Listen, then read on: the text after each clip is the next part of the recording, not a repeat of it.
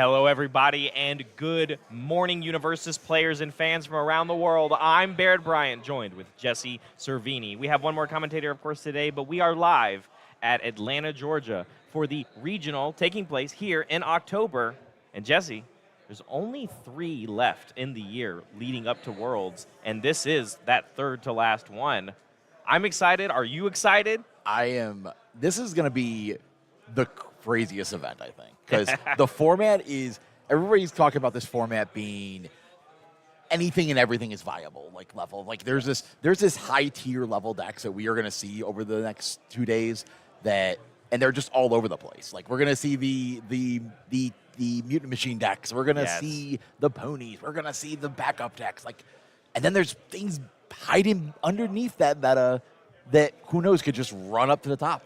And the last event, because we have to talk about it, right? The last thing that we really saw just have success is finally characters like Godzilla coming tried and true, very, easily to play characters that come from the Godzilla starter decks. Rodan's making appearances again in top cuts from Phil Birch earlier. Overhaul coming out of the woodwork because of things like Massive Mutant Machine that you're talking about.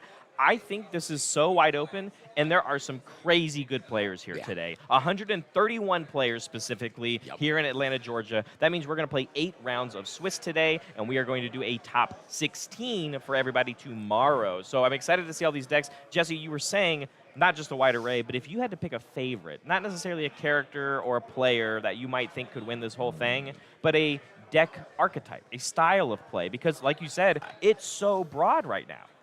I expect the Mutant Machine deck. There is so many variables to that deck. There's the decks that play Equipment Heist and are trying to combo out multiple copies. There's the Overhaul decks. There's I've seen decks that are playing it, and I'm like, how do you get to play it? It's like, I just play it. I'm like, play it. Okay, that's cool. And it has Deflect 3. I've actually seen so many people taking advantage of this strong keyword that even though it doesn't have a block, you're allowed to add it to your card pool for a quick -3 damage. That could be the reason you saved your life because you couldn't physically block a move. And of course, we can't not talk about it. Backup decks are still in style, Jesse. Sure things like a Beast Titan Rock Barrage, Falling Titans, of course, and the 9 Titans throughout the ages. Hanji Zoes, I know quite a few of them are here today. Zeke Jaeger War Chief. I even know some of the people playing Zeke Jaeger from set 2 of Attack on Titan, not the War Chief one, because we saw that have success in Louisville with almost 2 of them making top cuts and one of them making it all the way to a top 4 finish. So it's a wide open field, just like you said. I'm a big, strong believer, though, that, Godzilla just won the last event, Jesse. I think we might see something closer to the characters that are the king of blocking have a strong showing at this event. I know some people playing even like King Ghidorah's.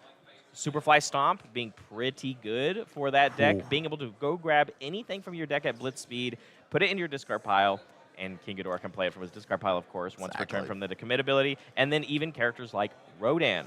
I think Godzilla had his time. I think people are going to be a little more respectful in their defense. I'm even seeing, you ready, characters that we haven't talked about in a long time, like Tyrion Darrington. Seeing a little bit of play coming into this event. But like you said, it's going to be wide open. And I know some people, like you said, Deviljin is making a reoccurrence, everybody. And you said it before, Equipment Heist, Massive Mutant Machine. Yeah, that deck is, I know for a fact a former current world champion is on some Equipment Heist plans this weekend. And then I see people that have built the anti-Equipment Heist deck. Yes. And they're going against the grind, and they've built a deck that's designed, all right, 20% of my deck is for this meta. And that's their line. Absolutely. And we got some important cool stuff to talk about as well. Of course, we have Tamara Cardwell as our producer this weekend, and we have some lovely graphics just like we had in Louisville. And let's talk about it. People qualifying for Worlds. So these first 7 players already have their Day 2 lock, and that's the storylines that we want to follow. But the people here at this event currently that are so close to that 200-point marker of being an auto lock for Day 2, Corey Nelson, that's your second place finisher from Nationals last year, and also top cuts appearances already this year, just in past in Canada. William Anderson III has a character card. Like he won the Sunset tournament. He's a very strong player. I think he's on one of those Deviljins that we just talked about. And Nolan B at 157. We even have a second side here for the the top 20 players, but only 7 of the players in the room right now, Jesse, are auto locked for Day 2. Yeah. There's so many people that have a real reason to win this entire tournament. Yeah. And these are just the players that are here today. Only the Correct. ones today, Yeah, correct. because obviously there is actually a lot of people on the West Coast that have grinded themselves to 200 points. Absolutely. That have already got their ticket pitched for day 2. And this is the super fun one, Yeah. right? You know, we have Zach Richards, 50 points away. That's literally making the top Yeah. 16, right? Yep. So Gavin Carroll, exactly 50 points away from that 500 points. TC Tarvanitan, if he gets Top 8? top 8, he could get there. And then you go all the way down, other names you might know. Phil Birch and Nathan DeWald, a top 4 finish, I think, gets them there, right? Yeah. So, like, there are so many players with a lot on the line this weekend, and I'm so excited to see what all of these players, not just in this graphic and the one before, but people inside of this room, because there's only one more North American regional before Worlds this year. Sure is, in Buffalo, New York. Buffalo, in December. I can't wait for people to come join us. But we've got our round 1 getting ready for everybody, and we're going to kick things off today by looking at a Mikasa Ackerman Hizuru's Hope, piloted by, you might know him by a different name, but this is Thomas Swafford, Mr. Tom Berry himself from Let's Talk UVS, and he's piloting this very strong character that we even saw top cut in Louisville, because this is an aggro drawing machine. Sure is. I played this deck at the Canada regional, and I was even on stream. People saw my insanity. Like, my take on the deck was a little different than this. This is a little more of a sustain build comparatively, but when you look at David Toombs here, though, he's playing Pony Walk the Dog. Like, Air Pony is my favorite thing to play right now, and he's not even afraid to try different spices. I don't even think you need cards like Lethal Slash right now, but he's playing it at the 4/4 speed, and I'm going to talk about the spicy one if you see up there, Phantom Threat. And we were just kind of talking a little bit off air. How do you get all the damage procs to give it flash and get the extra draw? And you look at what's going on in this deck and you go, oh, well, Genghis Frog comes in with damage. Pitching a Mikasa's Admission gives it 2. But if you have a Science Bros in your stage, every remove proc gives it another instance of damage. That would be crazy if we see it pull off here on stream. But our players are very close to getting ready, and we should be able to dive in very shortly. Easy predictions here, Jesse. Who do you think's got the match? Well, we look like Thomas is going first in this match.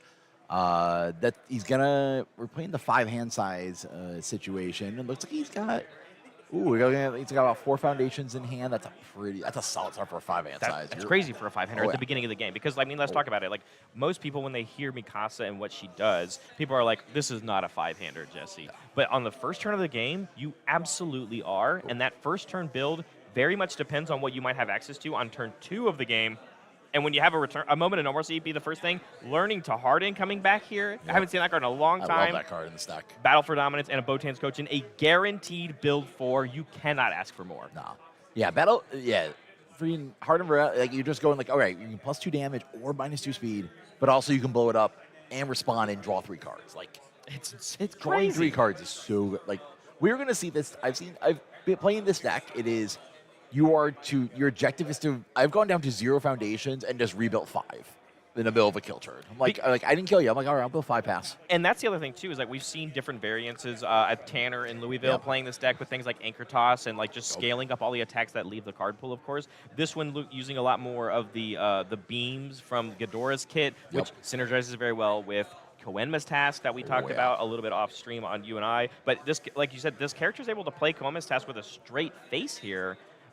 Because you're allowed to remove them not just from their own responsibilities, but you can remove them from just using that attack to say, hey, this was going to leave my card pool. Exactly. But a build 4 here from David. As we check even that, I think it's a 1x copy of Support Your Friends here. But this turn 2 from Thomas is really going to set the pace of this match, I think. I think so at this situation. Like, let's say we're got Sweeping Daggers in hand, and we're just checking that. Let's get rid of the Water Dogs. Like, let's just start off with a big hit here and remove, like, it's only attack target. Like, yeah, Walk the Dog is a good one. We're not going to get the draw, of course. It counts for the card name, and Sweeping Daggers only copies the abilities on it. But a stun 1, is good enough to just start things rolling. And like you said, it's 1 less Walk the Dog in case Pony ever cycles. Yep. Yeah, it looks like we're gonna we're gonna do the +2 damage on the learning to harden here. Yeah, we get our defensive pony enhanced because we kept it up, and it was a double feral streak on defense. So we have crazy access to not just cards in our hand to block with, but we're using them for speed hate, and I love this. David is not afraid to use these counters at the beginning of even turn 2. One of the biggest benefits of going second as pony is that you have access to these counters when you go offensively, but he's not afraid to use them for the minus speed here for the block. But there it is, like you said, Tom, destroyed our foundation in our stage, learning to harden, and we drew 3 cards. 1 from the learning to harden, 2 from Mikasa herself. Yeah, I think at this point, especially with that many cards in hand with David, I would just build out, and looks like that's what we're going to do. We drew 3 foundations off the draw effect. Let's just draw in here. And this might even be exactly what you're talking about, right? We drew 3 cards after blowing up 1 card in our stage. Why not just build as many foundations afterwards?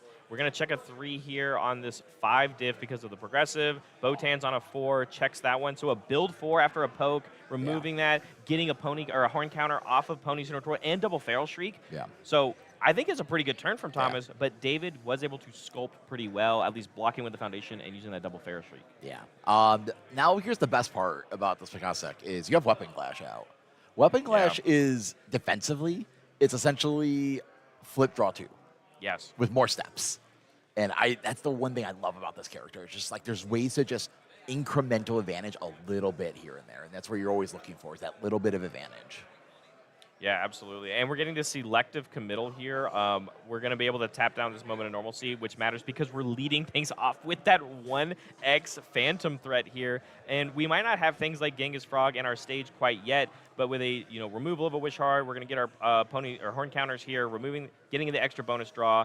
Not a lot of ways to give this a ton of damage right now per se, but it is really cool to see this start off right off the bat. Oh yeah, it's like, okay, I think it's more or less we're just poking away here. And unless the zone change. Yeah, that's what I was going to say. If we use 2 of our horn counters for a zone change here, the Botan's coaching, catching another Wish Heart, though, from David, as we saw the defensive use of that ability. But you talk about the double Weapon Clash build. It's not just the E-flip draw 2, basically, but we do have damage reduction here, and Pony can struggle against that. It's why Genghis Frog is in the deck now. Yeah, this is going to be an interesting looks like we're going to -2 speed. Looks like we're aiming to block this. With 3 cards in hand, why not take a shot at it? Let's see what David decides to push it through. We did change the zone, so we're getting that Weapon Clash enhanced to build on this committed one. We haven't drawn any cards yet, of course. We only use that Botan's coaching, but now we have access for this entire turn, at least in this current moment. There it is, like you said, blow this up, draw 2, all because we flipped over Weapon Clash, basically, and didn't do any detriment to our stage. Nothing changed, and now we have 5 cards. In the same sense, we saw David drawing so many cards defensively. That's exactly what Mikasa has access to as well. This is going to be definitely a matchup of who can stabilize consistently. David's got there was a lot of heads-up plays here. It's we made David Fire Shriek use all his Fire Shrieks defensively, and those got used. Looks like we're going to go... Timely counterattack block here. I only can assume with this it's going to be a partial, but with that +3 block modifier, we even saw David use another horn counter to give it +2 speed. So I think this was very much just supposed to be a poke. And now with the breaker 3, but our card pool completely open, I can't imagine David maybe plays another attack here, but it is a prime opportunity for you to play something like a Lethal Slash as your second card for the turn on no progressive. Yeah. Taking a quick peek at his hand here, we could play this. I think we're going to play Wish Heart. I think that's I think we wanted to play that Lethal Slash, but the Breaker 3 being a little scary. Check the 5. Okay. So we got out of it. Yeah, so that means we checked a 2 because of the Breaker, right? And so now instead we're offensively attacking with this Wish Heart, which doesn't actually really have any card text, right? Yeah. It only gains stun 2 if your rival has 6 or more ready foundations, which is just not the case. But we want to connect with some more damage. As we are pressing Weapon Clash, I believe, for -2. We did not do the draw effect. So this is going to be the world's weakest 2 damage move, He's like, I can take 2. Yeah, I mean, and that's the thing. Mikasa being this, very strong 35 health character that also draws all these cards, we only took half from that first Phantom threat. So, going down to 30 still feels very comfortable especially when you're staring against a 7-hander. Yeah, it looks like we did another Weapon Clash. Yep. just to get the cards in our stage. It means we just and you know it's better to use them now Yep. because if you don't have to blow up those foundations defensively, you have more resources now offensively, and that's exactly what Mikasa needs to continuously draw cards on her own turn. But it does connect for 2, and here we have a Lethal Slash coming down, and it just cares about being played as the second or greater card for the turn. So on a 5, checks just fine, and this is going to be able to draw us another card for David and start giving some more card pool clearing. Now going up to 4 horn counters because we used it. One of the cards we pitched being a Mikasa's Admission for +2 damage. We're going to be able to clear this Wish Hard, and then this Lethal Slash, after it resolves, will go away for another clean card pool. Yeah, this is let's see how far David gets in this attack line. Like we're just kind of doing the dance, as they say. Yeah, absolutely. And then with that clear, we get to respond with our pushing the advantage, give us another bonus card. We did see from Thomas's side, destroy a foundation for another draw 2. I mean, it makes sense, right? I mean, when it's just a 3-speed move, it's pretty easy to block. Maybe I can block this thing. But David, once again, using these horn counters very aggressively, give it 2 more speed. That might be aiming for like this might be the back off point. Like we're making him block with Focus Gravity Beam, yeah. Like then that's like kind of a linchpin attack in this deck where like you're trying to play multiple attacks in a turn. Like you want to clear these.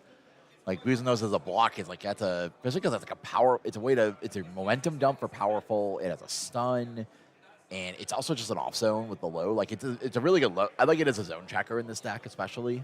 Yeah, but he's playing a lot of lows, actually. And it's also one of the only enablers, right, for that Koenma's testing that we talked about. So, you know, losing access to that right away does feel a little bad, but maybe that's what David wanted because now there's so many committed foundations that this Walk the Dog is going to come in on a 4 difficulty attack. The stun one means that there is just no other cards accessible. Mikasa is now committed as well because of that block. And now we are going to start to try and run away with some real damage connecting here. Currently for 8. Goes up even more. Up to 11. Yeah, with that powerful enhance because we got that momentum from that Phantom Threat. Sure did. 11 damage to the face, and I don't think there's anything Thomas can do about it. The real question is how many more attacks can David play? This draws us another card as well. Got us the horn counters, which means we'll be set up to have 4 of them on the second attack, which is all you need to clear a card out, or you need 3 of them to go away. Yep. We can even give more attack speed. But at this current moment, I don't see how Thomas blocks with anything. Instead, we're just going to be trying to chump block and get these cards out of our hand. Yeah. Because we're kind of we kind of built a hand. We use our ability. The one thing about the Mikasa deck is like, and it can happen both on defensive and offensively, is you can just start drawing cards and you just keep drawing foundations. And you're just like, what do I do with all these foundations? This really is the battle of draw.deck, huh, yes. Jesse? Yeah. They are they're doing very much the same thing. The just thing differently. Is, David has to use his character and these, sort of like Feral Shriek, Wish Hard effects to keep up with the same amount of draw. But when also almost every attack in your deck says draw a card on it, as we play this next Lethal Slash, it's like who's winning in this exchange here? Remember, Thomas went first this game. Yep. And all of a sudden, David is kind of running away with the tempo of just dealing a ton of damage and using the. I think he's using these horn counters impeccably. Yeah. I think it's very efficient. You don't get bonus points for ending the game with extra horn counters, Jesse. Nope. So we use them for speed. We use them to clear the cards out of our card pool. With your rivals committed out, 3 speed and 2 cards in the card pool is still just good enough. And we're still even going to use it to give a guaranteed 2 speed, but another chump block going to go away, Learning Harden going out of our hand, connecting with another 6 damage, and our card pool is still clear. Yep. Electric Moth. For the refill, We did check a 2 on it, though. Yeah, we checked the 2. This might slow down David fighting. It might just be the scarier situation of how many more can we play. Because as we pitch that Mikasa's Admission to draw 2 cards off of the Electric Moth Enhance, it's going to get an extra +2. And then we're going to be able to use our Pony Enhance for pitching 2 cards, drawing 1 new one, getting 2 horn counters.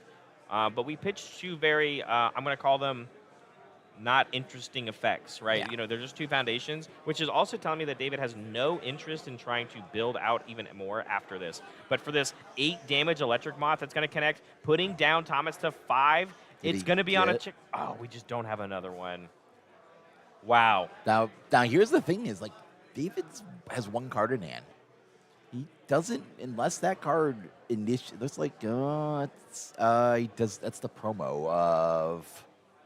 I can't remember this. What's the promo over? It's the promo of. It's not United front. It's the uh, killing always, right? Yes, the form commit, right? yes, Yeah, yeah. killing the old We ways. saw him Oh, start that turn with using Yeah. that ability. Yeah. Yeah, and the killing of the old ways to tap down that moment of normalcy, which could have been really good for Thomas's defense. But I believe this is the only attack that we've drawn so far. Thomas leading things off here with a sweeping daggers, being able to pick and choose from so many cards in David's discard pile that, guess what? You're not only playing Mikasa as the draw deck, but you're playing against a character that says all of my attacks are going to help me draw cards as well. Yup. This Electric Moth, I think, seems to be a prime target because Thomas has to do something. He's at 5. We have to find more cards that can help us progress this game state and maybe try and even win this turn, because in this current moment, I don't know if I'd feel comfortable at all only at 5 against the pony. Yeah. It's like we're just doing a marker for abilities. We So have stickered the text on top of this, as a way to describe it, on top of the we're sweeping gonna daggers. burn for 1. We're gonna use the other blitz on sweeping dagger Yeah, remove 1 from our discard pile. with 21 health. We're down to 21 now for David. That's we'll take that. And remember, too, we keep talking about the draw abilities of Mikasa, but she does give stats. Like, you reveal a card from your hand, and as long as the weapon attack gains basically the block modifier, right? Yeah. And so this Sweeping Daggers is going to be able to get a little bit more stats involved with it. We can even use our Learning to Harden here, which has an offensive ability to commit for +2 damage, not just commit for -2 speed. And now it's committed for us to blow up and potentially draw more cards, because remember, Thomas has to do something this turn. Yep. And I think our biggest detriment is, and we saw it or from using the block, right, losing that focused gravity beam, we might just not be able to do it because we can't pass progressive. Yeah. It looks like we have looking at Thomas's hand here, he's kind of heavy on foundations and everything. It's like he needs to find some cards.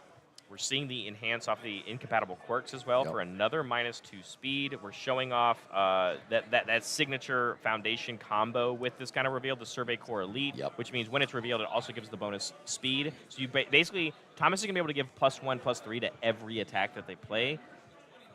And David still probably thinks he can, block this one because it's only a 2 mid right now. Yep.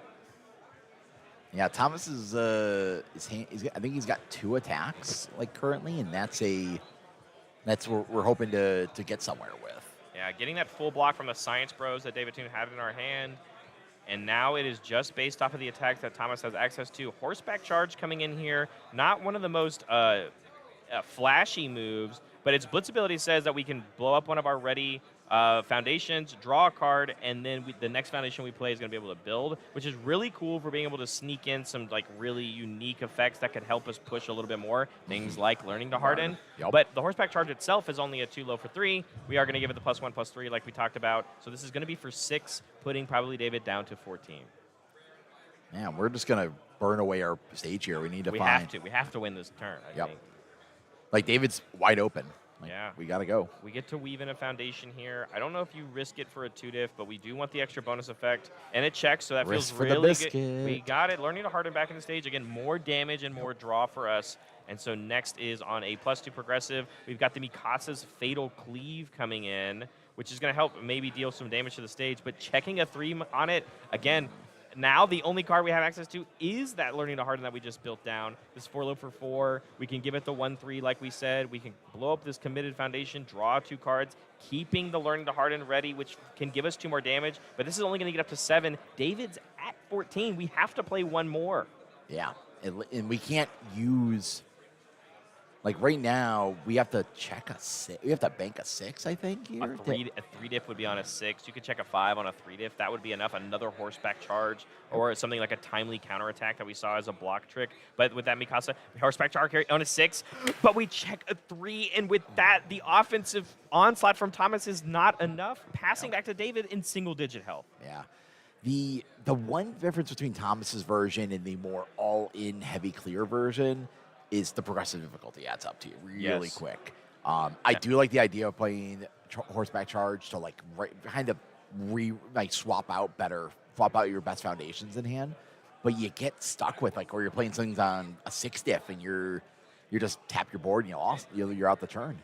Mikasa fans at home lamenting by the game basically being decided by that 3 check in that exact moment, as we are leading things off here with a Hunter's Ally on David's side of the table, which is going to build us in an ally from our discard pile, which can either be something like this Genghis Frog that we just built for extra 3 damage. Every attack is going to present lethal for Thomas. We're able to use Pony's Enhance, give us 2 more horn counters. We can give this +2 speed, probably forcing out the defensive enhance from the Learning to Harden, and even then it's still a 4 high, and you basically have to feel like you have to full block this.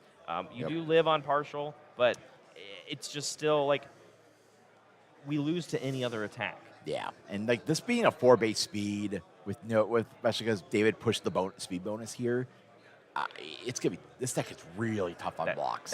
That speed was just enough to where this timely counterattack that was in our hand for Thomas is just out of reach, and with that we aren't going to be able to succeed it. And David Toombs taking game 1 on Air Pony, and he went second that game. Yeah, like Thomas. I think Thomas's turn 2, he just didn't have enough gas. Like he drew 3 cards and they were just 3 foundations, and that's where like you need. He wanted to. I know he was like hoping for like, hey, can I draw 2 attacks to keep going and dig deeper? But in this situation, you're gonna go to sideboard. We're gonna take a look here what we have for options on the sideboard. Definitely can agree with a lot of this. Yeah, I mean the biggest ones here I want to talk about is we're playing a death character, and I want to before we really get into the cards, it's. I think one of the biggest things you were talking about on people's choice for characters for this event or things or symbols to be playing, there's a real reason to pick a death character in our format right now because it has a lot of answers to not just good characters, but good things like the equipment heist decks or the asset building things or even the backup decks, right? So I want to talk about, because I think this card's very good against Pony, Hero's Upbringing. I mean, this is literally a character that wants to keep pressing the same buttons on their character over and over and over again, and having access to an ability to turn off their character completely. Pony has 4 enhances on it, Jesse. And this card just says, nope, you're done for the turn. Please stop, offensively or defensively. Yeah, and then secondly, this works really good in the equipment against the equipment heist desk. You're like, oh, that's a nice equipment heist. I'm like, just steal your carpool. Yeah, that's true. It's so good about that ability as well. Like those that the Porco, really good against the Porco decks that are like trying to like they're like the arm barring. You're like, well, seal the arm bar, like hold your lock things in place when you can. And then I think on the other side of the table too for David, like I think he has some good tools to help like solidify another kind of like lock-in. Is that we're seeing these strong defensive foundations on the side of Thomas, and I kind of like David's attack lineup a little bit. But if we need to play a little bit more of like, I need less attacks total to win. I care more about deterring your stage. I think things like Vast Hybrid Chimera Kraken can help. I mean, we saw the beginning of that turn from David all started with using the ability on Killing the Old Ways to commit that moment of normalcy. That could have been the reason why that 11 damage Walk the Dog only did 6, and you didn't have access to it. Cards like Vast Hybrid Chimera Kraken can do that same story. And, of course, we saw that our opponent is playing Sweeping Daggers, and David is also playing 3 of them in his own sideboard. Yeah, like I like Sweeping Daggers. I think the Sweeping Daggers in Pony, like in the sideboard, is probably the right spot for it, especially with this style of a deck where, like, hey, I'm playing damage over the control pieces, where like as What the Dog just chunks. Like, that's a thing Pony doesn't, like 6 damage. And if you have momentum loading, it's like Pony producing 9 damage is ridiculous. And that's the whole reason why people are playing the deck again, is because all of a sudden now you have access to a backup that says, I'm doing my Godzilla impersonation. I have 3 damage stickered on everything because of Genghis Frog. So, yeah, 100%. And I think you're right. I think in game 1, especially playing as the Pony deck, you want to have as most consistency on all these cards that draw you cards or do the synergies that Pony wants to do. And then you do the tech based off of what your opponent. And that is exactly what Sweeping Daggers does, right? It's literally, I'm going to try and do the best thing that my opponent is doing, and you have access to, not even bring them in if you don't need to. Because that's the other thing, too, is you don't want to be the first one to play a Sweeping Dagger. You don't want to lose to your opponent playing a Sweeping Daggers, and then they remove all of yours from the game because they get to copy all the Sweeping Daggers, and it feels real bad. All right, so Thomas it looks like we're finishing mulligans here. David's sending 2 back. That means we got a good hand. And yeah, Thomas liked his hand. I think Thomas has another 4 build. The guaranteed 4 build obviously means a lot for the 5-hander, but we saw that it wasn't enough, at least in game 1. But I think I agree with you, Jesse. I think it's going to come down to Thomas's turn 2 once again and how much impact we can do, because that's when Pony is the most volatile. They want to build the biggest stage on their turn 1, obviously, as Pony. They don't have as many cards to use defensive Pony enhances. So we're going to try and get them down, but Moment of Normalcy coming down. Ooh.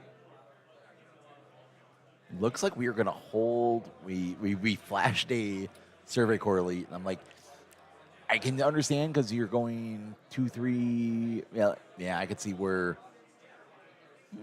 I almost want to say you build it. Like go to 4, just build it. Like you need 4 foundations. Like I think Doesn't it? Yeah, I'm gonna pull it up. you can pick it up. You can pick it up. Yeah, like it has, you need to play momentum to pick it up. we can do that. I think we can figure that out. But you're right. Only having a build 3 here is going to be a different conversation. Meanwhile, David on the other side of the table, build 5. Yep. And one of which being again that promo killing the old ways, which means that moment of normalcy again is not a real defensive tool that we have access to whenever David decides to go in. Ooh, we got there's the fan threats in the discard pile. Do we have a cool way to copy that and give it enough damage to do We got we're gonna be able to put a lot of stats on it. I'll tell you that much. Yeah, for sure. Yeah.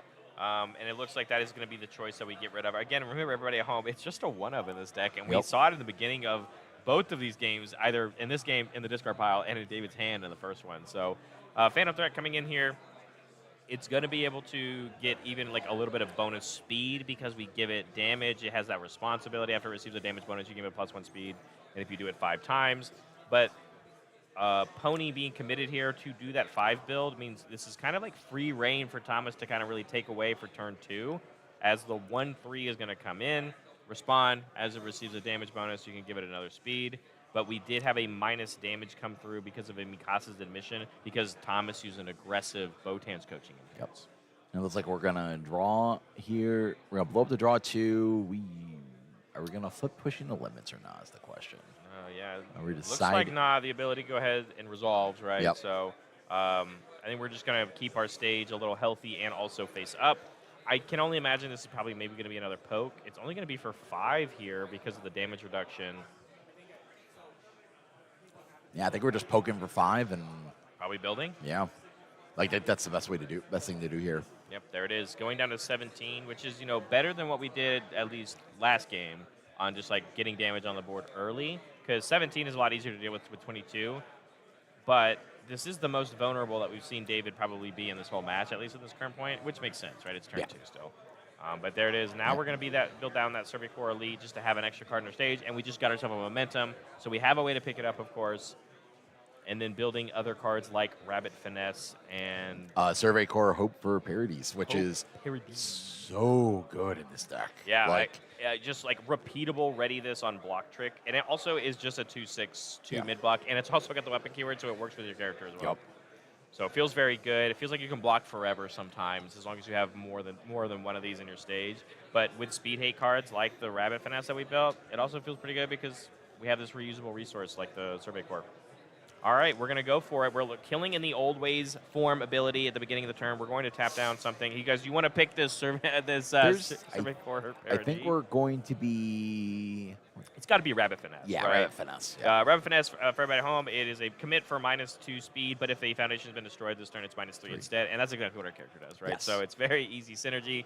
And that is the only real piece of speed hate that is on Thomas's side of the stage. So David kind of has a lot of reign here to come in, but it looks like we're going to play the Hunter's Ally as the first attack for David this game, and it is going to build in an ally from our discard pile. We don't have a Genghis Frogdos, whose Science Bros is going to be coming into our stage instead, and we have cards that remove themselves, like this Wish Hard getting triggered here, so we get some extra stats while we do it. Yeah, we are, this is building in a Science Bros at this point, and if David's got a handful of removal, of just cards that will get removed from the discard, it's going to value just as much as Genghis Frog in this situation. Yeah, plus absolutely. Plus the speed bonuses on top of that. And not only that, it can draw you a card. Yep. When you do the remove, or whenever a card is removed, right, you can commit it to draw a card. We're even doing the extra response here from, I got to pull it up because, I mean, it is, I think, just a 1-of in this deck, but the support from support of your friends response before your opponent's block step, you can give this +2/+2, which all of a sudden we have given this, because it's a remove trigger, so Science Bros gives it another 1/1. It's actually for +3/+3, and all of a sudden we've dealt a whopping 11 damage right off the bat again to Thomas, and that wasn't a walk the dog. That was just a chunky Hunter's Ally. And then we're getting here with some Electric Moth. Yeah, extra follow-up here. And again, if it's things like Lethal Slash, your electric moths aren't actually going to be 3 high for 4s. Every remove proc you can find, Science Bros gives it a little bit more stats. Really efficient, feels very good. And, I mean, this is what people were doing before Genghis Frog came out. They were using Science Bros inside of the pony list, and now we're seeing it again. Mikasa's admission, +2 damage. But wait, I removed a card, +1/+1. So doing your very own Mikasa impersonation whenever they show off the Survey Corps Elite, you're giving +1/+3 to everything because you have a Science Bros in your stage. I mean, why not both? Barrett, you have the option. Why not play both? We have our 3 horn counters as well, so we're able to spend those and clear out this Hunter's Ally we connected with, responding with our push the advantage. Yes, and then we will draw a bonus card. Man, we had 2 of them. I didn't even see the second one. So, Yeah, David's hand is quite fresh, and we are looking at, oh, wow. He's got 3 attacks in hand. You got a Lethal Slash, a Wish Hard, and a Walk the Dog. it is going to be a little tricky, right, though, because we are using these horn counters so aggressively. We are going to go for that great block, though, off of the Focus Gravity Beam with that 1 high. It is enough to block this, but we checked a 3, so we are going to have to commit out except for our character. But because of Hope Paradis, we get to ready it up after we successfully block. So maybe have the potential to block some more, but Lethal Slash here on a 5, it checks. And again, this is going to draw us a card. We have the option to use our Pony Enhance here, but this one currently only going to be for a 3 high for 4 unless we find more remove procs. Hey, look, another Wish Hard. Ooh, that's pretty good, though. This is the 3rd instance of Science Bros being used. So we get to respond with this hero's upbringing. And so we get to choose to seal a card in. We seal the character. It just straight up seals the character. It only seals the character. You're right. So the character is sealed. The effect will still resolve, of course. So we still have the 2 horn counters, but we have no way of spending them. I think that's pretty good defense. The question now, though, is extra card pool and Thomas's card pool. Can David pull something off just with the help of what your attacks do in this deck, as Thomas is at 24 and probably has no hope of blocking another move? Yeah, like this is like, all right, we're going to take 5 here. That gets removed. Like we could, the thing is Thomas only has 2 committed foundations. So like that Walk the Dog's on a 6/7 with progressive. Yeah, very difficult to play the Walk the Dogs. I wonder, because there's a moment here where David could choose to respond with the Science Bros to draw a card on the removal of the Lethal Slash, and it like could maybe give you a pivot on like, do you want to just stop the turn? You know, Hero's Upbringing probably did its job, you know, of keeping Thomas alive. And it looks like David is just going to choose to build. And of course, because one of those cards being incompatible quirks, we now have another card in our stage that helps us give extra triggers of Science Bros and still readies our board while doing so. As you pass back to Thomas, Thomas only has 3 foundations. Aggressively, and especially in this variant of Mikasa we've already talked about, Jesse, progressive difficulty is very real, and especially checking a 3 right off the bat on the sweeping daggers, it's going to be scary to even feel like you can get through 17. Yeah, it's going to be a tough one here for Thomas. He's got to make some, he's got to find some value here. Like he's definitely committing foundation. Like I would definitely be the spot where we're going to blow up the Survey Corps Elite, respond with push the limits and draw a card, draw an extra card type of situation, and then see where the hand is at that point. Yeah, we do have another sweeping daggers, of course, so we can at least burn 1 guaranteed, going down to 16 to deal with. But the question is, like, yeah, like, do we pick something that is like meaningful in the idea of like trying to do some damage? Like we could sticker powerful onto this by copying the Walk the Dog. Yeah, I think we're going to take the electric moth route. Yeah, try to value as many cards as possible. Trying to draw, find more ways to get through. But the sweeping daggers is going to be in our card pool basically the entire turn. And again, with only 3 foundations, progressive difficulty is very real. There is that Survey Corps Elite giving us a nice +1/+3 because of the reveal effect, as well as the block modifier on the card. Pony being unsealed now because we've passed turn, giving -2 speed. David saying, hey, I'm still going to play good defense. We blew up the Survey Corps Elite, just like you said, Jesse. We're going to draw 2 more cards and then respond with our pushing the advantage. Yeah, this is pushing the limit. Yeah, pushing the limit. Sorry. Yeah, they're pushing something. Push here. the advantage, pushing the limit. Yes. Exactly. So we're Tom's in a tough situation here. Of we have it looks like we're just drawing a ton of foundations here. I think we just build out after this. Like, why? We have to, right? I don't want to give David any opportunity. Like, he doesn't. David didn't activate Pony here, like to try to net any counter. So it's like, is David selling that, like, hey, I am filled to the brim on attacks? I mean, it might be, but it's like you said, if it's something like a walk the dog, if we don't have a big enough stage and if it's not committed, those are pretty hard to play. Yep. But we did get the block, though, with a Science Bros with a very strong block. We did, of course, check a 3 check from the Enough Talk, but dealing no damage there for Thomas. Can't feel the greatest, but we are building some meaningful foundations, but also not checking the best on that. As we build a Botan's Coaching, we have the Learning to Harden coming down. So the Always Cool, I think, could be pretty clutch. But, I mean, it's only clutch in the sense of, like, you have to really read what's going on because, like, how many procs of Science Bros can go off in one attack based off of what's in David's hand. You have to really read ahead of time if you're going to use that Always Cool. But it could also just be add to our card pool for 2 more foundations, which goes a long way in a character like Mikasa. Yeah, this is looks like we're going to lead off the Electric Moth here. And we are going to power draw off this. Yeah. Discard a card for draw 2. We used a Feral Shriek, so it is draw 3, and we get a 1/1 from our Science Bros. And all of a sudden, it is already starting to look very scary because we still haven't used our Pony Enhance. If we have any more cards that remove themselves, things like Unabashed Manner, and things like more, so there it is. We're going to add the Always Cool into our card pool to build the top 2 cards of our deck. That progressive difficulty could be really important, though, for blocking. The double remove proc here, Wish Hard plus Unabashed Manner, 2 damage to the next attack, drawing another new card. So it'll be Pony Enhance for 2 horn counters, draw 2 cards, +2/+2, and 2 to the next. And so all of a sudden, we have Electric Moths that are, instead of 3 high for 4s, they are 6 high for 7s.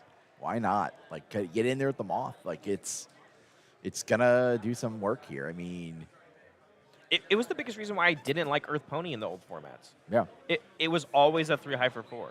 Yeah. Now with Science Bros coming out from Critical Role at the beginning of this year, and now with Genghis Frog, like, there's real reasons to play these weaker attacks because you make them bigger. But it is going to connect, pushing Thomas down to 12, and here we have a followed up Hunter's Ally on a 6, checks a 3, but because we built that incompatible quirks from the turn before, you don't feel as bad anymore checking poorly when David's stage looks so good. Genghis Frog coming in, and now we have +3 damage to all of our moves for the rest of the turn. And remember that Unabashed Manner giving us the extra 1/1 because it removes a card as cost from your stage to do the thing, up to ready the incompatible quirks, and it's getting very scary very quick. This is now for 11 damage. It is currently 1 off for being lethal. I don't think David, at least that I can see, unless we have another remove proc in our hand from using the Pony Enhance here. Coming up. Ooh. Like, look at David's hand.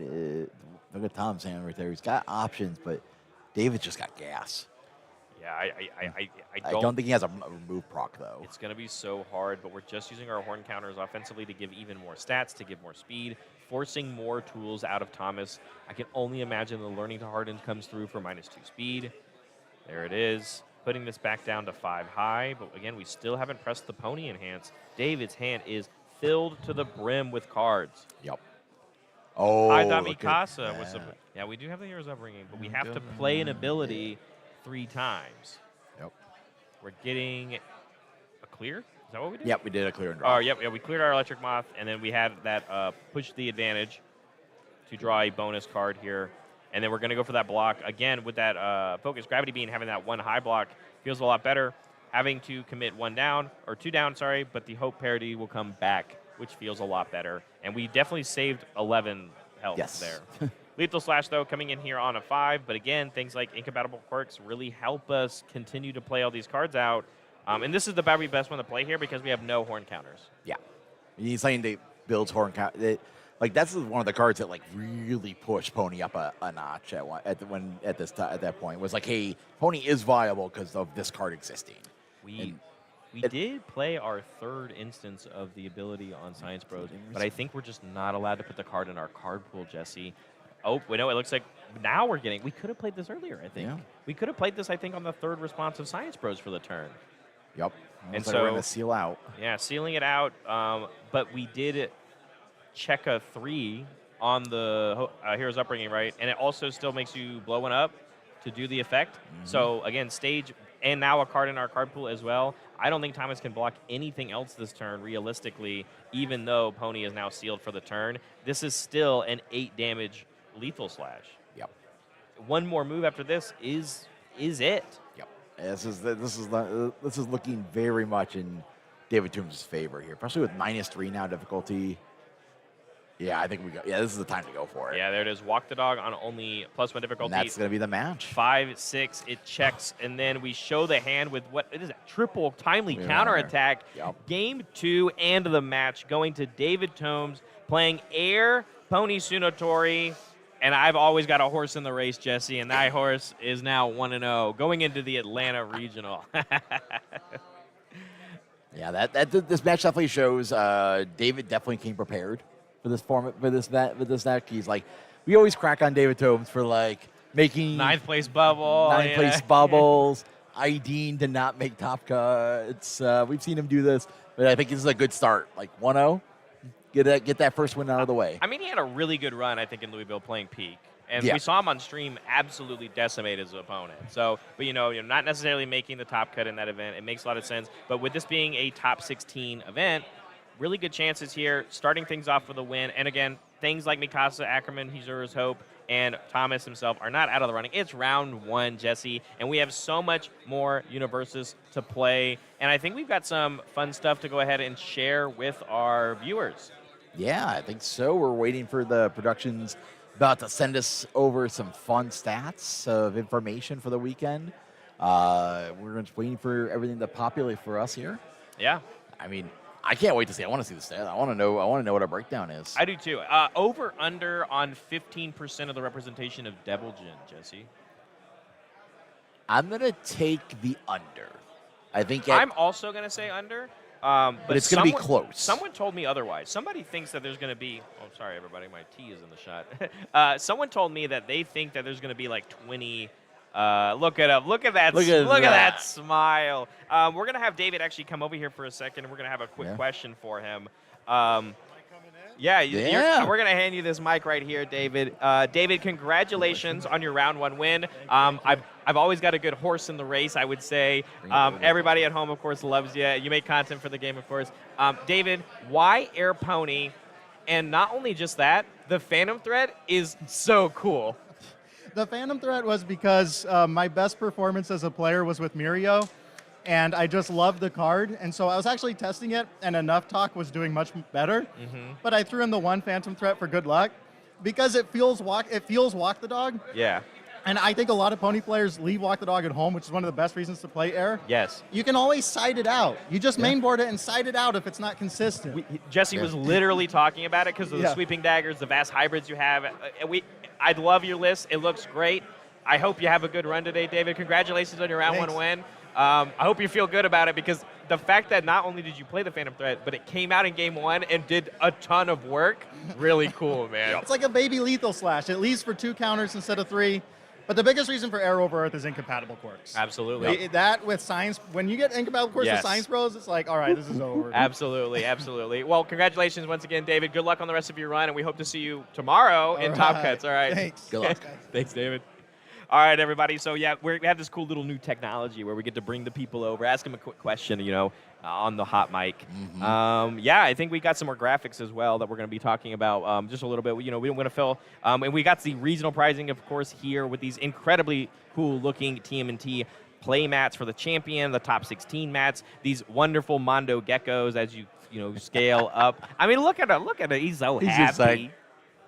He's so good. This is and it's who voices him? Paul Rudd. Paul Rudd, man. I met him at a Kansas City Chiefs game, by the way. And so next time I'm going to bring a few copies of these, and I'm going to have him sign them if I can. He's a big Kansas City Chiefs fan. I mean, I just sent out my Splinter to get signed by Jackie Chan. That's incredible. I have a Chrome Splinter. I'm like, wait, it'll be here in like January. There'll be like this cool little thing. My objective is to get all of the non-turtles signed. Like the turtles I'll get to them eventually, but those are really cheap, and I can do those at they're always doing conventions together, so I can do them all at once when I get them. But I want to get the Bebop, the Rocksteady, the Superfly. Like those are gonna be a little harder. but Yeah, I'm gonna get them. the backups that are voiced by the impeccable cast of that entire movie. Oh, right? yeah. So it's so cool having pieces like that in our game. The Mondo Gecko prizing, and I watched someone build a Mondo Gecko literally yesterday. It was Levi. I played against Levi, and he built a Mondo Gecko. And the fact that it's just like repeatable -2 speed, +3 speed, -3 speed, -2 speed, Oof. and I'm just like, what? This is crazy, and it feels like you have to do something about that card, right? Mm-hmm. So really like the backups, of course. We saw even the Genghis Frog success that we saw in that last match. So it's a good prize and a good reason to come out to these regionals. Sure but I think is. this is the last opportunity to get a hold of those. It is. I think they shift over for the next one. I'm not 100% on that. Don't quote me on that. Yeah, we haven't actually had confirmation on what is for Glasgow because Glasgow kind of falls in a weird spot where It it's like does. it's pre-release of Guilty Gear. Yeah. But we'll wait and see for the official announcements. Absolutely. Well, we don't have the graphics for you guys for just yet. We're going to come back and do those after a short break. So everybody, don't go anywhere. Grab a snack, grab a drink. We'll be back with round 2 coming up here very shortly. See ya.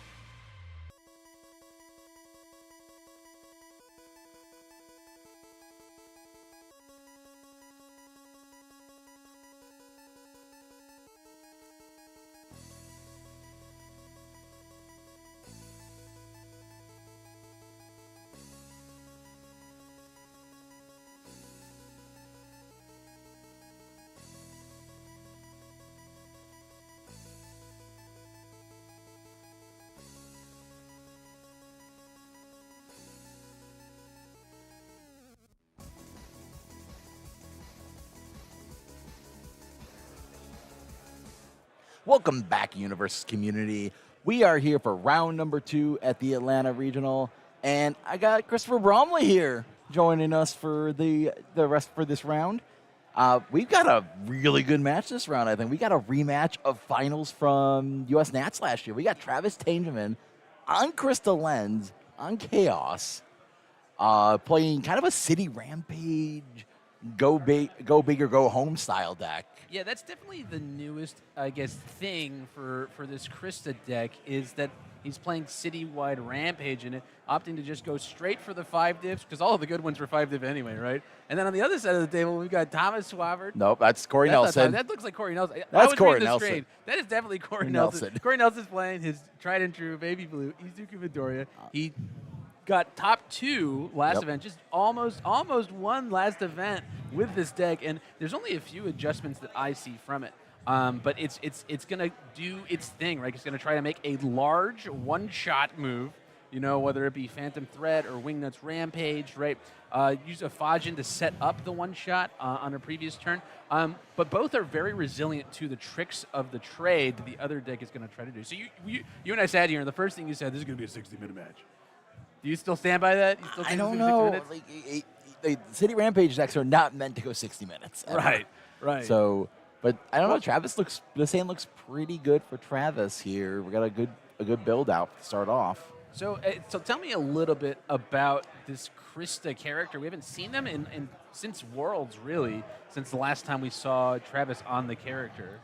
Yeah, this deck is playing. Look at that cut. Slide the bottom card here. Get on top. You gotta do the salty cut for your boy. Yep. This deck is definitely aimed to use as many discard effects that are hoping to cycle, or just using your review in general just to gain wall counters and just accumulate a massive amount. Yeah, the big one for me is don't do this, right? It's just discard 1 card and give you an attack stun 1. It's what your character's doing already, right? Yep. She needs counters fueled by discard triggers, and she uses them to give attack stun. What does this card do? Well, it discards a card to give an attack stun, you silly goose. So it's slowly, very, very like, I'm not slow, but on your first attack, you're going to have stun 2 with don't do this out, and we don't see it out immediately. But on the flip side, we see Corey getting a solid bit out with some very powerful things from Midoriya specifically, right? I don't know about you, but if I saw Defiant Stance and Heroic Passion on the board against Midoriya, I'd be very, very trepidatious about going in, right? Because those 2 cards are going to work in concert to give a lot of minus speed since Midoriya didn't get to swap over, right? We're on the front side of Midoriya. Also, her passion is just kind of the linchpin of this deck currently. I remember watching Corey in Canada, and he's just going first form. I'll do the first form, draw 2, and draw cards. And then he just builds 5 go. Yeah, build afterwards. I'm like, all right, I'm at 8 hand size. Yeah, and the nice thing is he's into a stun deck. Yeah. Right? So Heroic Passion doesn't necessarily need to just be used for offense, right? It can also be used, hey, I'm gonna have this effect that it does something when you stun me. And we see here, I mean, Travis saying, I don't care that you have Moment of Rest out. I don't care that you've got those 2 key defensive and offensive flex cards for Midoriya. I'm gonna play Heroic Rampage, and I'm gonna play Barrett's favorite card, Vast Hybrid Chimera Kraken. It looks like we're going to get that Defiant Stance frozen and committed, or committed in frozen. And then stunning with... No, we're using Midoriya. For -3 speed, but we get to draw a card. Yeah. This is something that, I mean, it's turn 2. He didn't have the opportunity to flip over. Yeah. But I wish more Midoriyas defensively early in the game would stay on the front side. We're going to give this -2 speed and draw a card if it is blocked with Aaron's Sidestep. And yeah, I mean, this is just it's interesting that Travis used the Citywide Rampage to me, because I see this as a setup turn, right? Yep. I would say, like, here's my Vast Hybrid. I'm going to get rid of that Defiant Stance, maybe get some damage in. We're going to see a partial block with a Goblin Bolt, everybody's favorite cancel. But, like, if you're Travis and you see Corey block with an aerial Goblin Bolt, right, are you kind of regretting your decision-making? I mean, this deck doesn't have, like, it has a couple of big payoffs, but most of the time I'm like, okay, like this deck, I think that Travis is actually playing a lot more enhances now. Yeah. That are like, okay, it's like, do you stop my draw a ton of cards with Walmeria? If not, Yeah. that's the big one, I think. So we had Wall Maria in hand, and I think that's the one we wanted to play second. However, the Goblin Bolt really says, like, hey, you cannot go into that second. You cannot. It had to be your opener. Yep. And so while Travis probably wanted to load up some more counters and draw some more cards, instead we went with this new little, is this a starter card? Yes. Right? From Toga's deck, a Leaping Slice. It's an interesting inclusion. We used to have, and I forget the name of the 4-diff, but it said stun 2 and then freeze all cards committed by it, which is a big, the girl power ice wall. Yes. Yeah. Or maybe it was stun 1, but with Krista, if you had stun 1 from your character and stun 1 from Don't Do This, it could be freeze 3 cards, right? Yeah. But because we're playing Citywide Rampage, we're not allowed to play those 4-diffs anymore. So this is, it looks like a card that, it looks kind of innocuous on its face, right? But look at the pieces, right? Yeah. It's got stun 1 printed on it. It's got discard 1 card, right, for speed, and then if it does damage, you redraw, right? Yep. So just by itself, it doesn't look like something that I would be particularly excited about, but it's got the right zone, right? It's got the right damage number, right, for us to put speed and damage on, and the difficulty number as well for Citywide Rampage, and then it's all printed got stun on it, right? So it does all the things that Krista, the character, specifically looks for. And I like when players bust out something random like this, like an old card that does something interesting. And wow, attacking again. We want damage now. Coming in here. We're Playing like, on an 8, we're saying, yeah. I mean, I understand as you know, this is the turn where we're going to try to get Midoriya down to killable, levels. Yes. We had to completely tap out for the thing, but we took the opportunity where it was. Goblin Bolt there, of course, being used to cancel Wall Maria's might. But yeah, I mean, 4 momentum, 2 Vast Hybrid Chimera Krakens in the momentum. How do you feel as Corey at 11 health now? that's a tough spot, especially with you're down a foundation. Yeah. You're down your one of your strongest foundations. And he's going to use the Midoriya form to flip over to Quirks Unleashed. And that's a huge deal because now we've got 4 foundations turned over. There's a card, I think, in Krista's deck that looks for 4 foundations committed called Walk the Dog. Yeah. So this is a scary, scary turn, And it's funny to me because I know Travis, and he's like me. He likes to, when he loses, he's very vocal about not liking being aggroed down. But that was a turn where Travis was aggroing down the opponent. Yep. On turn 2, playing 4 attacks after playing a 5 difficulty action, and we'll see if you can follow up and get through. I don't think it's happening. I think we're going to see a build turn. I mean, we did do the right thing with this, and we used the number 23s to dig a little deeper in the deck before we drew some cards before our review snap. Oh, he's going for it. And he's going for it. Why not? Well, you got all that momentum. We have plus- Walk the and we Dog have- is and we have huge. +2 speed on all of our attacks. Yeah. If we keep up the... Oh. Oh, okay. One of them was Titan Glyph, so, I mean, that makes sense. Okay. All right. This could be the turn. This We're going to is the flash flash. this, and I think we're going to see a Keiko's Aid block. No Keiko's Aid. Just a regular old block from Midoriya, which is crucial. We are going to be able to build down Aaron's sidestep here using not Desperately. Desperately. Okay. There's the D in there. Yep. But for Travis, opening with the Titan Cliff, not getting to build, not getting to cycle, this is the huge one, though. I think you could die to Walk the Dog. There's just so much speed and so much damage on this one. Yeah. Right? We can use, it's going to come in with 1/1, so this Walk the Dog is going to be a 7/7. 7-low 7 with powerful 3. It's going to stun at least 2 cards because of Krista and its own enhance. And then we have enough momentum to make it for what? I mean, we got powerful 3 times 4? And we have +5 speed. Plus 5 Here we go. speed. Both Krakens Yeah. and that. So I mean, okay, and so on Corey's side, we've got -2 speed from Aaron's sidestep. We've got -2 speed from the Return of the Kings. Okay, and we've got Special Forces Elite. Is that what I see? yes. So -4 speed is going to make this 7 speed after stun 2. I mean, it's a feasible block. Yeah. It's a feasible block. So I don't know if you go all in as Travis, but like it certainly could go poorly if Midoriya checks a 3. Corey, sorry, Yeah. I understand he's not Midoriya, but I want to say because he's the Midoriya guy right now. Yep. Mitchell Chimino didn't show up to this event, so Mitchell Chimino's here. Is he here? He's He's up top in the big. I don't think he's on Midoriya. I haven't checked yet. I did not take a peek. I also did not. We'll have to see. Well, anyway, I've known Mitchell a long time. Corey, I've seen at events, and he's always doing something cool. But rewind back a little bit. Last Nats, it was not the exact same matchup, and No. this Cristo deck is very different, right? But Corey was playing Recovery Girl. which is a similarly kind of speeded deck, right? It's not looking to one-shot you on turn 2, but looking to amass resources for a big combo. And boy, howdy. Okay, we're sending it. We're putting the speed onto the Walk the Dog using the Vast Hybrids. And all we've got left as And Corey's calling it. He's Corey's like, saying, you got yeah, it. that's too fast. All right. Okay. All right. Okay. Well, I don't know. Maybe I counted my chickens a little too early here, Bromley. yeah, I think that the crucial thing there was that Corey swapped on turn 2. Yeah, I think you think he needed to stay on the other. Yeah. Yeah, you get the defense of it, but But he had no defensive actions or cards in hand. There was no Goblin Bolt to follow that up with. There was no Airy Smile, right?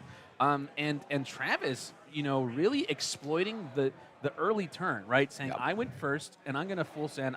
It doesn't matter that my stats are not so huge that they can, but it's enough. If I play 5 moves on this one turn where I have the exploit, and if I check well, it wasn't like what I would describe as an immensely thoughtful turn. The most thought that was involved there was waiting to play the Wall Maria's Might till later.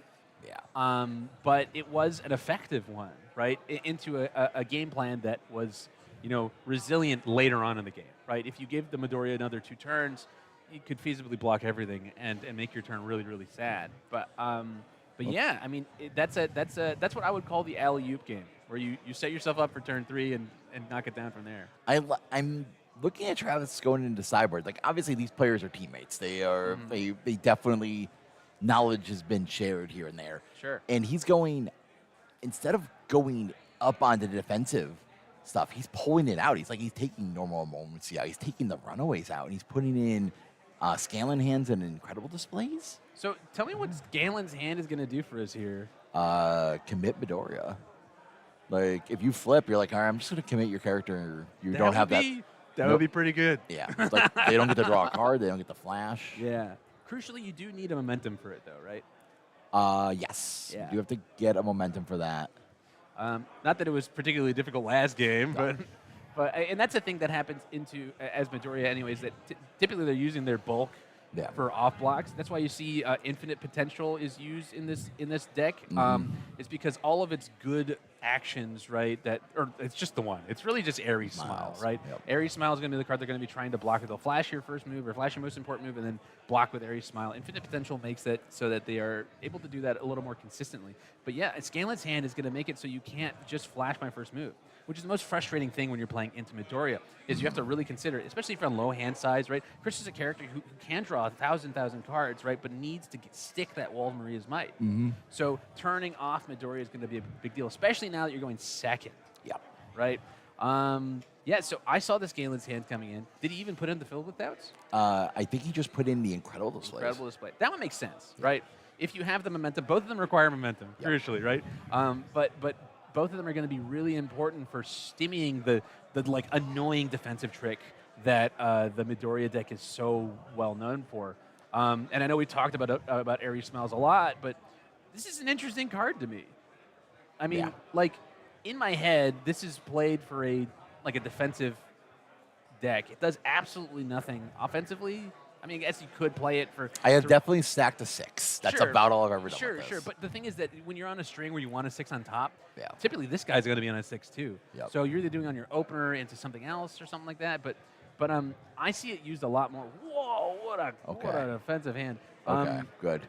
And then on Corey's end, we see he's open with the good ones. But Airy Smiles is only being used mostly because of its symbols in a lot of decks that are, looking to get one more turn.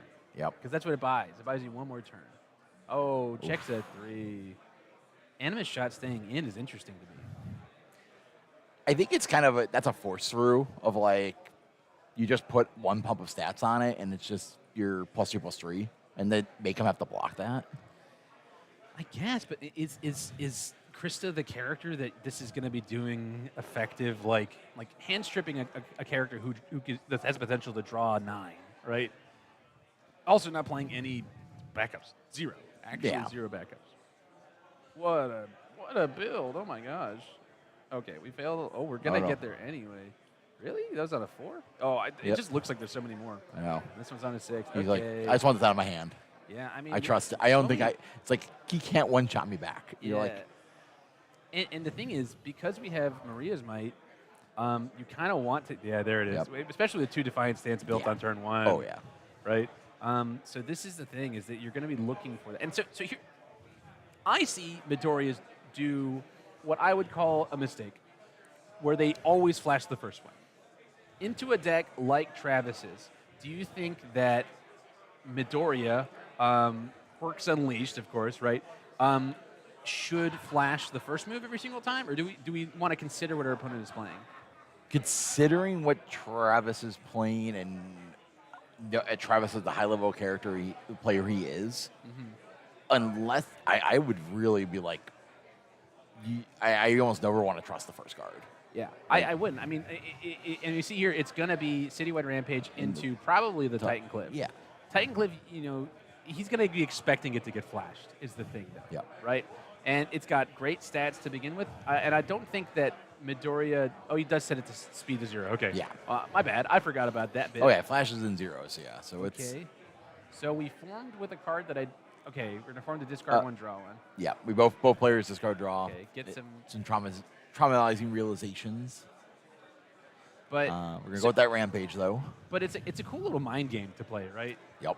Because as Corey, that Travis is going to be considering that you could hold it, right? If you're, is this a competent, quote unquote, Midoriya player? And which one do you toss out first? And so he's gonna go for the Titan. Yeah. Let's checks the 6 too. Oh, he's wow. like Corey's like no. And there it is. And so yeah, and I think that you kind of have to do it here. Yes. Because if Travis's hand is not good, you don't want him to dig for more attacks, right? Mm-hmm. But to me, personally, if I saw the Citywide Rampage, I would say he's already got the attacks, right? And so maybe I would flash something later, because now we're kind of out of juice, right? We're saying, hey, you're going to be able to stun the crap out of me. And Titan Cliff is not a card that has printed stun in it. So, nope. I don't know. I'm not saying it's the correct call. It might not be. But it's an interesting dance that they have to play. And we end up seeing here, we're going to be committing, due to the stun, we're going to be committing our Heroic Passion, drawing a card. And Krista's going to be giving it another instance of stun, committing the Moment of Normalcy. And keeping up, can you see what this card here is next to Aaron's Sidestep? Is that code edits? Yes, that's code edits. So it cancels Blitz cancel flip. Blitz can't. Okay, all right. Well, now I'm happier about the Titan Cliff cancel because we still have an answer for the Wall Maria. Yeah. Okay. Yeah, having the reload, like on the expectation of Travis doesn't leave with Wall Maria. You play like his your third attack in the line so that you're trying to maximize your card draw. Right. And man, Travis is pressing every button on this board. And Fearsome Transformations is a card that typically you don't see used unless you have momentum. But in Krista, it's like an auto inclusion, right? Oh, yeah. Because you're getting to cycle, and you're also getting more. We have 9 counters on Krista right now, right? Just because we had all of those Fearsome Transformations, all of the horrifying realizations, right? It's just like, there's just if we stick the Wall Maria, which we know that Corey's been respecting with the code edits. We're going to stun again. Oh, more stun. Holy moly. And saying if it does damage, the thing is that it redraws if it deals damage. And I think this will be doing damage. I don't think that Corey is allowed to. We're going to draw one more here. We have to draw. Here's Walk the Dog. Do you think? I think he's going Maximum Greed again. I think he's going Walk the Dog into the Wall Maria to try to redraw 50. Yeah. Because he wanted that code edits down. He didn't draw from the Leaping Slice. He didn't redraw. He didn't redraw? Nope. He missed the draw. Oh, he missed it. Dang. Okay, well. I mean, he's about to reload his hand. Yes. I think he's going to play the Wall Maria here. Yeah. Because it's going to be drawing. We're at 9 counters to go to 11, draw 5? Yeah. Does it round up? Let's go find out. Let's go find out. Double check. Add 1 wall counter to this card. For every 2. Every 2. Okay, so it is rounded down, quote unquote. Wow. Yeah. Wow. Okay. Well, again, we're seeing Corey put down to an immensely small amount of health, and this one's going to be doing 6. Yep. So we're going to be at 6. Oh, we sealed it. He sealed it with the moment of risk. No, filled with doubt. Filled with doubt. Filled with Sealed. doubt is the card. I'm silly. Wow, Corey. What a. I guess he must have random drawed into it. I didn't see it in our opening hand. But man, that's pretty crucial. Yeah. I think. Because six more cards. Yep. For Travis? All right, so we have. Let's start counting the pumps here. We're at 1. We're at the first one. I think he's just trying to draw. I think he is. I think he's going to draw and build. Yeah, I think he's just trying to. He might play an attack to try to get another. Oh, maybe he just doesn't have an attack in hand. But stopping for breakfast. Oh, we got another passion. Another heroic passion. Going to have to commit another card. Don't want to see that. Boy, howdy.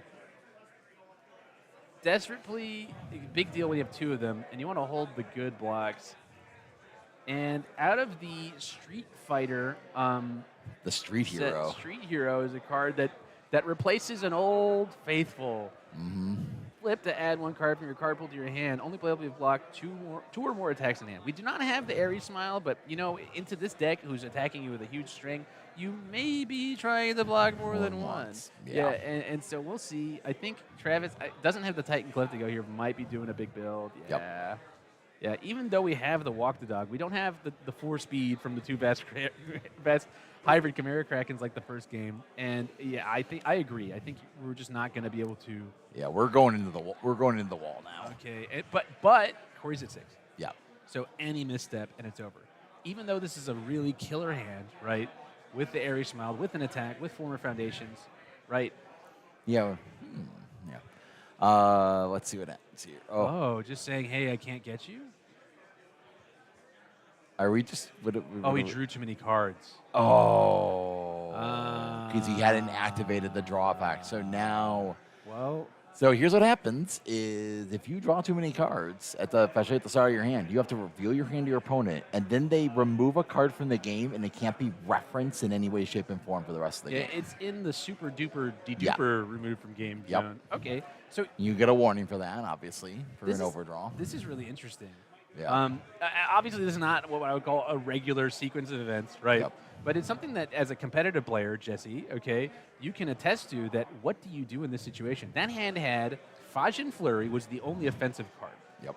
Goblin Bolt and Aries Smile were what I would describe as the defensive tricks that you'd have to worry about as Travis, right? And so he said, I don't want you to attack me. He didn't say, I'm going to try to kill you next turn. He said, I don't want you to attack me this turn. I don't want you to get 100 momentum, so on and so forth. Would you have done the same? If you saw Aries, because those are the big 3, right? There were some foundations for sure that we could look at. I would have probably shot the Aries Smiles down. The Aries Smiles is the card that you would have done? I think so. That's the... Like, we're going to try here. Here we go. Right. We're going to try to see what the hand can hold. Scanlan's hand coming out. Just like you talked about when we were sideboarding, Scanlan's hand with a momentum is going to commit, or attempt to, at least. Yes. I think there's a stopping for breakfast on Corey's side of the field. And there's no way to cancel a response as Travis. So I think, is that what happened? What did we commit? We committed Cheerleader. He said, I don't care about your character. No, Corey must have committed that. What happened? I don't see. Oh, stopping for breakfast is removed from game. Okay, I was looking for in the discard pile. It removes your cost. Yeah. Okay, so that is what happened. We're going to be going for the Keiko's Aid block, and I think you get to build the Scanlan's hand. Yeah, Aries Smiles getting in here for the block. We're going to flip 1 and say, play a non-attack. Yeah, and build down the Aries for -2 speed my turn. Get the Scanlan's hand response. After block is played, your next attack this turn gets +3 or -3 damage. Character has, let's say, inside your rival, build this. So we just have literally you block, all right, next one's +3. Just like, yeah, I mean, bring the fist. It's very cool when you're Scanlan and you usually have less hand size than your opponent, and you also get to build it, right, to do your action tricks. But in here is not bad. The thing is, though, I don't think we're going to be able to attack more, right? Even through this, you have a big board, and you only need to do 6 damage. But this is a huge stage for Corey. Yep. And I agree with Travis's use of the Scalen's hand. You got it. You had to get through the stopping for breakfast, right? And wow, okay, we're going for it. Yep. We're going for We're it. gonna push. No Citywide Rampage to really support this 5-diff turn, but we have the walk the dog in hand. Yeah. So this is going to be, I think, I don't think we have. Oh, we do have a don't do this. This is going to be stun 3.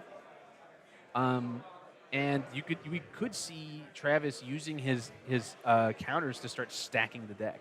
Yeah. Which if he's trying to go for it here is what would happen. And so there goes the response on infinite potential. Yep. Right, Make making it a high. the attack high, saying, what? Wait, hang on, this one's already high. Why did we do that? Maybe we were. Oh no, it's not. It's not. He took it back.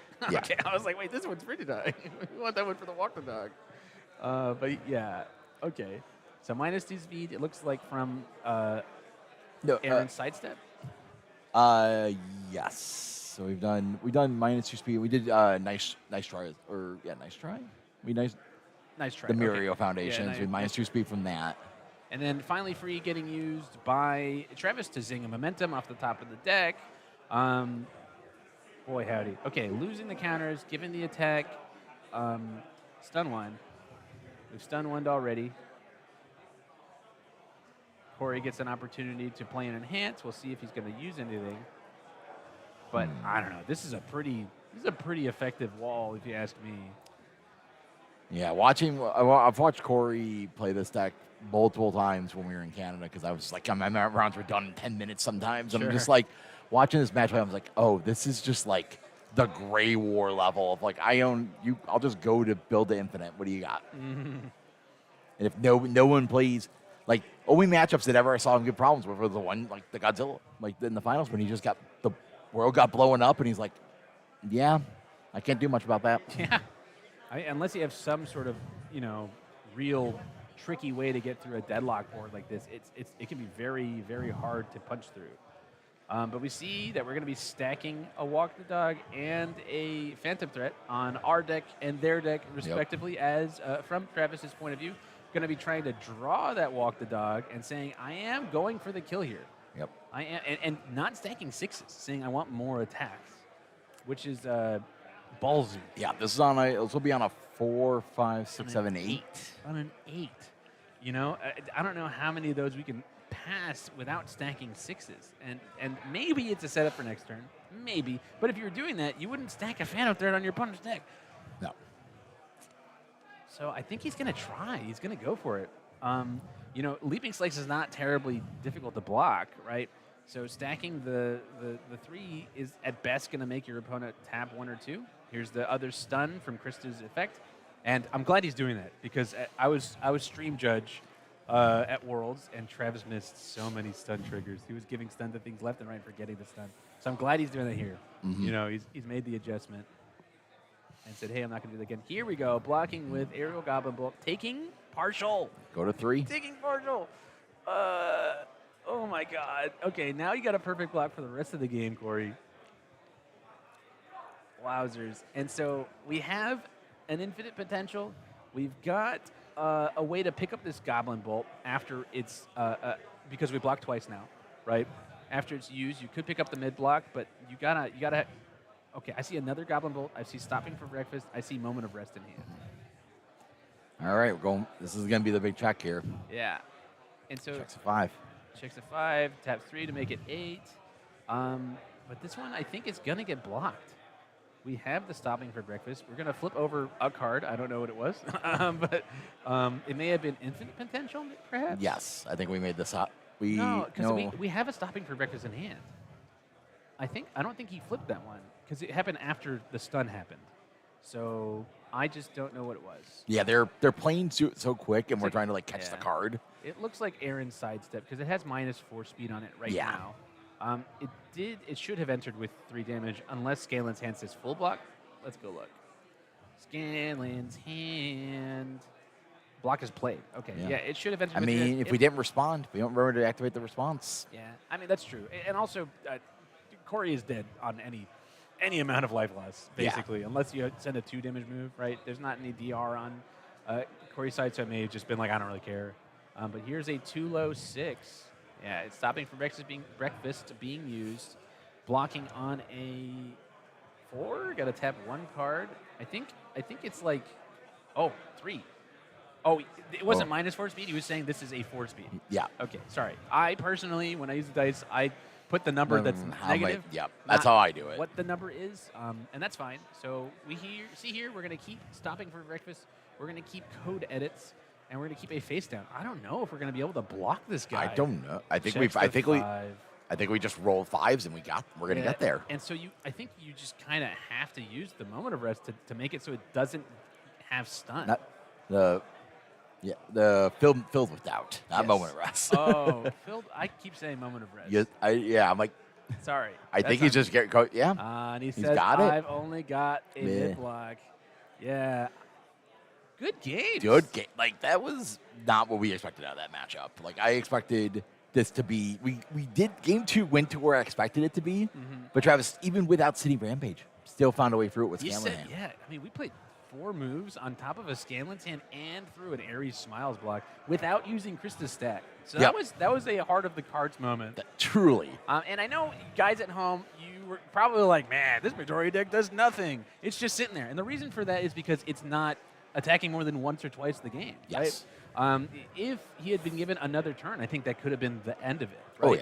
yeah. Because Travis would have been completely tapped out, and Corey would have been drawing into a fresh set of cards. So I think even though he didn't, quote unquote, didn't put any life loss on Krista, I think that it was a pretty competitive game in that second one. The first one for sure was a wash for him. He just got had his butt handed to him. But yeah, okay. Well, Yeah, we're gonna. So what we're doing here is we're gonna be collecting the winner, Travis Tangeman, in just a moment. He's gonna come on over. We're gonna do a little hot mic interview, running another round of that. Looks like we have some information also that's being collected. We're hoping those will be all ready to go. But we're gonna give the players a few minutes. I mean, I did not expect that match to be done in 30. Like, I expected we were gonna be post actual time in the round. I think it was the correct. Okay, He had to go in. He had to go in. It was a decision to make, right? We put in the citywide rampages to be able to resolve our 5 difficulties early, and that was turn 2, right? Yep. Was the most exploitable turn going into Midoriya, right? And so I think that it worked out, right? It worked out. He executed his game plan. He put it all on the line, right? Checking E3s there, and I think that he would have lost, right? Yeah. But sometimes you got to roll the dice and go If for you it. get double 5s, that's all he needed. Yeah. So we'll take that. We'll take that in this situation here. We got this. The matchup played about where I expected, and it's just like Corey, like I said, Corey doesn't find that protection. It gets a little rough here, but here is our winner of the round, Travis Tangeman. Hey, Trav. Hey, everybody, what's up? Doing good. Any questions for me? Travis, as the resident, sorry, Jesse, as the resident, I like to go late guy. How did it feel to unleash the beast? I mean, it was whatever. I mean, I'm not the biggest fan of City Rampage, just as a card, design-wise. As you know, I like to play late game. That card very much encourages you to not play a late game. Sure. I played it in Cristo specifically because she has to have access. Because if you can't punish these people that are aping you on turn 2, then Well, but Corey you'll is not lose. someone that I would describe as aping you on turn 2, right? Yeah, correct. So But- you were very much occupied Yes, that mindset, right? Yep. In that matchup, I have to switch up because if he gets the late game, his late game is way better than mine. Yes. Way stronger because So, like, he has I all those tools yeah. to build up to. Yeah. So yeah. Like as you guys saw the Goblin Bolts and the Street Heroes to pick up Goblin Bolts, and Yeah. Yeah. Well, that's cool. And I saw that the Scanlan's hand coming in. Yes. Which is kind of cool. yeah, Scanlan hand pretty good. The +3 damage actually relevant, so that was sick. Yeah. Yeah. Well, and Corey's somebody who's on your team. So was the Scanlan's hand for Midoriya, or was it for just defensive so characters? It's for any defensive character really, but it's specifically good against Midoriya because it obviously That's shuts his down the whole flash. Yeah, thing, that's his right? whole, whole defense, and his defense kind of becomes a little more fraudulent if he doesn't have it. So I thought you said fraudulent there. Jesse, sorry, go ahead. No, I just want to say, obviously, You were the previous U.S. national champion. You will be until we decide to hold another national event. Yeah. Also, you just replayed essentially the finals of that event again. Yes, we did. It was very funny. What made your decision to go to Cristo for this event in general? I just wanted to enjoy my time playing the game again. Awesome. And so I was like, I want to play the character that draws a billion cards, and I think she has some amount of legs in the meta. I played like 6 games of testing before I decided to play her, and then didn't play anything else. I won 5 of the 6 games. I was like, this is good enough. Yeah. Why I'll not? run it. Did you have anything else on your short list? Not really. Okay. I thought about Godzilla for a while. Interesting. Fully embracing the beast, but I was like, this is not for me. I can't. Got it. Okay, cool. You got Well, anything else, Jesse? No, well, I just wish you good luck for the rest of the tournament. Yeah, thank you. We've got 6 more rounds to go today. Yes. It's going to be a grind. Yeah. Break a We'll, leg. we'll keep an eye on you throughout the event. Yeah, you guys are doing a great job. Thank you very much. See Awesome. ya. There we go. Our winner of round number 2 on stream, Cristo Lens, being piloted by Travis Angeman. So now we're going to be seeing the graphic for the top 30 players in the room heading into round 3, right? From round 1. Yeah. Oh, heading into round 2. Okay. Yeah. So We these are got like an idea of a character. We have a yeah. People who were 1-0. Okay, so there's But look- there's probably more than 30 people who are 1-0. Yes. But look at all these Godzillas. Whoa, Godzilla's ponies. Midoriya Mitchell did end up playing Midoriya. Okay.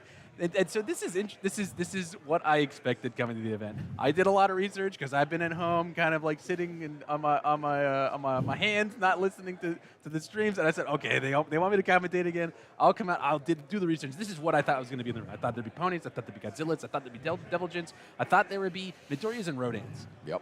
The one thing I see here on the screen that I wasn't expecting. Oh my gosh, Smiling Titan.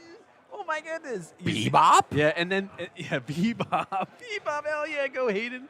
But Zeke and the other backup decks are kind of occupying that mid-range between the super fast aggression of the stuff that ponies and Godzillas can put out and the very, very debilitating control that Midoriya and Rodan put out. And so it's cool to see the kind of the rock, paper, scissors that these 3 styles of decks will be going through, right? Because, I think Zeke is kind of uniquely, and the aggressive decks are really good at running down someone like Midoriya. And it's not that specific characters are doing this thing, it's that there's styles. Yes. And that's really cool for me to see in a game that I typically wouldn't have said, oh, well, there's classic control, mid-range, and early game aggression archetypes. We see that there's a push for that for the past few sets to make that sort of thing happen, and we're seeing the fruits of that on the screen right now. Yeah. Deviljin is a character that I didn't see at events, but I've been hearing a lot of talk about. Yeah. So tell me a little about him. He is so the whole archetype of equipment heist / massive mutant machine decks he's like one of the characters. He's a good delivery system. For Yes. it. That's the whole. It's like him. It's Hawks. I've seen Toga 4s doing it because they use they turn into Conley Woods and they'll drag cards in the pool and do crazy things. And then there's other mutant machine decks that just go I'll sneak this into play somehow. Yeah, either it's overhaul sneaking to play from hand. Yep. You see some people take it from the discard pile, right? It's just like the funniest one to me is Pullman? Armin. Yeah, Armin. New Yeah. Armin. Right? Oh yeah. Because he can build anything face He was down. build this face down to it, build it, and then I'll put it back up. What could it possibly be? But Deviljin, I think people have figured out that it is. The problem is not finding attacks and characters that play the heist, but the problem is Protecting it. Yeah, and Deviljin is uniquely good at building in something like Goblin Bolt, right? From the discard pile, and he answers the damage question. Hawks does have issues with putting damage on things normally, right? And although you can put speed and use the mutant machine in that way, but Deviljin is so much more aggressive. He's so much better at assembling the pieces than Hawks, right?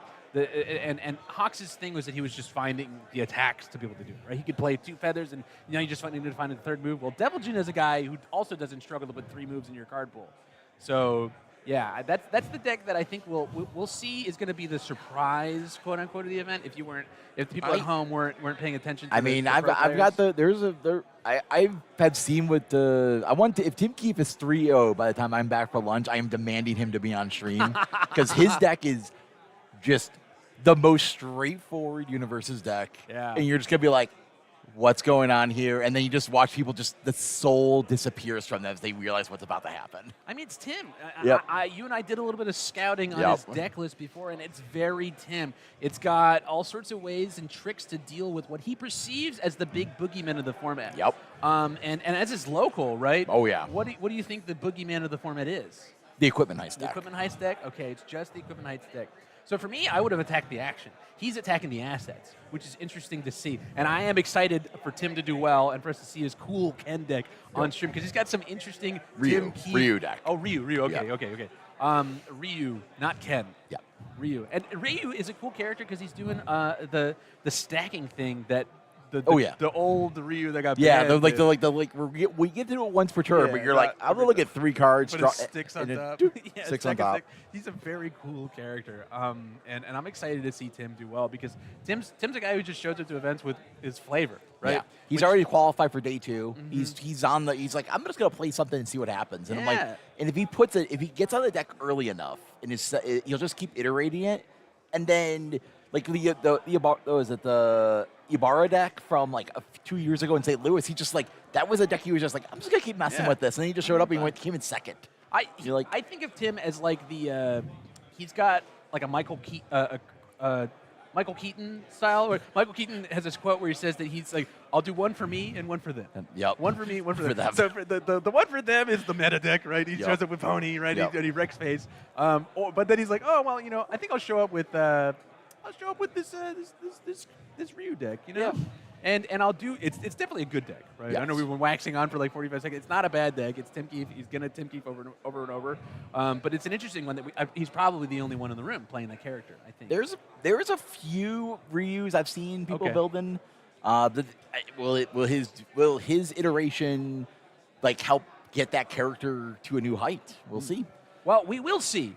Right now, though, we're going to be going to a break. Yep. Okay, Jesse's going to go take a shower, is what I heard. Oh yeah, Because it is. he's got round 3 into the lunch break. Oh, So yeah. he's going to come back. He already smells really good. It's the pheromones are really hitting me right now. Oh, it's this room is at, let's see, we're at 80 degrees in here. It's kind of hot in here, man. It's kind of hot in here. I want to be able to cool off a little bit because when we come back from lunch, it's going to be nonstop, 5 True. rounds, and it's Yeah. So we're going to take a break. We will see you guys in just a second. Don't touch that dial or whatever mouse. We'll see Don't you close soon. the tab. Don't close the tab. Leave it open. See you soon. See you soon.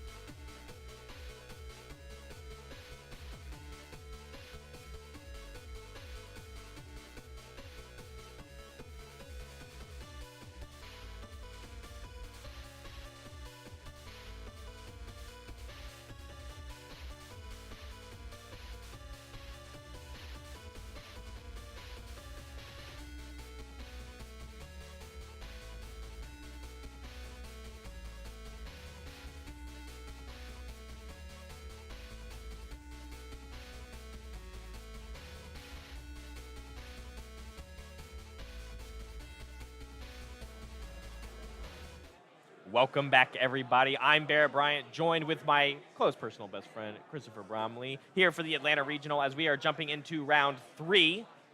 But I wanted to talk about a quick thing because I had a round off last round. I know you had the first one off. Did you know that they're doing this cute little Atlanta Regional scavenger hunt right now? I did. And just reading off some highlights. So it's like, go visit all the vendors, Rochester CCG, Combat Powers here, side events. Take a photo with someone playing a jumbo character card. And I only found out about this because someone walked up to me and said, can I take a selfie with you, Barrett? And I go, yeah, I guess. I don't know why. And they were like, well, I need it for proof for this. And I go, oh, because it's take a selfie with a UVS Games employee when not busy, which is very fun. But just this fun little thing, when you fill it all out, you submit it. It comes with registration for some other stuff, and you get some cool prizes, promos, extra redemption tickets. I'm not really sure, but super cool stuff that we're doing here. I like a scavenger hunt. Exactly. I've Yeah. never done one, And really. you can talk to my favorite UVS Games employee, Farrah Tim- Fawcett. Oh, Tim. Oh, yeah. Oh, nice. I love it. Thank you. Yeah. But with that being said, we do have our deck list, and our players are shuffling up and getting ready for the round 3. Barlow Guess is going to be on stream here with us.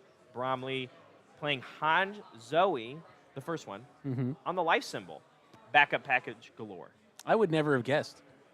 Well, this is not what he was playing yesterday. He was playing Tyrion Darrington yesterday, and he heel turned at the end of the night. Into Hanji. Into Hanji Zoe, and he's 2-0 right now. Hopefully, Yeah. expecting to go 3-0 at the end of this one versus Jacob Masor, piloting what I think is the talk of the town, at least Yeah. coming into this event right now. A lot of people piloting Devil Gin. And what's the new sauce that people are doing? And you guessed it, massive mutant machine with equipment heist, because Devil Gin has the evil symbol, we can play it a tune, and super fly stomps to help get those important pieces from your deck into your discard pile, because he shoves them in from his discard pile. Yeah, I heard somebody say that the biggest winner of the Teenage Mutant Ninja Turtle set was Devil Gin, and nobody realized it until this event.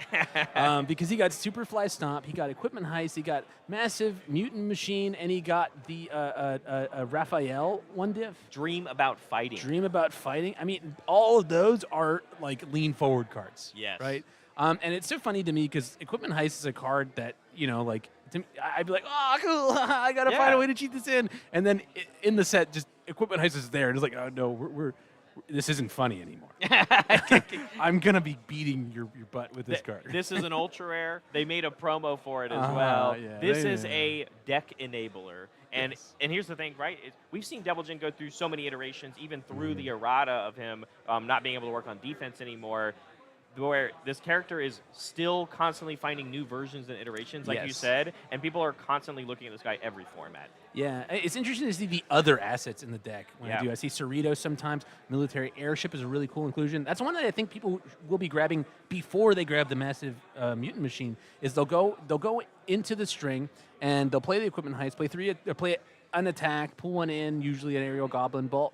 And then they'll grab the airship, play another attack, and then they start playing those mutant machines. And the scariest thing to me that I've ever seen was somebody building the mutant machine and saying, I'm not using it on this one. And you're like, oh, there's more The coming. next one's going to be 10-10 on top of it. Because you'll have the double Yeah, up. it's so scary. It's if they look at your board and they see that you have no resets, and they do that, I'm like, I'm dead. Yeah, It's and then over. not only and with that, but characters like Devil Jin loving cards like exam strategy as well, kind of giving more +X Even potential more. that scales so fast and so hard. And so we will have to see how the damage reduction power that Hanji Zoe can function in, starting the game off with one of those 9 Titans throughout the ages. But Barlow builds, so he starts with 9 Titans out, which is Yes. already -4 damage, and then he also built Titans under orders ×2. So on board, we have -4, -3, -6, -10 damage. So as much as +10 sounds good, you know what sounds equally good?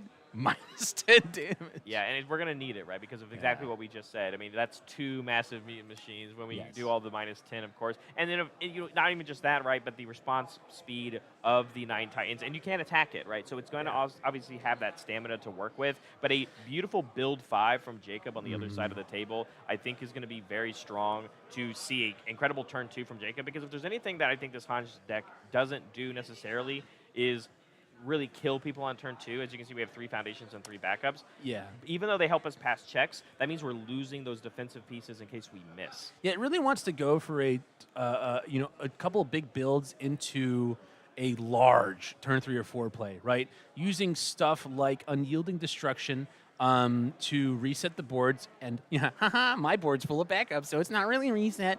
But Titan Pile is the big one here. If we see Barlow, take down Jacob, it's going to be off of the back of something like Titan Pile. It's just so much damage, and it's something that Devilgen is just not equipped to deal with. There's no damage resets in Jacob's deck. I think he's got a moment of normalcy in the sideboard, but it's not mainboarded.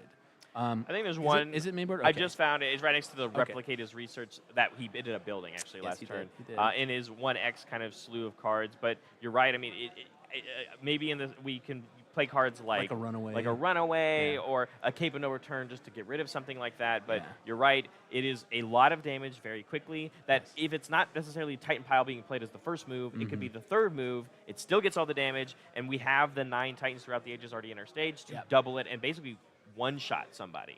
So what is this 1X that you talked about from Teenage Mutant Ninja Turtles? The foundation? replicate his research. It's just the scheme synergy. It finds a way for you to get the scheme into your hand. Oh, but you we need that one. You have to play it defensively though, because all of those schemes are first forms. So it is very much like Your opponent needs to give you an enhanced there. yeah, and there has to be one in the discard pile as well. But as we are going to that reset that you talked about, we're gonna play a unyielding destruction on the side for Barlow, which is only destroying one foundation on Jacob's side, but like you said, it didn't do anything to Barlow himself. Yeah. I mean, and this is just trying to get some damage on the board, right?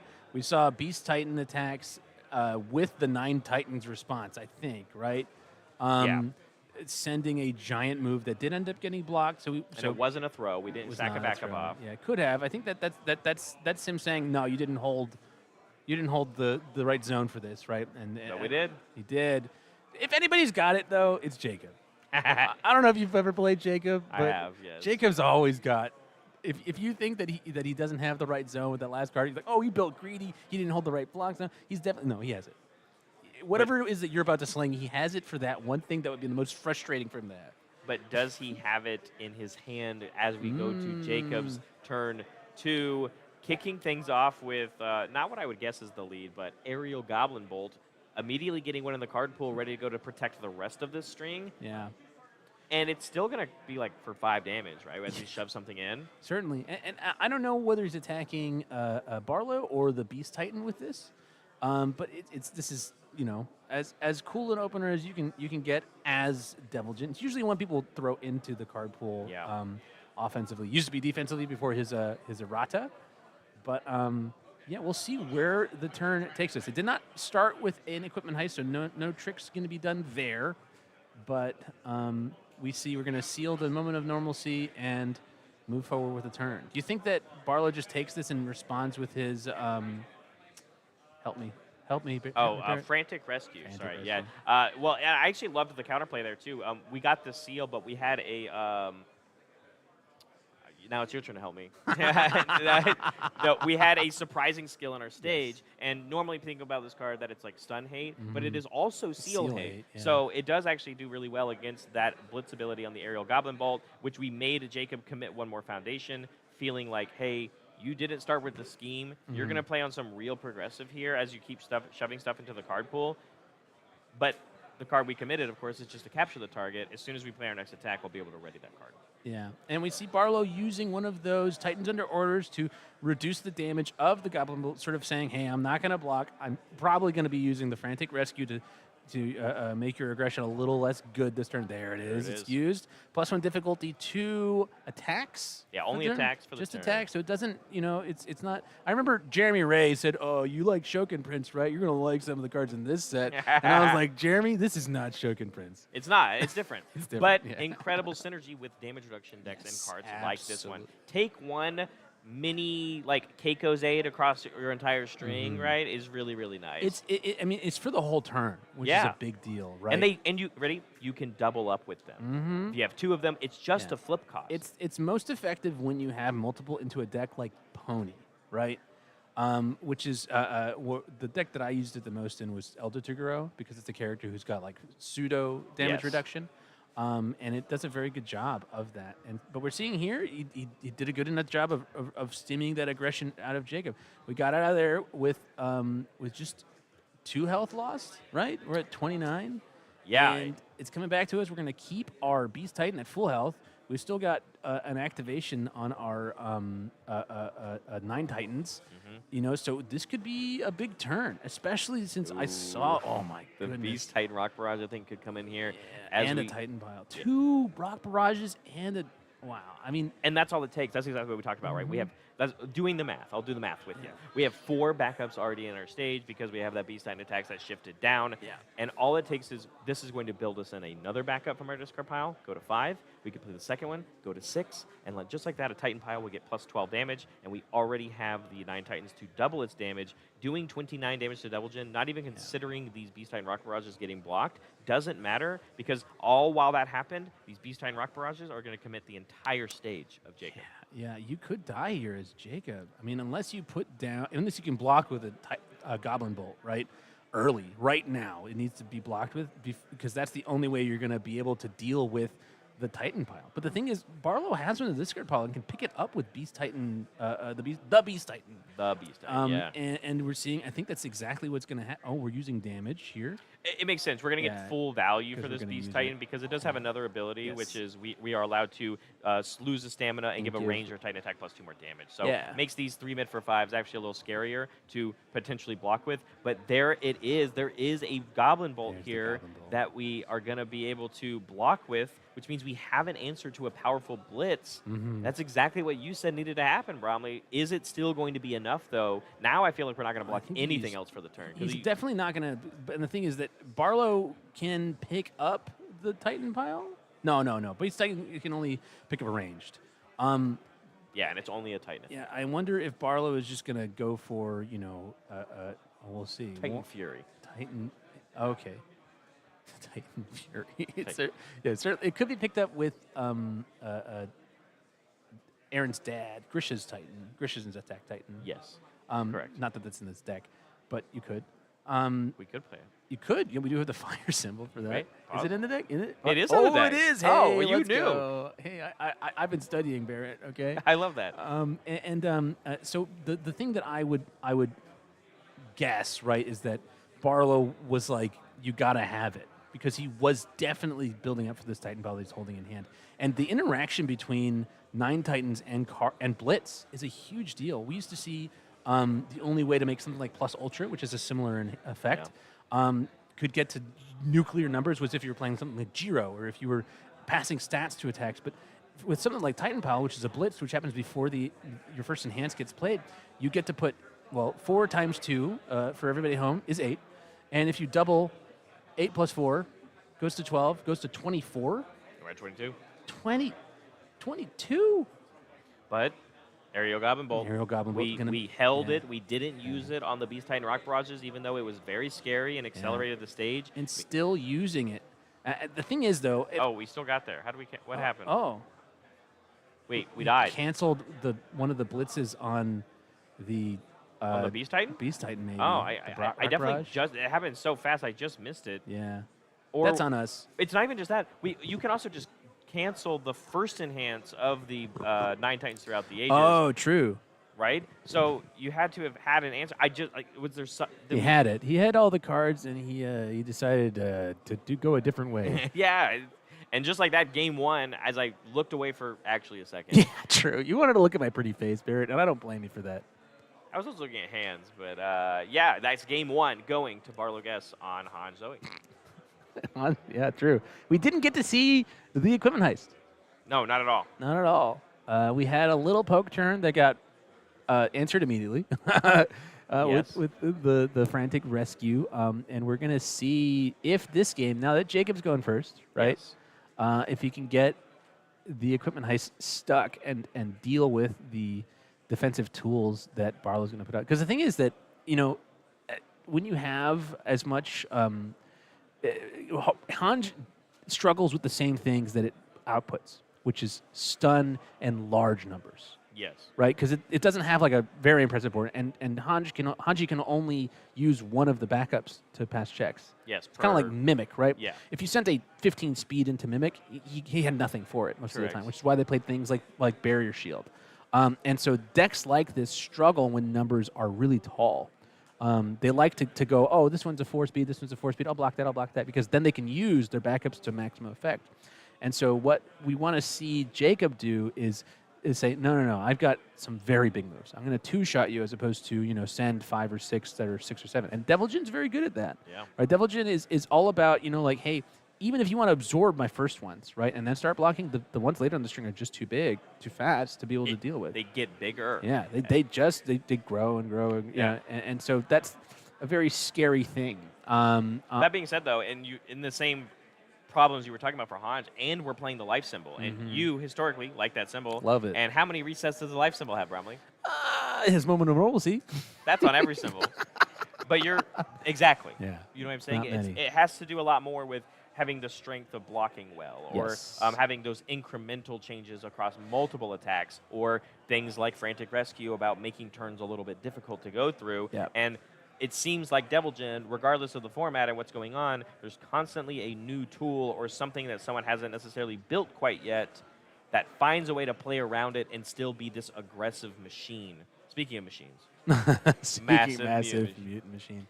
Yeah, the thing with Devil Jin is that even though he can't use the tricks defensively, as long as there's a card that has an effect in card pool, right, he's going to cheat it in. Yes. Right, and so it's going to be useful. It's going to be something powerful as long as there are tricks that are played from the card pool that aren't limited to the enhanced step, which is why we saw a huge influx of Devil Jin players with the printing of Goblin Bolt. That's why he was eroded, because Goblin Bolt's defensive trick was way too strong. Not having the block with it and sitting behind 35 health was a giant deal.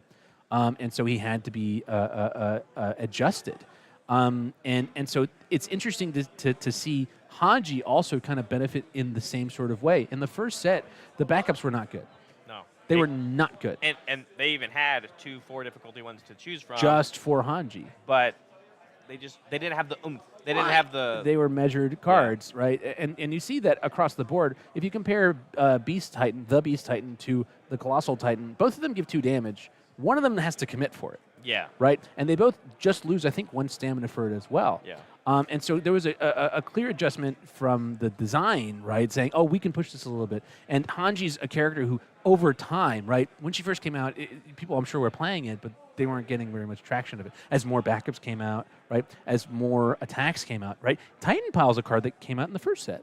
Yep. That's a card that was good in Hanji to begin with. But Beast Titan Rock Barrage came out in the second set, right? But we didn't see her being played until Attack on Titan 3. Yeah. And so Devil Jin, you might be at home saying, well, why is he coming out of here out of nowhere? Well, people were adjusting, right? People were figuring out what was the best deck for this massive mutant machine. And the thing is, the 7 difficulty and the amount of hoops you have to jump through to make the thing, quote unquote, happen, feel like it's a meme. And that's how these things happen, right? Yeah. People build, like, oh, I'm going to build my 7 diff. I'm going to build this thing. I'm going to make this really cool. It's going to go nuts. And then they're like, wait, this is real. Yeah, no, it's a real. And then they start to find characters that maybe do the thing. And so for me, I remember Ryan Hawks guy, quote unquote, Ryan right? Levine. Ryan Levine was playing with the Massive Mutant Machine kind of as a joke, right? And they were like, oh, this is kind of a thing. And people watched him playing on streams, talking about it on podcasts, and people said, oh, I'll try this out. And we saw it at a couple of events. And it sort of from the same play group, they were like already doing this triple M thing, right? Yeah. We saw JJ playing it in his overhaul deck, right? Finding different ways to cheat it Maximum overhaul, slamming it down from hand. Huge. Unflipping Huge. it with, overhaul, building them face down, unflipping them with things like Overhead heel crush? heel strike. Heel strike, yeah. The spike card. Yeah. And so the development of these decks is cool, and we have a format that is rich, really rich, and we're kind of spoiled. I would not be surprised if for the next 3 rounds, we didn't see a repeat character. Not just because Tam is going to be going out there and finding them, but also because there's just a plethora of decks to choose from. Not to say that, there aren't a lot of Godzillas and there aren't a lot of ponies, there are a lot of these Devil Jins, but the thing is, that's not typical for card games. Yeah. Typically, when there's an aggro deck, there's the best variant of whatever the aggressive thing is. We haven't seen a single Porco all day today. Interesting. And Porco's a character. Yeah, people definitely could do well. Are on right? people's radars. Yeah, Right? and so people are making decisions about what to do, and I think it's interesting from the point of view of somebody who's played the game, competitively for a long time is that you are looking at variations on themes as opposed to just preparing for a specific thing. There are many ways to skin this massive mutant machine thing. Yes. There are many ways to skin this backup deck thing, right? Yeah. It's not just Hanji doing the thing. We've already seen War Chief, right? Zeke, War Chief, right? We've seen it used in a bunch of different places. So that's the cool thing to me is that there are variations on themes, and that makes oh my gosh, sorry, I just saw what Jacob built on turn 1. Yeah, we have the triple capture the target here. Catching up a little bit. Fast Hybrid Chimera Kraken as we go to turn 2 for Jacob Masur, shoving in that camouflage counter immediately. We're going to be checking the block zones and everything immediately. Barlow, we did, of course, have the high block for that one because we chose not to change the zone. And we're picking up that block again, saying, hey, high is the zone I care about, but I could see Barlow getting a yote, into the stratosphere. At least a bit of this health total brought down because Devil Jin is going to have so many foundations to play with, right? Yeah, essentially 6, right? Yeah, functionally 6 for passing checks, and we have not used Devil Jin's response yet. Correct. So I could see this going. I don't think it's going to end this turn. No, but it is going to be a very high impact turn as well. And on the other side, Barlow built built 6 if you include the first the turn one that he gets for free. Exactly, and one of them being like this beating Hanj, but it gets committed and frozen. We're now using our own piece again of the incredible display for the block trick, but we still have our moment of normalcy. Yeah. That was the card we chose not to commit and freeze, and we are a stats deck. So this is another form of defense. There's another Titans under orders in our stage, and we still have the other responsibility for -4 damage from the 9 Titans. There's a ton of damage reduction. I don't think we're dying. I 100% agree with you, but this is the beginning of a good offensive for Jacob. But if we go too far, we put too many attacks in our card pool. How do we progress our stage afterwards? Yeah, the thing here that I am a little disappointed in is that Jacob went and grabbed Titan Armbar instead of an Aerial Goblin Bolt. Because Barlow is sitting on Moment of Rest, 9 Titans, and a Titans Under Orders. So as much damage as you want to put on this, it's huge, right? No ifs, ands, or buts about it. This one's getting +6 damage from just this enhance because of the 4 from Devil Jin and 2 from Titan Pile. But Barlow can look at this and go, yeah, Moment of Normalcy, and then Titans Under Orders -3 damage from there, and I'm going to take 1 from this, even after the Frenzy and all that jazz. And so I would have preferred to have seen, we're just going to go for the block on a 5. What a great play. It's on a 5. We are going to have to... Oh, it's a 4. Sorry. Yep. No, it should have been a 5. Yeah, we have to Okay. have a backup for it. Keeping only the 9 Titans throughout the ages, but the read of I'm going to block with this high attack, or this high block, pick it back up, saying you're not allowed to do that. And Jacob obviously is going to go, obviously I'm going to go low. And he goes, well, perfect. I held the 0 low block for that. Remember all that stuff I said about Moment of Normalcy and Titans Under Orders? Well, now they're committed. Yeah, well, Jacob made the correct decision, actually. He knew that that Barlow was going to go for the block, and then he was going to check a 3 there. So, obviously, I should be fired, actually. No, it's called caster cursing is really what it is. As we now play a camouflage counter from hand, Jacob, this is the 5th attack in the card pool. Yeah. If we have another one in the Nurse card pile, we could end up having 6 in there, and we checked a 5 on it. So again, still have Devil Jin's response if we have another attack in our hand, and would just mega pass. And then we still are going to ready up these. There's the full readied stage right here for the crazy onslaught, which forces the -4 damage response from the 9 Titans. So this is no damage right now, but 1 Devil Jin enhance is going to put, and it came in with the 2, sorry, so it has that. Yeah, and we get the response. He did not use the Devil Jin enhance, saying, I'd rather have this this teaming with the attack Titan in pool, so I can. Oh my God, he's got more attacks. Oh no, he's gonna respond. We're gonna respond. Yeah, I was like, what are we doing? That was the reason we put that up there. Yeah. We put that there, and so we're gonna pass this check. Now we have 6 attacks in our card pool. Comes in with the floating 2, of course, from the arm bar. We check easily. We draw a new card from the Devil Jin once per turn response. Do you think he has another? He has another attack. Is it another? It is another teaming with the attack Titan. So this is going to be a lot of damage. As Barlow is at 28, and this one is going to be for 5, 6, 7, 8, 9, 10, 11, 12. Oh, but I see the problem. We can't Devil Jin enhance. We don't have. Or I don't know the cost. What's his cost?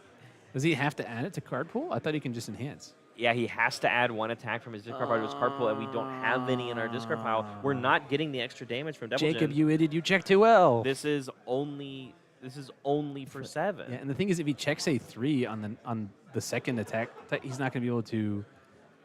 He can't respond again. He's already Yeah, done I it. think as 1, we 2, 3, 4, should've 5, 6, checked 7. the 3, 4. 4, 5, 6, 7, and Right. you would have the tap. I feel like you shouldn't have added the camouflage counter to pool. It was already checking a 4, right?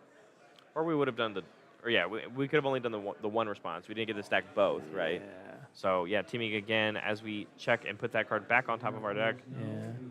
So that's the thing is I would have. The +1 to our check actually is just enough still. Yeah. So then we get the Devil Legend Enhanced. Now we Devil Legend Enhance here. Yeah. So 7, 8, 9, 10, 11, 12, 13, 14 damage, which is not 21. It's not. Leaving Barlow to 7, I'm pretty sure. But I don't think Barlow's one-shotting Jacob back with a frozen foundation, and I just don't think it's happening. But it's not about the backswing. All of these are going to the discard pile. Jacob has to draw another hand like this. We are still a 5-hander at the beginning of the turn when we draw up. It's Jacob, sir. Okay, all right, you're right. You believe, and I believe, yeah. And I don't know better. So going down to 7 for Barlow, just like we said. And as it resolves, we're going to take at least one momentum here, put all of these attacks into our discard pile. Why not put the camouflage counter on top of the deck? Could have started the next turn with. Could have. Yeah. I mean, it dealt damage, right? Wait, no, not the ones we shoved in. Oh, sorry, the attack, teaming dealt. yeah. We could have stacked. Could have stacked the camouflage Sure. counter, right? Yeah, and then even if you just go for one chump block, you get to Yeah. use the Devil Gem response. Draw a Correct. new card, do a little sculpting. No matter what, you still get to add it to the top of the deck, right? You just like be like deal 35.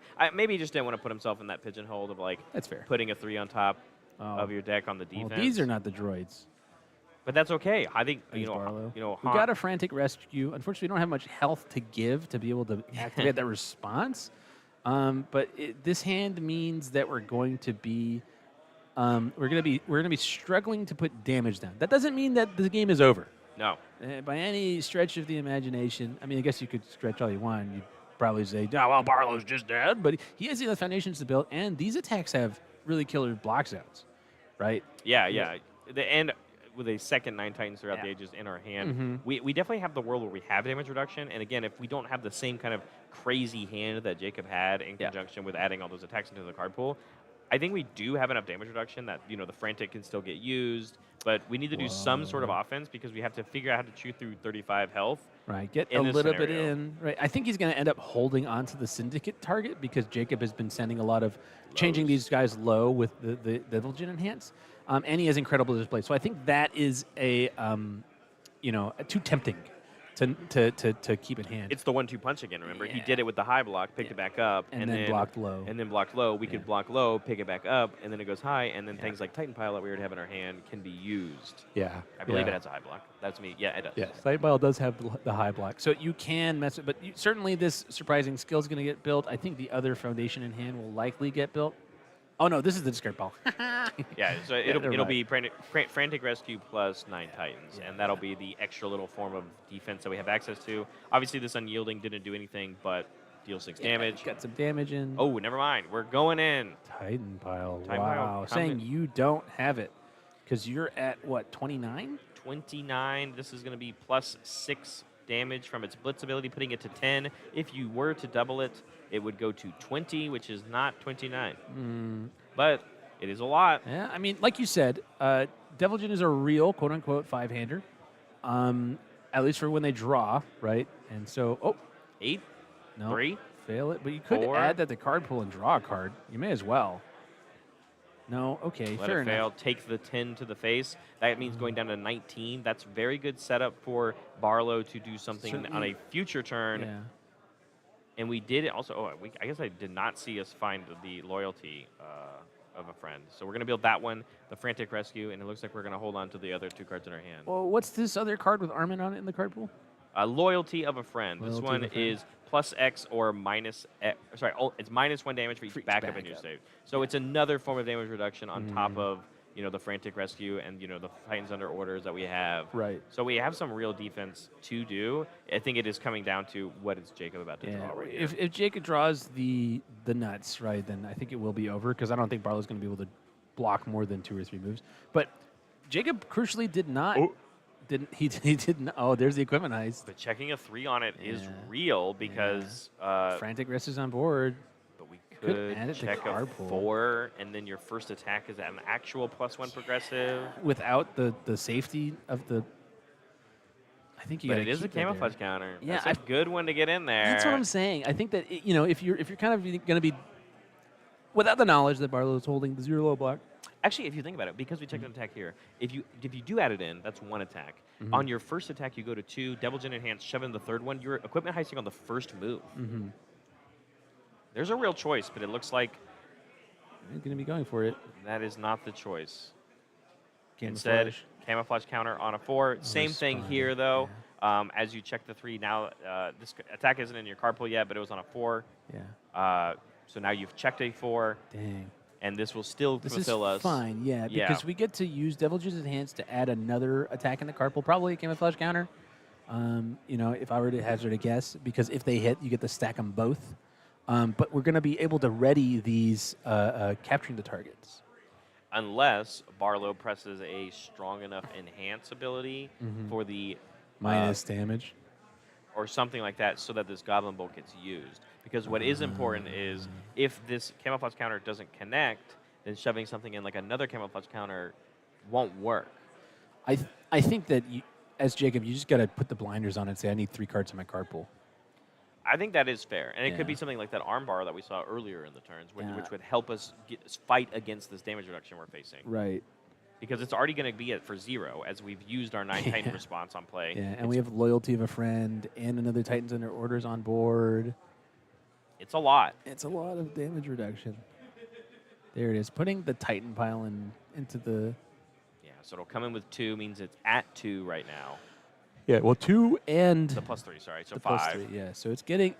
We gave it -4 damage with 9 Titans, and it got +5, so it's back to 4 damage. Correct me if I'm wrong, because it starts at 3. Sorry, I should have pulled it up. We are currently at 5 damage, I'm pretty sure. Okay. It Camouflage counters are printed 4. printed 4, it Yeah, got yeah. -4 going to 0. We shove in the armbar for up to 2, and then we have 3 now attacks in our card Well, pool plus for 5. And we're gonna see if the mutant machines can do the thing. We're gonna go grab one. Okay, There and it there is. we go. So not going to search the deck for something like the airship. We're saying no. I want damage. I want damage, which is interesting because Barl is sitting on Moment of Normalcy. Yeah, and it's not just that, right? But it's also not just damage, right? It's Yeah. also speed, Speed, yeah. and we just need to deal 7. True. And that card does fight against both, and we could see the special of not using it now, and Barlow we could, takes it. and we could see potentially the +10 thing you were talking about if we can play one more attack. If you have a way to deal with this Moment of Normalcy. Oh no. we just didn't have Just building. another one. Well. And that was the risk, right? We chose not to shove in the camouflage counter. If we shoved in the camouflage counter, we would have done less damage, but we would have potentially been able to add that on top of our deck, but not draw it. Right. It just would have given us a bonus to our check, but we didn't have the gas to begin Well, with. if Jacob survives, it'll be very scary to for Barlow because we have no more health to give. Correct. Absolutely none. There's Frantic none. rescues basically don't work anymore. Yeah, but I think honestly, because of how weak Devil Jin is on offense, unless we block with another aerial Goblin Bolt into this, it could be it. I think we need an answer to this one specifically, the Beast Titan Rock Barrage coming down, because you ready? You brought it up in game 1. How do we get access to a Titan pile from our discard pile? It's Grisha's. It's Grisha's Yeah, but attack if you Titan. get rid of that, you only have 2. It's going to be going to 16. But this will build us one. Yeah. But I'm saying if this one gets Oh. blocked and it's very slow, right? It's not going to be enough damage to kill. It will get the 2 speed because we did check a 3 on this, and we committed a backup, and Oh, Hans okay. says we give Hans, speed yeah, when you yeah, commit yeah. a backup. That's fair. But you're right, we don't have any extra damage to put on it. Yeah. Well, the Armin card that you were talking about earlier, Only minus. only minus, not plus. Okay. Yeah, dramatic exit, which is the speed version of a card. Does of it, give speed as plus well. or minus. Yeah. Oh, but building another. Okay, never mind. Okay, we have the damage. Oh, we're good. Yeah, we're good. we have the damage. Oh, well, hang on. No, so it's a first in hand. Titan pile. It is a first in hands, but the number of backups is the thing. 3 puts us to 10 damage, which doubles to 20. That is lethal. I Correct. forgot about It builds it one. building a backup. Yeah, and it's a stun 2 and selective committal as we pick the inspiring song, because that's the only way that Jacob is going to have a little bit of extra grease on helping pass a check. Yeah, it needs to be a Goblin Bolt. It's Goblin Bolt or we're dead. Once again. Yeah, imagine. And even then we died. No block means I think we're just dead. I think it's over. So 5 mid. Goblin Bolt would be on a 6 block, right? You could definitely get there. Grish's Yeah, there's going the Grish's. through. Gonna find the Titan pile. Pick it up. It does have the Fury keyword as well as Titan. And then this Yeah. Titan pile, just like you said, the math already adds up. Even if we didn't have blocked that. Whoa, he's saying no. I'll play it on a 7? 7, 3, 4, 5, 6, 7, because we. I have no idea. Maybe he said, what? Was there a reason? I don't know. I must have missed it. Certainly, the Titan pile will be getting 6 damage from its own ability, Yes. and then doubling from that to 20 damage. And Because we committed a backup. It's getting 2 speed, so it's a 7 high for 20. We need a runaway. Runaway's actually the answer. Oh man, if he has it and passes the check. But we have a momentum and an incredible display in our stage already. Oh no! So- Even that doesn't do it. Double runaway. He says pass, and I'll try to block on a no. And we check a 3, add it to the card pool, draw a card, shakes Nice the games. hand, Yeah. and game 2, and also the match. Going Going to to Barlow. Barlow. Han Zoe, 3-0. Is it Hanj or Hanji? I don't know. You asked. I answered. Yeah, thank you. I appreciate your input. I do know it's Devil Jin, though. Devil, yeah, that guy. Devil Gene? Devil. See, Devil now you're Jin. making me. No, Devil Jin has the Devil Gene. All right, how do I say? Is it Zoe or is it Zoe? How do I say that? Han Zoe. Hanji Zoe. Han Zoe. I like Hanji Zoe because Zoe. it's Zoe. Hanji Zoe. There they are with Barlow with that incredible smile there, taking down round 3 at the Atlanta Regional. And for everybody at home, the players still have about 18 and a half minutes into their round. Yep. And we do have a lunch break following along that. But we have Something special. We do have something special. And it's a character breakdown that we're going to talk about here in a little Yes. bit. There's also something special, but I don't want to talk about it just yet because we're going to do a quick break before we do that. But here is your Atlanta meta breakdown for the event. And I asked Jesse in round 1 about the over-under percentage of Devil Jin because everybody talking about it. I said 15%, and he said under. When I talked to Tam before the event, he said, oh, over. for Over sure. 15? And obviously that's not the case, No. right? We have about 7% of the field being the Devil Jin players, which Yeah. is right above Pony. Yeah. But Godzilla is still coming back in full force. And I don't know about you, though, Bromley. I haven't really seen a Godzilla. Well, we went through the people who were doing well after round 1. So Oh, people who sure, won the okay. first round. There were plenty of Godzillas on the board. And it's not surprising to me at all. Yeah. What won the last American event? It was Godzilla. Godzilla. It was Calvin Godzilla. Tahn. And Godzilla has been posting, he's been the workhorse of the, aggressive side of the simple form of the format. And so it's an easy deck for anybody to pick up and be able to play. Play action, play orange cards, end turn. If they have too many cards, form. Let's start over, Yeah. right? It's a very forgiving deck to play.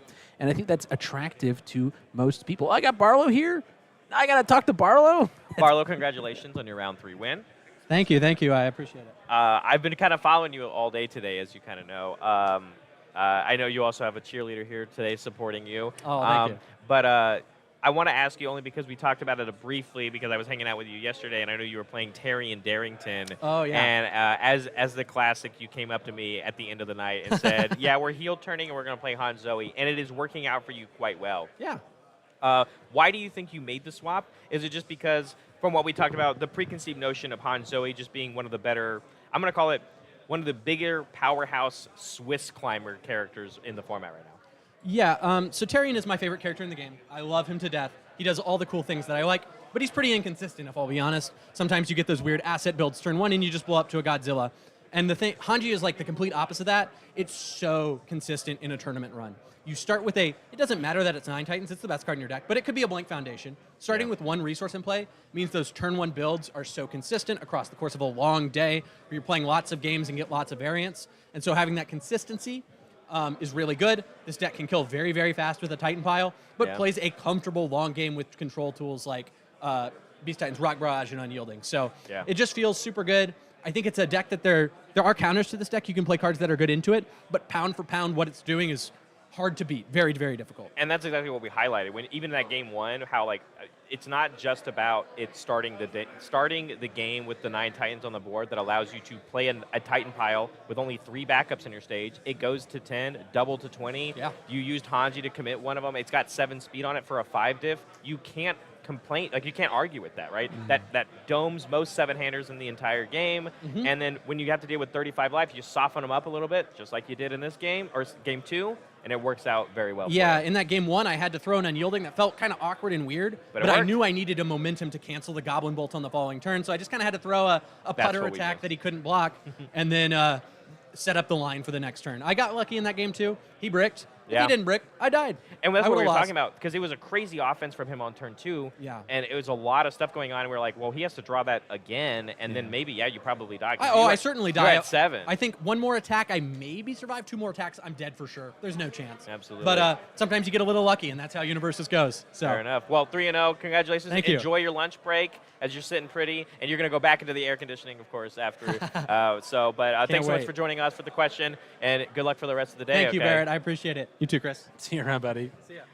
But yeah, so that being round 3, Barlow, I still think there's going to be double gens in here as well. When we were talking about the character breakdown, still Godzilla very still well tailored, and just like Barlow said, he's like, I felt more comfortable playing Han Zoe in a field of Godzillas than Tarion. Yeah, I know we got interrupted. So, Mike, can you bring up that character breakdown for us one more time? Oh, Sorry. We're there. We're okay. It's okay. We can talk about the players to watch real quick. Mitchell Cimino, 2-0. You know, Jacob Masur was 2-0 that round. We were going to be watching it, but we also see some interesting characters. Scott DeJarnette playing Endeavor 3. Yeah. A character that we haven't seen for a little while. And George, is that former national champion George? No, that'd be George Zhang. George Zhang. Okay. No, George R from Let's Talk UVS playing Porco, because we know that players like Gavin Kale are having a lot of success on this character, and the fire symbol having a lot of tools against other things in the format, having forcing surrender to beat these equipment heist decks. But Tim Keith 2-0 with Ryu. Yeah. Ryu over here. I see Mikasa out there. That's my girl. That's the deck I would be playing if I was out there right now. More ponies, you know, and as we saw in the character breakdown, the top end of the format is not, you know, it's a lot of aggressive decks. And so it's going to be interesting to see something like Ghidorah, something like Phil Birch playing Rodan, you know, wade their way through all these aggressive decks.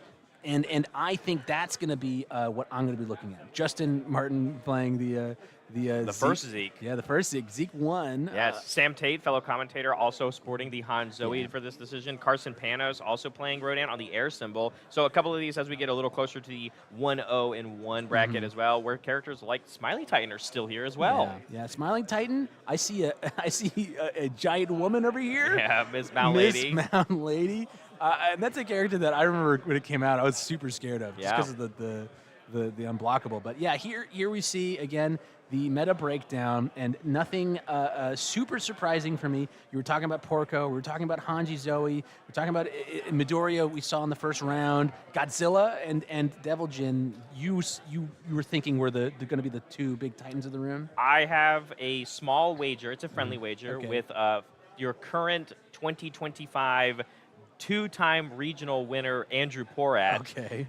He thinks that an aggro deck, such as Devil Jin Godzilla, I'd even put the Porcos and the Ponies in those kind of categories winning the event. And I said, well, hold on. I think the characters that play a little bit slower, the Rodans, the combo Midoriya Dekus, even the Zeke Jaegers that like need a little bit more time, I said something like that has really a good time to shine, because we just saw an aggro deck do well in North America in the Canadian regional. Yeah. So somebody building to defeat that. Build to survive and block well and play good defense. And just like you said, even like King Ghidorah's. So it is really a toss-up on what play style is the right decision to go right now, because and as we saw from that players to watch, everything works right now. Yeah. But what's the best one? What's the best? So the thing is, with any tournament, right, every round matters, right? So any number of these characters, including the 55% of the people in the room not playing one of the top 7 decks, could win. It could win, right? Win path is so chaotic and impossible to anticipate, and that's part of why these storylines are so fun to follow. It's why we're following people, right? Not just the characters, because something like a Smiling Titan, right, an erotic character that hasn't seen results for over a year, if it had the right matchups throughout the day, It can get there. Can get there, right? And so Godzilla in Top Cut's last event played a bunch of stuff that Godzilla's great into. Yeah, Midoriya's. It's great into Midoriya, right? Midoriya could, on the flip side, play into a bunch of Rodans. Yeah. You know, and just get 9 turns to say, hey, yeah, I have more answers than you have questions, right? And so that could be the storyline of this event too. So I agree. I think that the format is such that there's no clear winner. There are a bunch of archetypes that are very powerful into each other and have good results into each other, but there's nobody here that I'd be like, oh yeah, well, Kevin Broberg's on this deck, so that means he's going to win. And that's just not the story of this event. I actually 100% agree with you. I don't think there's like somebody asked me like, well, what character do you think is winning? And I go, I don't think I could pick a character, and I don't even think I could pick a player. Sure. Because I think there are so many strong players here. I mean, obviously, all the 131 players that came out today, and the deck that they chose to submit, they believe is their path to victory that you're talking about. We saw earlier today when we were talking about people, their path to points to get to day 2 invite to Worlds, and there's so many people that are so close. And this is the 3rd to last regional of the year. Yeah. It's this one, Glasgow, and then we have the Buffalo one. So it's like, how much more time do you have to get that day 2 Worlds invite? Not a lot. Not a lot. And with that, we only have 5 more rounds of this tournament. But we have a lunch break first. We're going to cut to a break, and we are going to bring you something special for everybody who's tuning in. I'm not going to talk about it just yet, but don't go anywhere. We will be back shortly with a surprising thing to show you all at home.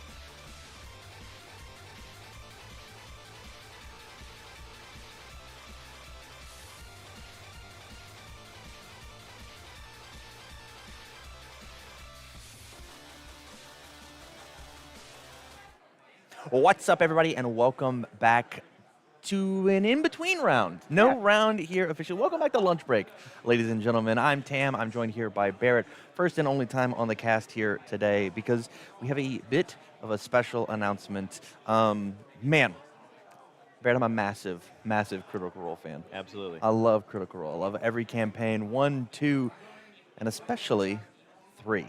Which ended only this past year. Yeah.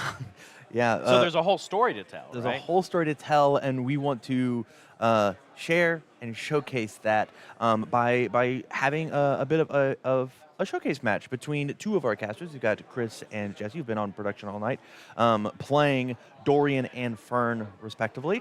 And man, these cards are so cool. I'm a big Jester fan. I love Fern slinging spells. Yeah. I love backups like Little Mister.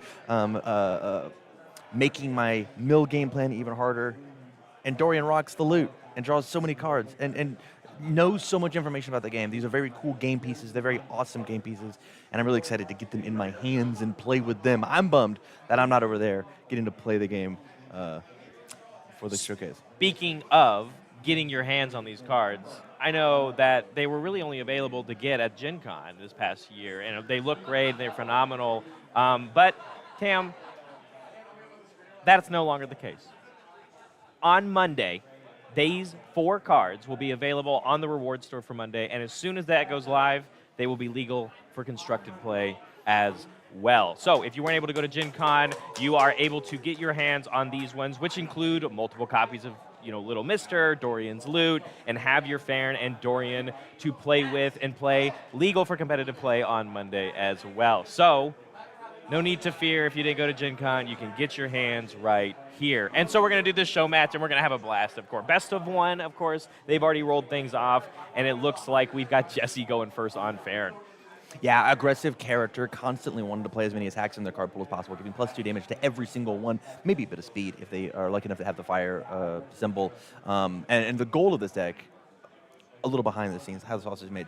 I very scrambled and I made these decks last minute, trying to make sure that they were the best and coolest they could possibly be. So our goal here is how many moves can Jesse as Fern throw, but Dorian a bit more calm, a bit more relaxed, not quite such a wide strategy, a significantly taller idea as we build out a massive stage, trying the 5th, failing it, but building out 4 respectable foundations.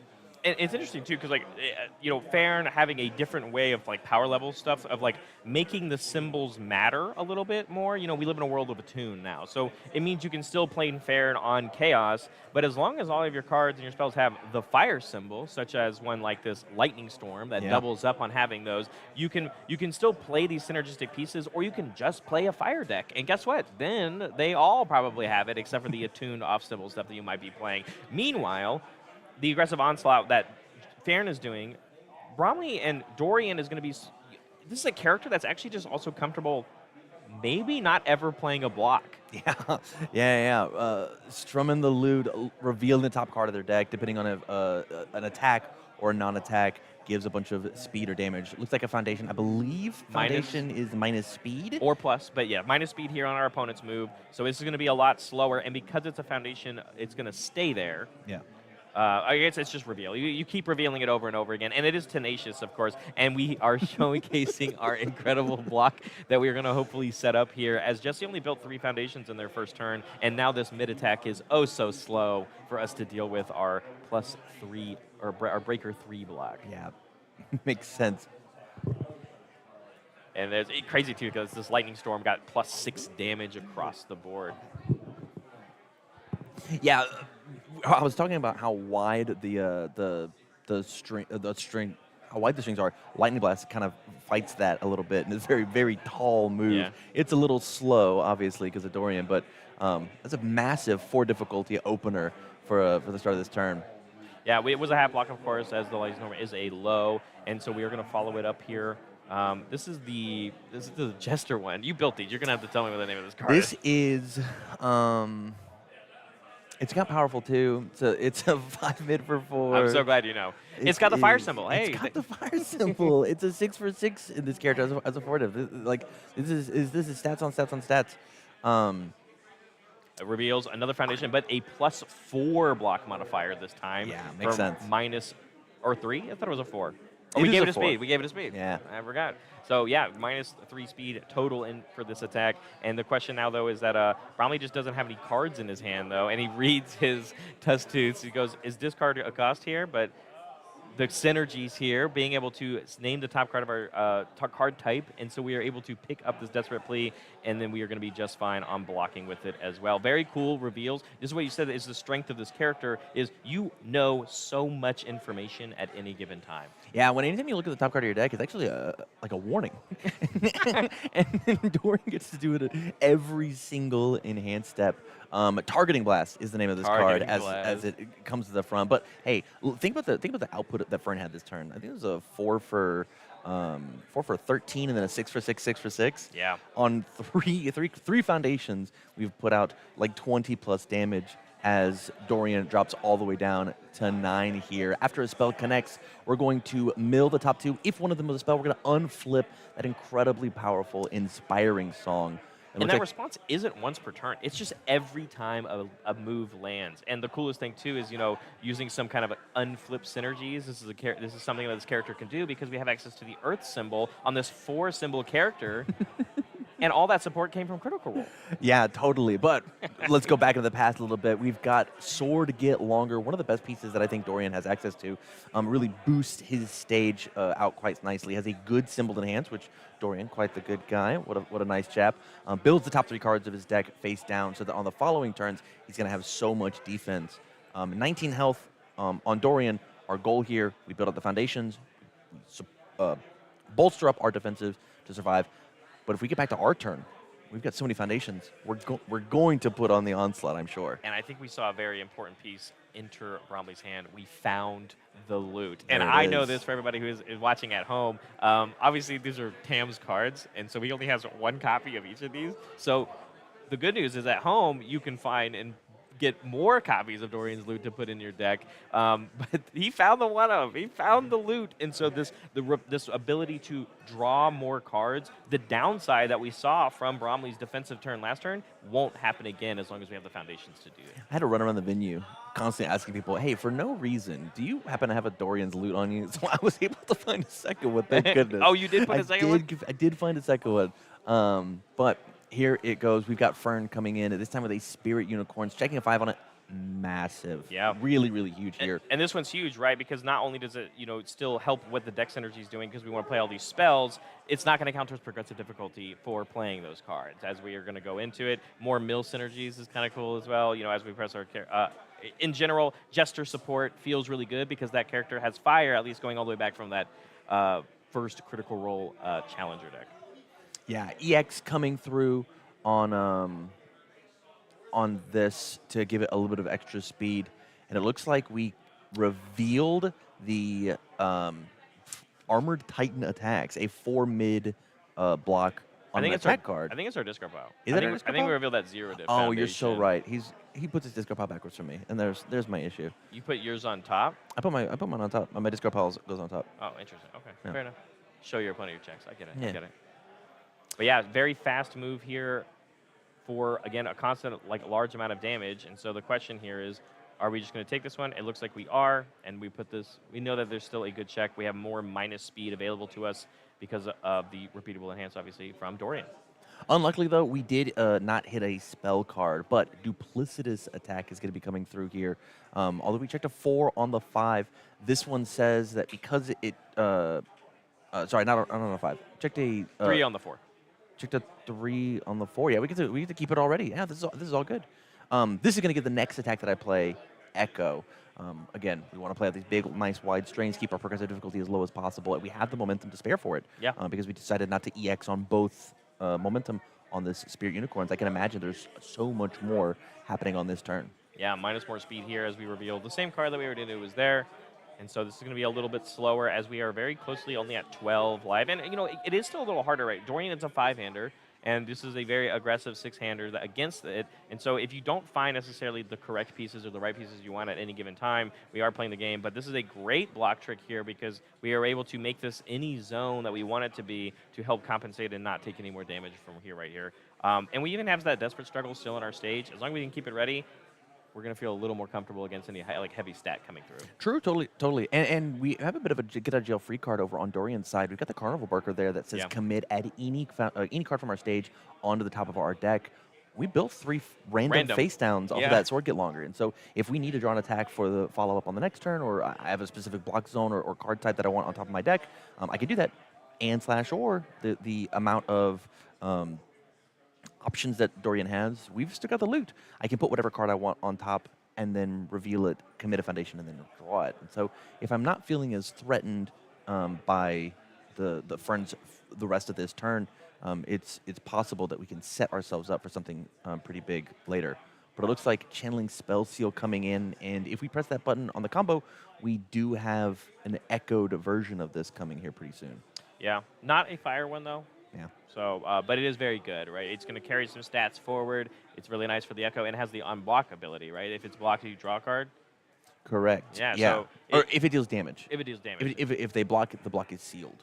Yes, that's what it is. Yeah, a lot of things going on. But I like this one actually a lot. It's just, the spell package not 100% doing like a ton of work, but Farron really helping us out, at least damage output, for what the spell deck can do. It feels a lot better playing a utility ultra rare like this one that is about drawing cards, setting stats up forward, And so here it is. I think it's going to be a massive check. Looks like we end up checking the 5 here on the echoed copy, and it's going to come in with the extra 1/1 from the Blitz. So this is going to start as a 5 for 5, get 2 extra ones from Fern. But Desperate Struggle coming in saying, hey, put that back to printed, and Dorian now gives the -2. Love so it. where this was a 6 damage move, it's now only for 2, and Dorian's feeling fine. And the Dorian's loot says when we reveal it, we get to commit one of our foundations sideways. We get to draw this card, basically. 100%. And it looks like our hand is very aggressive, very angry over on Dorian's side. I think if Fern does not finish her food here on this singular foundation, I think it's going to be a bit of a big deal as, again, no spells. I don't know who made this deck, but it's so inconsistent at milling spells off the top. This is now 3 times that we've missed. Meanwhile, Bromley's going to have a ton of foundations to play with because we built 3 of them off the top from that Sword Get Longer, and now we have another Sword Get Longer that we might be slinging the next turn. It just feels like a very safe choice, if you ask me. Totally. I think the risk reward here over on Jesse's side is going to be, do I risk playing another move and trying to go for the kill, or do I just build out and try to survive the onslaught? But that's a good one, though. I like that one. Speed Hate on the I don't remember the name of the card, of course, but things like Nimble something. Nimble Maneuver, I think. Yeah. I put it but in here. Great Void Attune Speed Hate card, actually. And it makes your opponent mill a card, which is important against Darian. I don't know who made these decks, but man, they're so handsome and smart. You just... All right. I only get you once this whole weekend, so that's fair. But yeah, we're going to be passing back as Dorian Bromley survived. This is a big opportunity here to do a crazy backswing, and we've got some gas to do it with. Quite a bit, yeah. And opening up the massive... Armor Titan...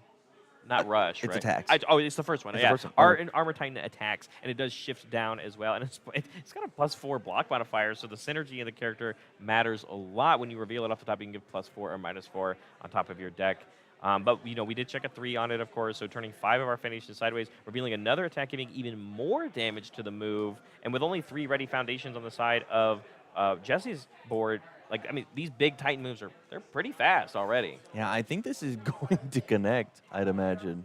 Yeah, with the reveal, pressing the loot button as well, right? Or no, we use our once per turn. Discard a card, draw 1 from the Tusk Tooth, and we do have a keyword for it? I don't believe so. Are I we think, not I think a champion or anything? it's a brawler champion. I believe we're an entertainer. Oh, okay. Yeah. And a Bell's Hells? Bell's Hells. He's also... There's one more. A Crown Warden and Crown something. It was from the... I thought you were the Critical Role guy. I thought you were. You know what? I'm only on episode 40 of okay. season of Anyway, season 3. speaking of echo attacks that we just got fought against, this is another powerful one because we sport the order symbol on Dorian. We have access to this incredible. We get to swap the stats, kind of move this one around a little bit, and we're going to play it again. And it's just on a 3/4, of course. And our stage is still pretty good. We have that Carnival Barker here. Dorian's revealing The loot itself, which I believe it is attack versus not attack. Correct. Yeah, so this one giving speed. Yes, down to 2, but not. But if it was an attack, he would have had a little bit more damage, leaving Jesse at 2, and we don't have enough gas to play the 6 difficulty card. Wait, we're at Desperation. We are at Desperation. Wait, hold on. It would have been a 4, 5, 6. We definitely could have played it, right? Absolutely could have played Oh, it. but we didn't necessarily pull it off. Them's the breaks. Them's the breaks. Let's give Fern one more chance as we go 2 plays 6 as Fern draws up. Let's see how aggressive our fire symboled 6 hands as character could be. Another unicorns. Great start. Great start. Yeah, it gets the mill on it when it does the thing. So you get the effect going off, getting those spells in our discard pile. But those 3 checks that we didn't check. So that feels pretty good as well. But this is the biggest stage that Jesse has had and is very well postured because Bromley has to play perfect defense to survive only at 6 right now. Yeah, Armor Titan going to come back in and ruin a foundation here, saying that I know that I have to not necessarily fight the damage because my health is so low, but I have to be able to fight the speed, or excuse me, your ability to string out. And here's the cool synergy, right? We use it for the ruin, and then we use Carnival Barker to stack it on top of our deck, and now we have repeatable -4 damage here from Dorian. Yes, And over then and over and it's over still again. on top of your deck. If they don't posture lethal, you have an attack to draw next turn. Yeah, I mean, a +2 damage on Fern can go a long way, but when -4 comes over on Dorian's side, it's going to take a lot of raw moves to swing. Let's see if we can get another card unflipped. No spell. Absolutely not. There are 0 spells in this deck total. But I do love here, this is the treasure hunting. Yes, The not treasure- plundering. Not plundering. Where essentially there's a world in this character that if you hit the spells off the top and your moves keep moving, or your moves keep landing, you could be a 6, 7, 8, 9, 10, depending on how many attacks you keep. However Right? many, they flip and then unflip. Yeah, form speed, play the attack lands, unflip, form speed, play the attack. Yep. Yeah, just really rinse and repeat. Speaking of repeating, duplicitous attack coming in, giving our next spell Echo once again. But that that darn a spell. spell, holy. The question is do we want plus to our check, or do we want to draw Inspiring cards? song. He says I got gas in hand. I just gotta pass Oh, him. yeah, we do. So yeah, eventually this +4 block modifier and -2 damage to everything isn't going to be very good against this lightning storm. Lightning blast. I said the wrong name, I think, the first time. Lightning Okay. blast. Yeah. But this one gets very, very big and scary. And so -4 is not going to be enough because Dorian's still at 3 after taking the damage from that last one. We're looking at our block mods, going to see what's going on. Look at the keywords on our cards because we do have that Carnival Barker that can change Certainly an do. attack's damage to 1. We could even always reveal an ally off the top and then use, or here we go, we have the cycle draw as well. Well, we know it's on top. Oh, it's still our +4? It's still our +4, so Oh, we'll you're have right. to use the tusk to First. pick up the +4 and then try and reveal something. But Yeah. this is a tough position to be in. There's even a world where, hold on, we're at 3. If you do the damage reduction for -4, and then you can do like a half block of some sort, right? I think we could survive using something like. But remember, this does have echo, so we have to deal with it twice. It's not only does it have echo, it's got a response that says if you block while it's in the Oh, card the pool, if you partial block, is you way- get +1. And so math has to be exact, precise. He needs to strum that loot perfectly. And here, look how fast. We're on what, turn 4? And Fern is already cycling the power of these Fire Mill decks. And we haven't even seen the Little Mister on the board. Imagine not milling 2, we're now milling 3. Minus speed, but that is a high block, so unless we have a low block in our hand, it looks like it might be curtains. And he goes, yeah, I'm pointing at it. I needed a low block for sure, even though it gets -3 speed. But you're right. We cycled so fast, and we didn't even have a Little Mister in our stage. Yeah. Yeah, if you want to churn through your cards, Fern is the way to do it. Are for you sure. telling me that my Attack on Titan 3 cards that say if my opponent has cycled this game get a little bit stronger when I play against Farron? Absolutely, absolutely they do. Let's. Hey, drawing cards would be very good in this situation right now. Absolutely.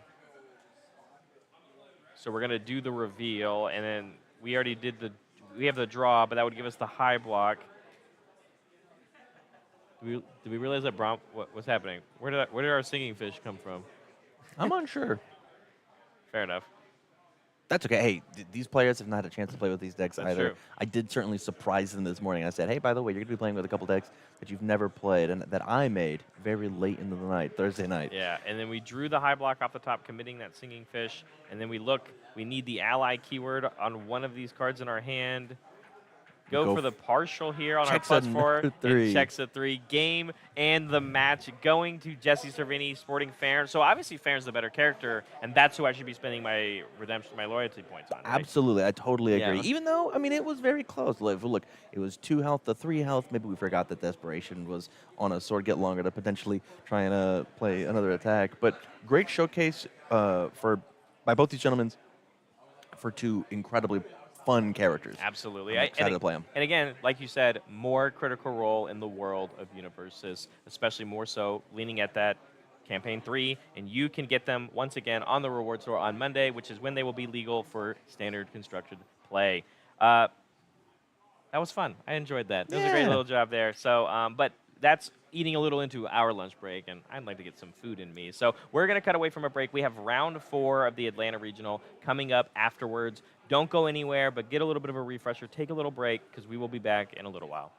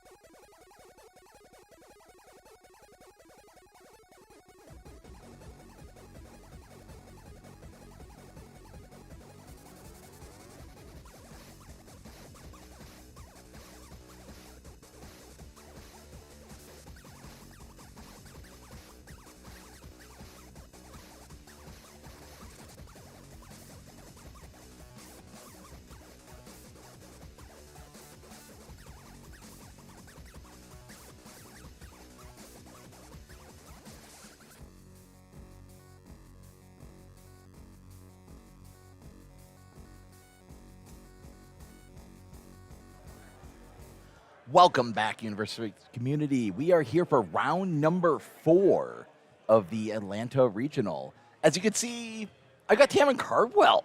Yo, what up? What's up? I'm good. I'm excited. It's gonna be a good, fun match. I'm gonna talk deck lists with you, Jesse, and then we're gonna get Barrett here back on the mic. Had to take a quick break, but we've got 2 very massive, titanic, you could say, characters. We've got Deshaun F. Currently 201 on Chaos Godzilla. The entire goal here is big statted moves, lots of difficulty, and that equates to lots of damage. Big key cards we look out for here is City Rampage, and then I think Determined Advance is going to be one of the big key cards. 6 mid for 6, 6 mid for 9, and Godzilla snaps you that momentum to make your checks nice and easy.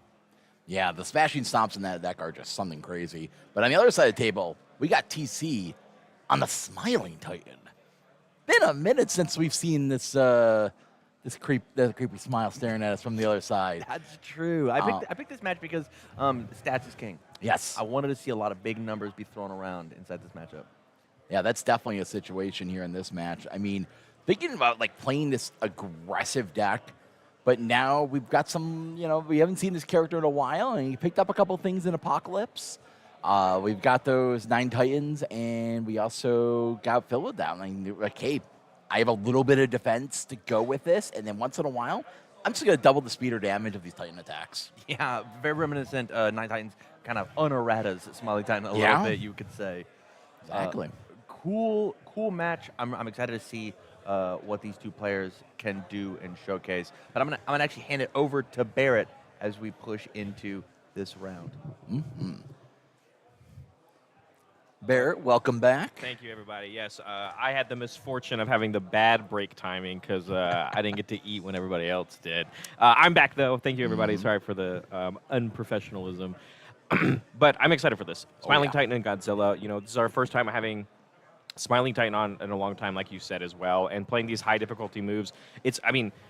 The reality is, it feels like the 4-check deck, as we are seeing TC see the strength of this deck, right? You get to play 3 diffs very easily. You get to play these 2 diffs, and checking, this 2 diff on a 4 going first, you're just allowed to do because your entire, deck is filled with these 4 checks. And it's a huge strength that people had in the AOT1 format. Yeah, this is one of those matches that it's going to be an explode. There's no real. There's a couple little gotchas of like, hey, I'm going to slow you down for like this one moment. Yeah. And then otherwise, it's going to be a pedal to the metal once we get going here. And I'm even excited to see cards like Unexpected Outcomes come back because, I feel like I haven't seen this card since Kevin Broberg won Worlds, and, we are popping off because this card can be so cool and volatile by grabbing important cards out of your opponent's hand or anything, just getting the information, right? There are some cards that Godzilla plays. You're just like, here we go. The outcome is coming in. We had +1 to this check, so we checked the. Yeah, we 6 on our 9, right? Yep. So commit our character, of course, because we get the refunded ready ability as long as it deals 6 or more.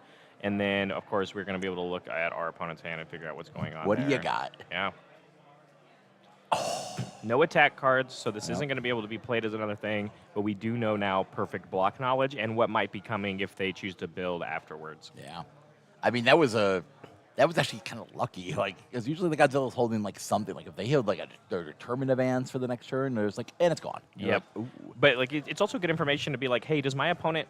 It kind of always makes you feel a little better, Jesse, because if my opponent, you play the card and go, oh, my opposing Godzilla doesn't have City Rampage in their hand, but then when they go back to their turn and they start their turn off with City Rampage, they go, oh, well, you drew it. So, a little more salty there, of course. But it does, again, like you say, just anticipate what might be going on. And then if you do grab an attack card, you feel way better.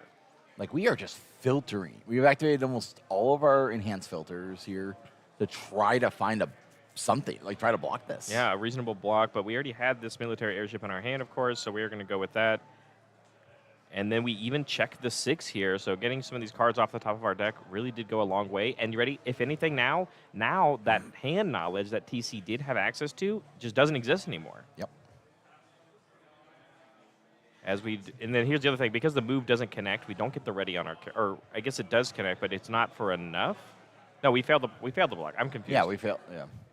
Okay, sweet. So it is going to connect, but choosing not, we missed our response for Smiling Titan, so we're not going to be able to write our character. But again, the other benefit of the deck is that we can play all of these 3 dips with a straight face because we're going to check nothing less than a 4. I mean, we're just gonna be like, here's a pile of invincible bodies. You're just you gotta fight for this now. Yeah, and this is the strength of it too, because like I mean, TC is trying to basically play almost every card in his hand because that's the benefit of what this death or like defensive package can do. Because a lot of them are like these, first enhances on invincible body, or having any of these resets, and you have 31 health.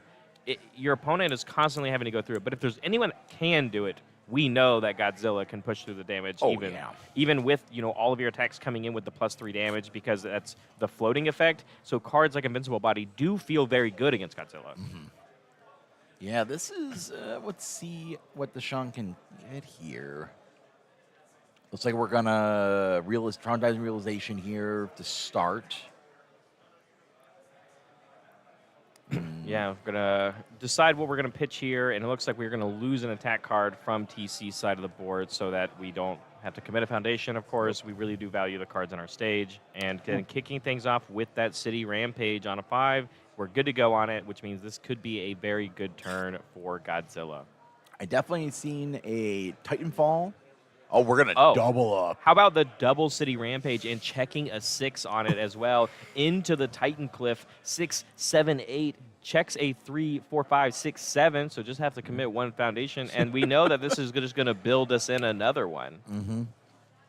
Yeah, we're just, we're about to filter this hand here. We're about to get some momentum. This is going to start, like, everything is +2/+2. Yeah, which is crazy, right? +2/+5.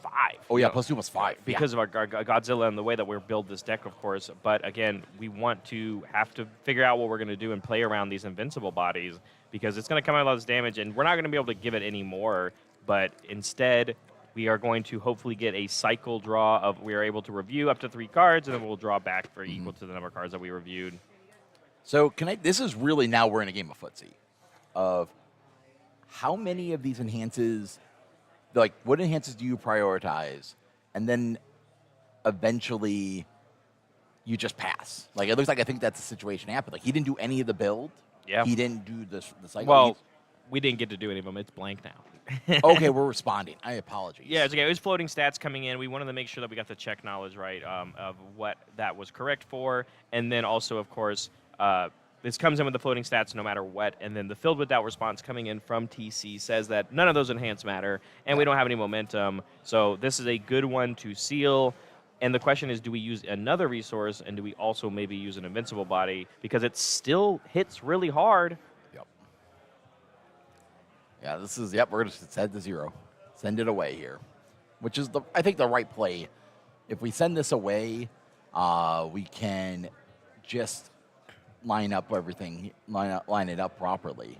Looking at the other side here, TC's like, he's got, looks like 1 card in hand. It's just sitting on the mat. And Deshaun's like got outside. Is like he's doubled up on everything here. So why not keep going? Yeah, I mean, and you have to think we've played already half of our hand. Yeah, and so like there's a really cool thing to be said about City Rampage, but I always bring it up because I do think it is one of the biggest weaknesses of the card. Is like, yes, you are getting plus to your check. Yes, you're giving 1/1, but you are sacrificing as your aggro 6 hand size character a whole card in your hand that would be an attack card otherwise. Yep. You played 2 of them this turn. The 1 attack we played to help us get more attacks got sealed. What is left? Yeah, he was expecting the filter here. You can definitely tell from the hand. Like we're sitting on a channel energy, and then these 2, and then the 2 foundations, the pass-through walls. With that, and you're like, yeah, and the City Rampages don't help you build. Yeah, they don't. They are 2 cards in your card pool that actually have led us to fail that other foundation. So there's nothing left for us to go there. Mm-hmm. And so we just go back to TC, and it feels like TC like barely interacted with the rival, didn't even have to use any of these invincible bodies, and is in a great position to sling something like another high difficulty move that Godzilla doesn't have a ton of resources to protect against. yeah. Looks like he's checking discard. He has checked a lot of attacks already. Yeah, that's true. Luckily, they're 4s, though, so it's okay. Oh, But it'll be interesting to see where we go from this one as well, because, we know that this deck is playing the things like the Duplicitous Recollections, be able to grab Beast Titan attacks straight from your discard pile, which then allow you to pick up other options as well. And then even some big ones like Colossus Titan attacks, which you could also build those in after they shift down to give you some more momentum that we could spend. But there's the Duplicitous on a 7, checks a 6 because of the League interview, just commits your character because we were probably going to refund it back anyway. So we are going to decide which. Yep.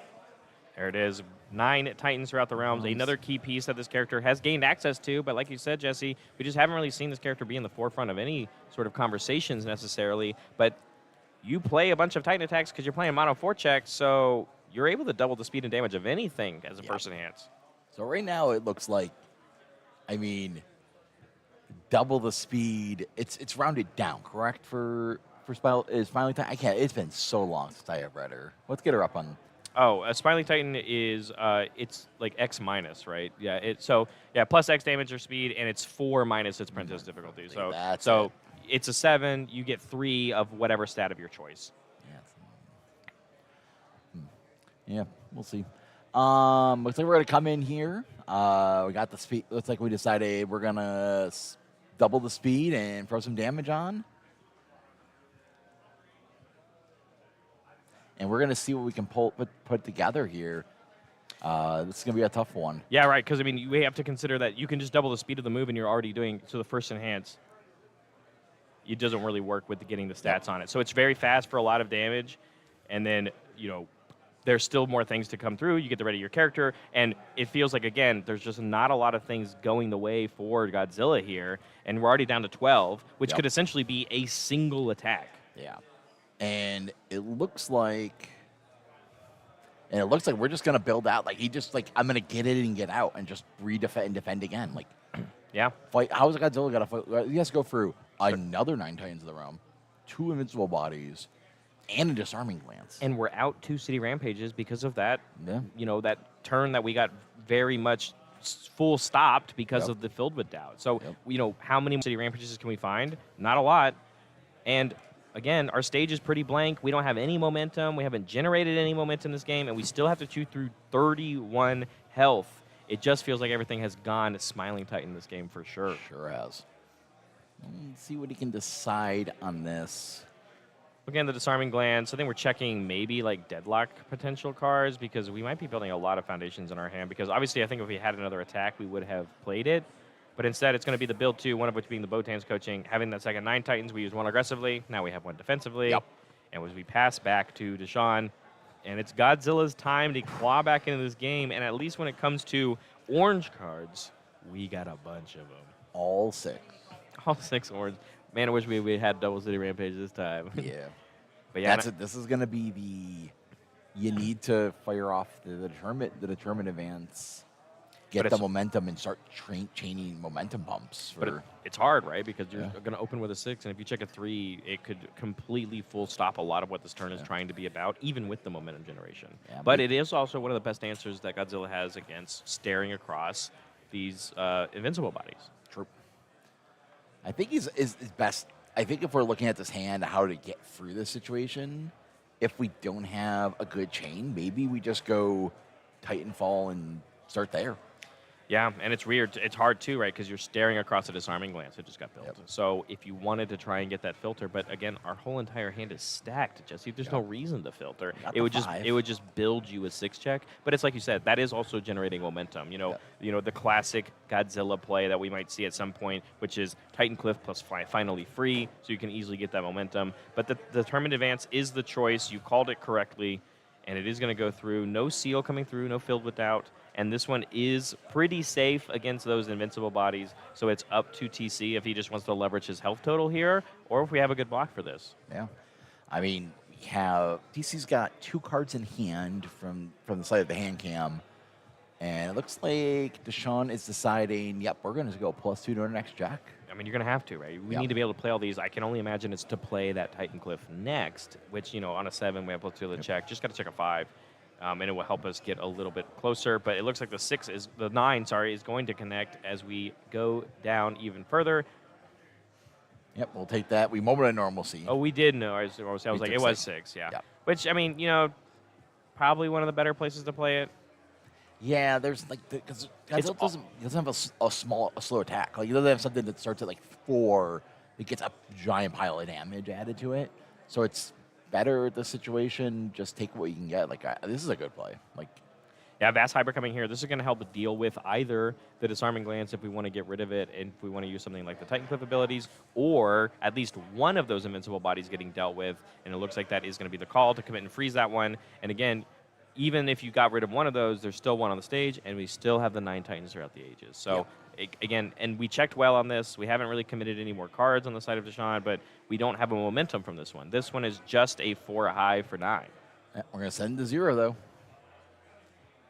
That's 0 damage, no other damage pumps on the board. This one feels very free. And so, as Deshaun, you're just like, what do I do? But you got through a lot of the resources here. I wonder if there's even a world where you just stop attacking because you froze the invincible body. If you can maybe survive one more turn, you don't have to deal with the other invincible body. Oh, there's the 3. There it is. Yeah, on a 7, as we check the 3, it's to commit 4 resources here, or we could just choose to let it fail.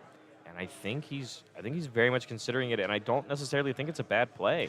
Yeah, I think this is another. Which frees another problem. Like I think right now it's freeze the Disarming Glance this turn. For next turn, yeah. And set up for next turn. But we have to be able to survive. And the other question is, can we? If this gets full blocked, if TC, because TC can still block. If TC blocks this, it's also one less momentum that we just don't have access to help us maybe block what's coming our way from Smiling Titan. But it looks like we're going to commit our 4 here to pass the check, and it will. We're thinking about it. He said, I can't do it. It's going to go. And I mean, I understand. It's a tough decision here. It's game 1. You want to be the one that is up a game going into the match. But, as we have to pass back to TC, I mean, sometimes you just hope and pray that the Smiling Titan bricks and doesn't draw an attack. Hey, look. It's like I said it. I said that. Yep. So, yeah, now it's, back on the onus. And Deshaun over here is probably, very stressed out of like, oh, my gosh, I have to defend against what could be coming. Little does he know right now that. Yeah, because he just played 2 attacks and then failed one. Failed one. He didn't have a foundation build. So no board progression. We got a momentum at least because our attack connected, and it's one of those things where sometimes this is what happens when you have 2 6-handers play against each other. They just don't draw the gas. Yeah. But I think the thing is like, we're just like, I'll build 3 paths.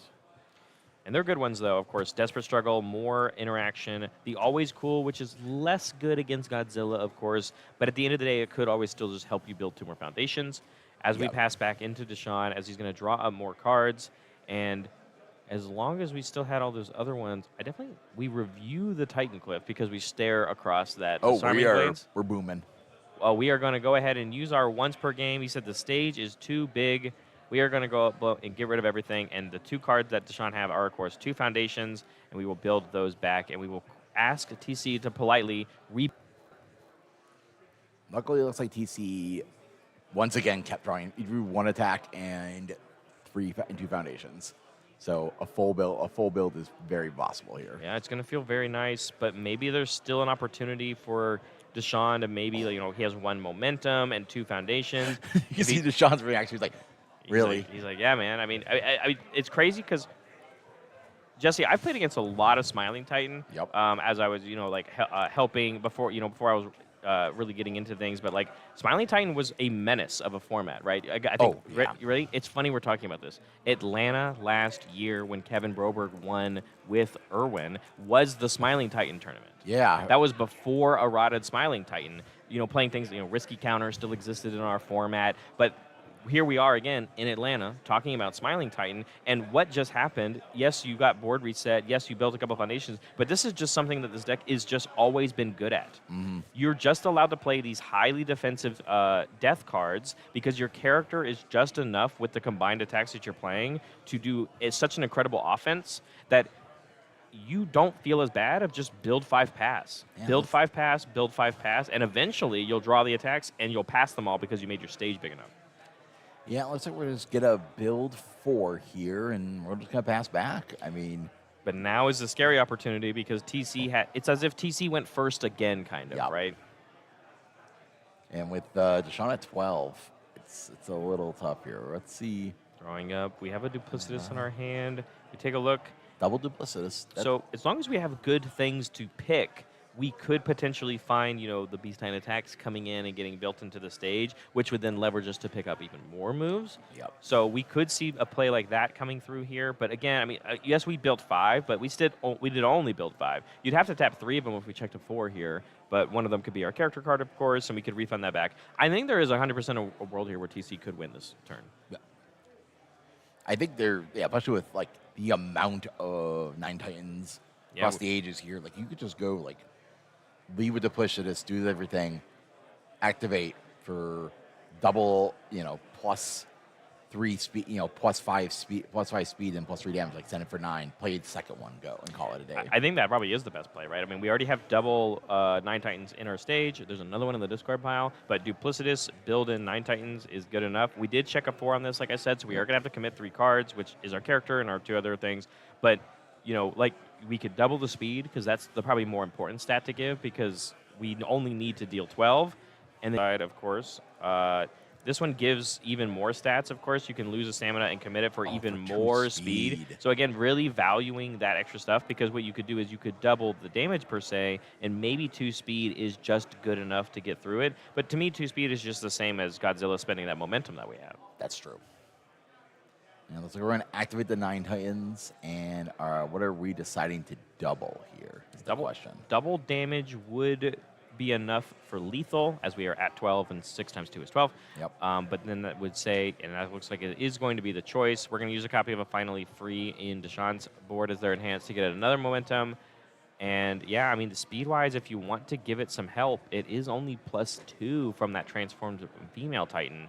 And then you would be able to give +3 here from the Smiling Titan, 5 for a 5-speed move, +2 to our check. So it looks like we're going to have 10 speed, essentially 8 if you count the check. If we have a good block, we can block this, but I think there is a world where we could fail it. Yes, there are definitely, let's see, this will be on a 10. If we play, we have a smashing stomp in hand, which is a +2 low block. +2 low block. So on a 12, and then we could go 5, 6, 7, 8, 9, 10, 11, 12. 5 is exactly enough. Yeah. Oh, so we have a dog, though. That's even better, right? This is better. One low block.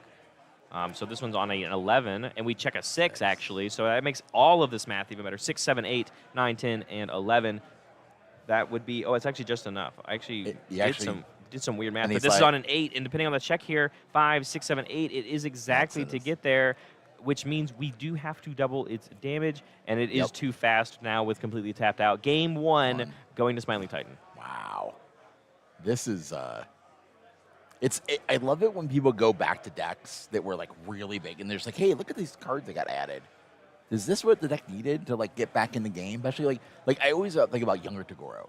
Like, he's just kind of there, and I keep once in a while see people pop up with him, and I'm like, that guy still produces a lot of damage and does a lot of interacting. I'm like, and I'm always keep waiting. Like, look at Devil Jim. Devil Jim died when they errated him originally. That's true. Nobody played him, and then he came back Yep. twice. Yeah. He's come back twice now. Yep. Because people saw him as an answer to Nick Reagan when that was happening. Yep. And then I guess that was before the errata, sorry. Yep. But then it was also a fact where people were thinking, like, maybe you could play Double Jim with, like, spells when that came out for Critical Role. But you're right. Reevaluating characters, I think, is always... even earlier this year, Jesse, we got to see Reiner Braun from the first set of Attack on Titan take down an entire regional. And that's an eroded character as well. When you go back and you reassess these characters that people knew and know were strong, a couple sets later, get a little bit more tools. It almost feels like they're at that power level before the errata. Yeah. And people just don't realize. Sometimes they just don't realize it. Or like, you get that bonus to just go up and over people. Yeah, and I think that's the biggest thing right now is like we talk about how widespread the format feels and different strategies and stuff like that. And at the end of the day, the Smiling Titan deck is just I play big move, I give big stats. Yep. And I'm not going to check anything less than a 4. And a lot of the decks that are playing right now aren't doing that same idea, right? It's like doing a combo, filling out a big equipment heist and playing a bunch of attacks and stuff like that, which I guess if you're building massive mutant machines is just giving stats, right? But on the other side, you could be doing the Falling Titans plays. That deck doesn't give any stats. Zeke Yeager doesn't give stats. It's just playing one move over and over and over again, and then doing stage control along the way. Midoriya is stats that it's very difficult to interact with, but this is just tried and true, similar gameplay that what the Godzilla deck's doing. Let's think about what we got here in this situation going into the sideboards. I mean, looks like we're gonna get the runaways in. Deshaun's bringing the runaways in. I completely agree with that. I think you should bring in the Guardian Angels in, because That would help that would against help all the invincible bodies. Yeah, absolutely. If after your Pyro ability that would reduce the damage of your attack, like putting it to 1, it can actually be reduced. So it doesn't cancel the ability, of course, but you already paid the cost and everything, and instead it protects your move a little bit more. So yeah, there are 2 of those on the sideboard. I even think things like Genkai's Guidance are a really good answer for this stuff like that. But like Runaway feels a little worse. It's only good if the Smiling Titan player plans on playing more than 1 attack a turn because of the Carpool Clog. But Runaway still says I got to take 10 from something like a Colossus Titan attacks. Yeah.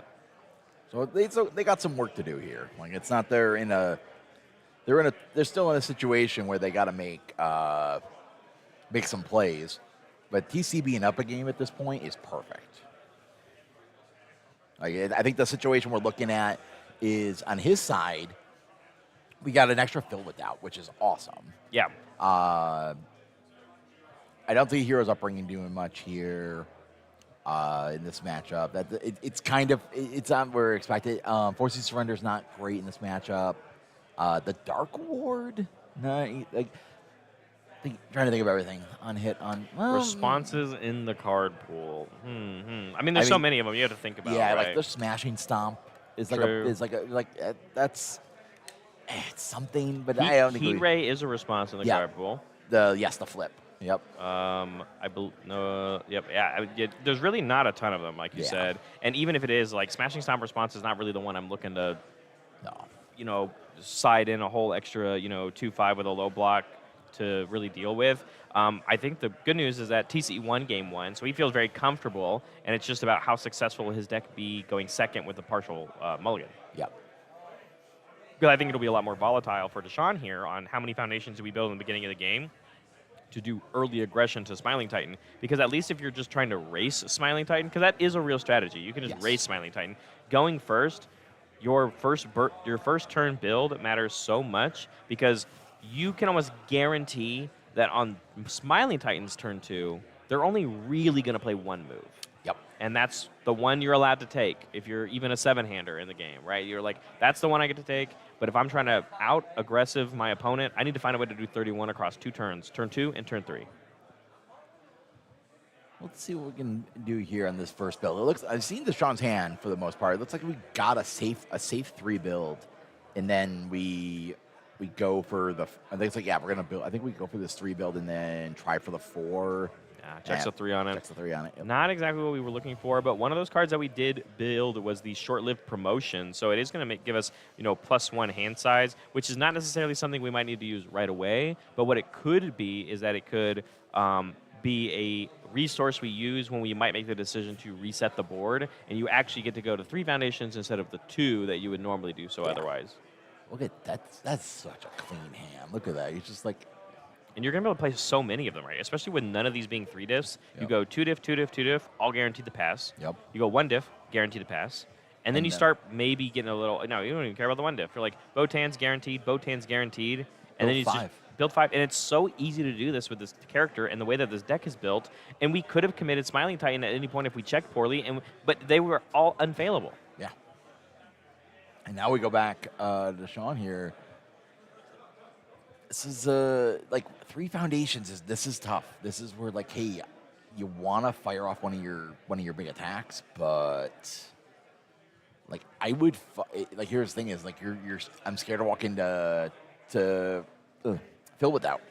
I mean, any sort of hand trap, right? Yeah. It's just disaster. I mean, it's exactly what happened. Remember last game, we went City Rampage, Titan Cliff, got filled with doubted, and then our turn was over. Yep. We didn't do anything. And so the bleed in here, I think, is a very important choice, which looks like we're going for the determined advance, and we check a 5 on it, which is exactly what we're looking for. We did save that short-lived promotion. I think that's something to keep track of for later in the game when we do eventually pull that trigger. But, this one, again, very good against any sort of damage reduction, but there's not really a ton of it on the board aside from the weapon clash that we don't have any face downs yet anyway. We don't have any speed reduction, so Yeah, exactly. So this is just going to end up being a 6 mid for 9 that TC just has to make the decision if we want to try and block it, or do we want to stop the momentum? Yeah, do we actually want to stop the momentum gain? Yep. And it looks like that is the play.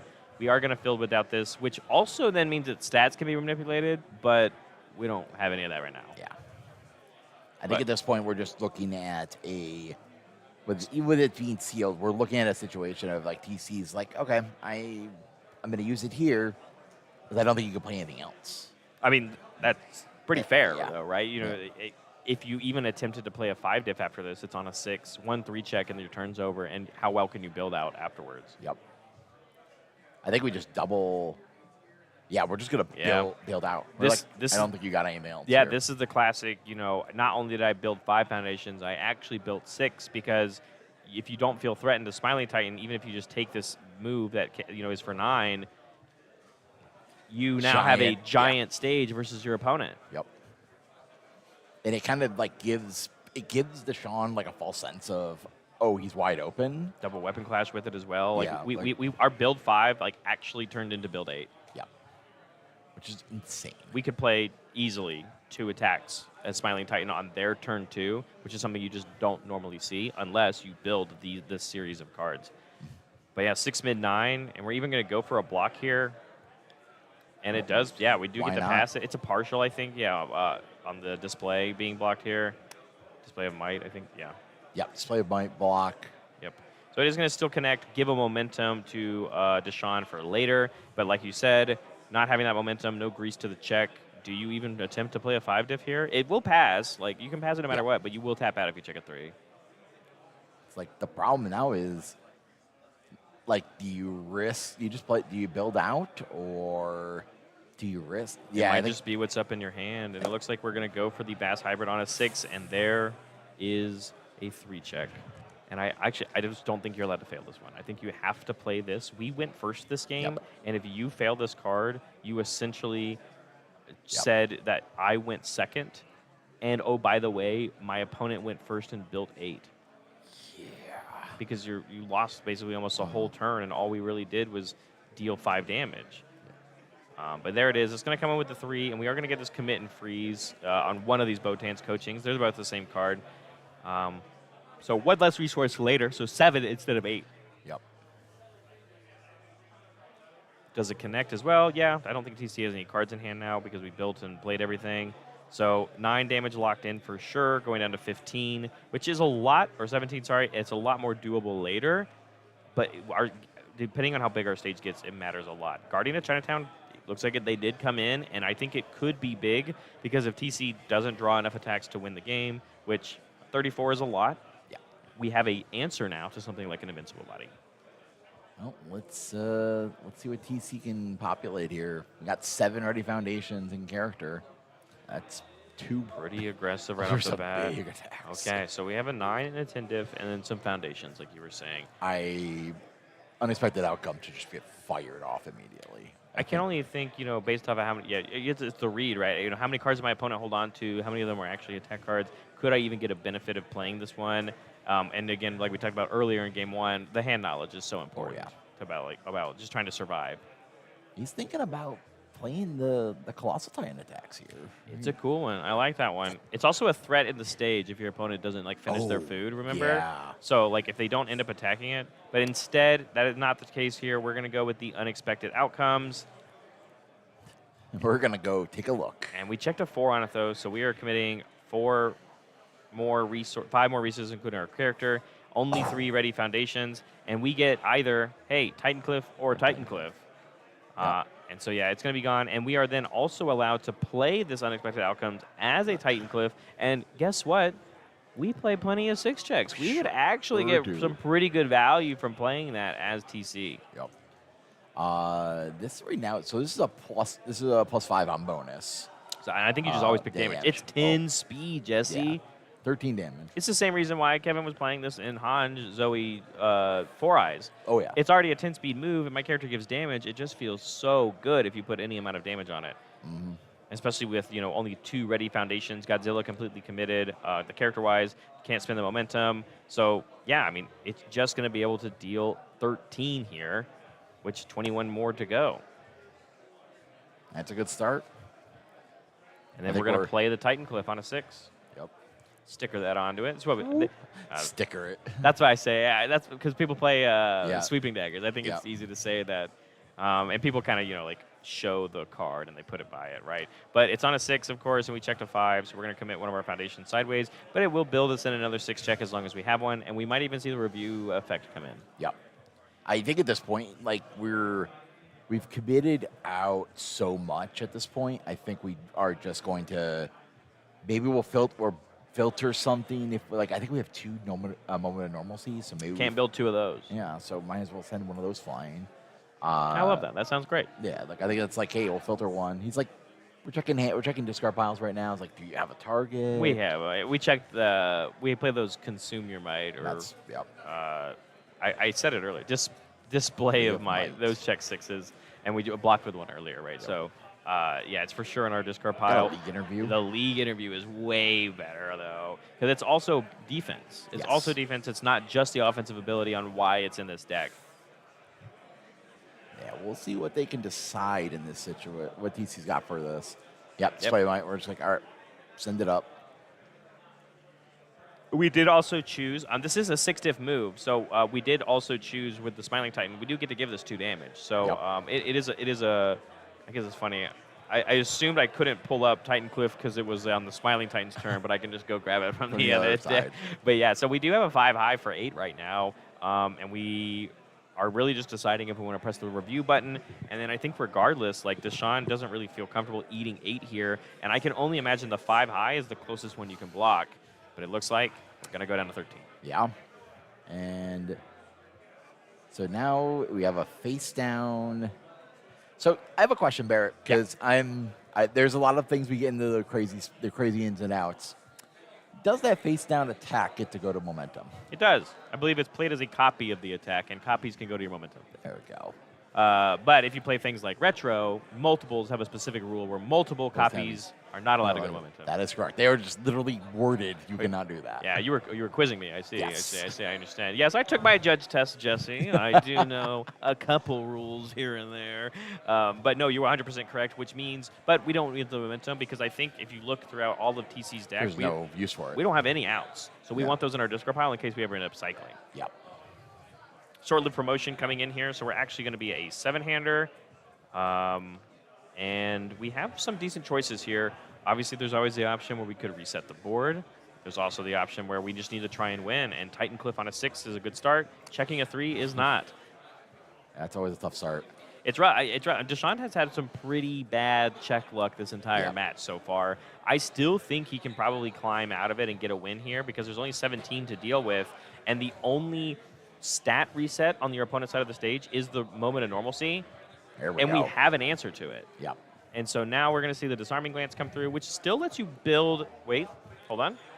Something that says you can't add or draw. Like you can't very much do any add or draw effects. My question though is, okay, We're gonna throw some speed. We're gonna use the Love it. Kraken for 3. That's good. yeah, that's another benefit of why we passed that attack earlier on because that +2 speed once per turn, as long as it's in our momentum, is huge in a character that doesn't give any speed.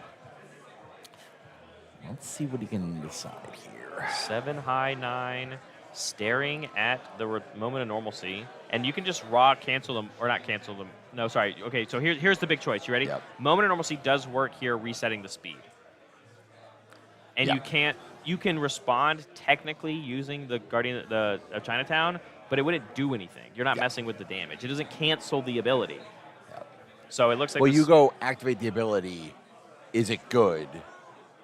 yes, Because but you're responding to the ability before you declare what it is, correct? Because it's like, is it? 'Cause yeah. That's So what I'm saying. You're is trying like, to sneak it out. You're trying to. You're like, oh, do you want to do the thing? And then if they use it, you're like, well, I'm resetting the speed anyway. Yeah. You know, so and that's the thing is like again because Chinatown doesn't cancel, there is some counterplay to Yes. it. You know, it is kind of interesting. But we ended up blocking with that other copy of Moment of Normalcy, completely tapped out, and so now it is Deshaun's time to shine. As here comes a Walk the Dog on a 4/5, and we check it just fine because we spent a momentum. And this is going to be for 9 damage currently, and we even have double momentum, so we could give this +6 if we wanted to, and it would be for 15. And we're going to +1/+1 from It'd monster be for aggression. 16, and plus the extra speed here. That is 1 off lethal if we decide to do all of the momentum on powerful, but instead we could just use more check grease if we have more attacks to play. And we're tapped out. Like, there's no way anything's getting blocked. Yeah. I think DC's like, he's on. It goes both ways here. We are, unless he has a second Want the Dog, we got like +2 to our check here. We could still check a. We could play a 5 diff and we have to commit 3 here. Like 5, 6, 7, 3, 4, 5, 6, 7. I mean, it's unfailable, and you'd still have Godzilla to even like use another. You'd even keep up the monster aggression. So it's just hard, right? Yep. I don't think there's anything, especially when it's something like a determined advance on a 6, 7, 8. We do get the ready up Smiley Titan +2 to our check. We checked a 5, 6, 7, 8. You get to keep one thing up. And monster aggression is always the choice because it will give 1/1. Yep. And unless we have the X. Unless TC has the answer. I don't.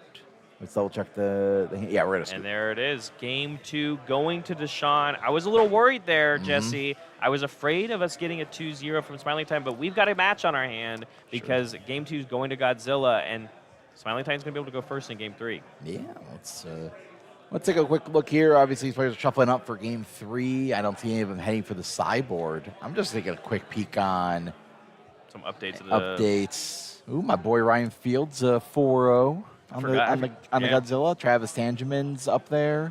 Yeah, still doing good. He just won at table 7. Gavin Kale, your known local Porco player, wins at table 8. Right.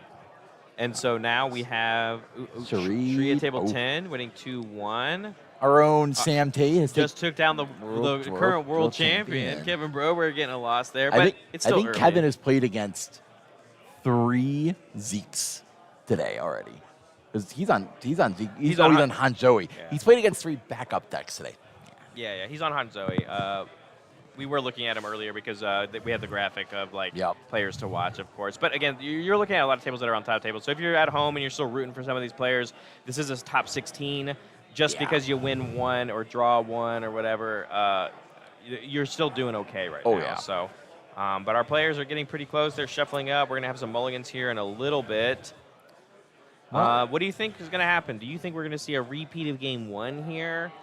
Or do you think maybe we can use our once per game reset at a little more opportune time and maybe claw back? Because that was huge in Game 1, right? I think Deshaun is hoping for that, a better. I think the TC getting flooded with foundations after that would benefit him greatly. Yeah. So let's see what TC can get here in an opening hand. That's the big question. Yeah, and not having access to the partial mulligan. I mean, these turn 1 hands can sometimes be a little more volatile. I mean, it's 4 build. Not a guaranteed 4 build. I know, double 3s. Yeah, double 3s. Those are guaranteed, but it's the 4th card that you have to play a little risky on. But it looks like we're going to keep this one as these damage, speed, these damage and speed resets are really, really good. And then I think, that league interview is not a bad choice because it helps us pass that first move, which matters a lot. Yeah. So I think we're just saying hey, we're waiting on the I'm just gonna start putting my cards on the board, and now somebody can check when you're ready. Yeah, and just finishing it up. I do the same thing. Like when I'm playing casually, Jesse, I was like, you can still shuffle your deck. You're not going to interact with me at all. Gets the 4. Yeah, so build 4 is going to feel much better, especially with that weapon clash. If we're going to be able to get a bonus foundation at some point. But a really, really strong foundation hand here for Deshaun, and it's just about how many we can pass. Chinatown, great. Finally free. Incredible. Inspiring Song, why not? Yeah. Oh, we're just going to go. Another ready. Keep going. Keep going. I think you have to. I think you just have to. With that in hand, with the Genkai's in hand, keep going. I just think just eat the first move, man. Yeah. It's always about that first move of surviving and what you can do on your turn 2 as the Godzilla deck. And again, if we end up going into some I think it was a 3. Walk the dog check. It says build 5 is only going to be the case here, but you can't be upset about that. Build 5, I think, is the best we've done this game as Deshaun, or this match, I should say. And wow. So here's the decision. This is actually pretty rough, actually, I think, for TC. Yeah. Because there is a chance we are going to build 0 foundations. Yep. This turn, unless something happens. which is not what you want to do in this deck. This deck wants to play one move and then build out the rest of them.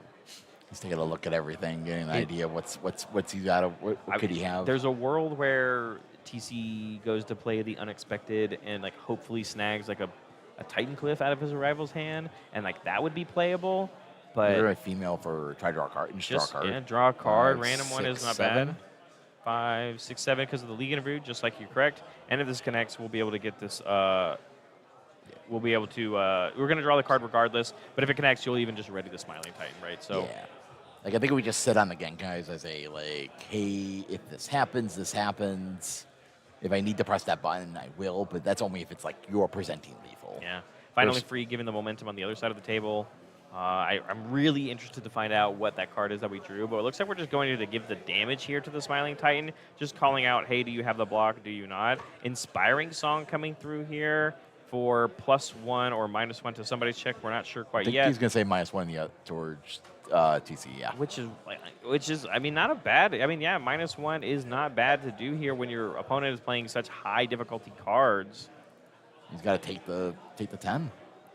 10 going to the face, which means Smiling Titan will be able to ready himself, but we are going to go ahead and do the ready. And then if we play another move, it's going to be on a 7-8, and we have -1 to our check. Check's a 4, so we're going to have to commit 4 of our resources, one of which can be our character. So only one of these defensive tools are going to stay ready. But this is a good one. I mean, this is going to shift down into hand advantage later. Yes. As well as the female Titan one, of course. But this one, you did kind of call it, Jesse. I didn't think we were going to see it come out this quick, but Genkai's Guidance coming through. I believe they were even cited in we have the one copy to come in. And although Godzilla is down to 2 foundations, as we just saw, TC didn't get to build anything afterwards. He's like, that is the perfect check I want to see for that, and be like, all right, I'm willing to trade my 3 foundations for you to not progress forward. Yeah, imagine if it was actually a 4 check and it was actually a 3 because of the Inspiring Song. That Invincible Body would also be committed. Yeah. But luckily we have an answer to the Invincible Body. But now we're looking at this situation of we're at 2 foundations. Yeah, I mean, it's scary, right? You're not really allowed to do a super hyper aggressive turn. I think you are allowed to at least like try something, you know. Sadly, the cards that we have in our hand are pretty susceptible of what we know is in TC's hand. Yeah. But the decision is, I don't know if you want to take another turn off as Deshaun. In general, you just don't want to take a turn off because you're already at 24. You took 10 straight to the face. Yep. And you're still staring across a ton of foundations in your rival stage. So here it is, Titan Cliff on a 6, and we checked a 6, which is kind of massive for Deshaun. But here is a Filled with Doubt response, so none of the text on this card are going to be available, but it does still pack a punch. Yep. And you ready? We didn't commit a single card to play this. We still have a momentum. We get to lube our check. We've gotten to the enhanced step, so +2 to our check goes a long way for us to potentially play another attack in Deshaun's hand. This is about as good as it could get, I think. Oh, yeah. I definitely could see a situation where we just fire off the check bonus. Yeah, +2 to our next one. Funny that random card off the top of our deck was a Bast Hybrid, and it has to go face down. Yep. It was very funny. The TC is in. We're gonna play footsie mode now with TC. Like really? Well, it's not really footsie, right? You're staring at the Guardian of Chinatown on the other side. Yeah, I know. So I think if you're TC, you're just not pressing the button, right? You want to save the foundation. But yeah, we're going to go for the block here, the unexpected outcomes, but checks a 4, and with the card in our card pool, it's going to fail. So we're just going to have to take 9 to the face. And so very much Deshaun takes 10 from the first attack of TC, and then Deshaun says, well, I'll hit you for 9 on the way back. And then how about a determined advance on a 6-7, checks a 7, because we checked that first 6, and we were able to use the momentum we grabbed. It is going very good very quickly for Deshaun. And again, I think it all came down to that turn 2 draw for TC was not what that deck wants to do. You want to build another time, but a second Filled with Doubt is going to stop the momentum generation, but you still have to deal with this 6-bit for 9. Yeah.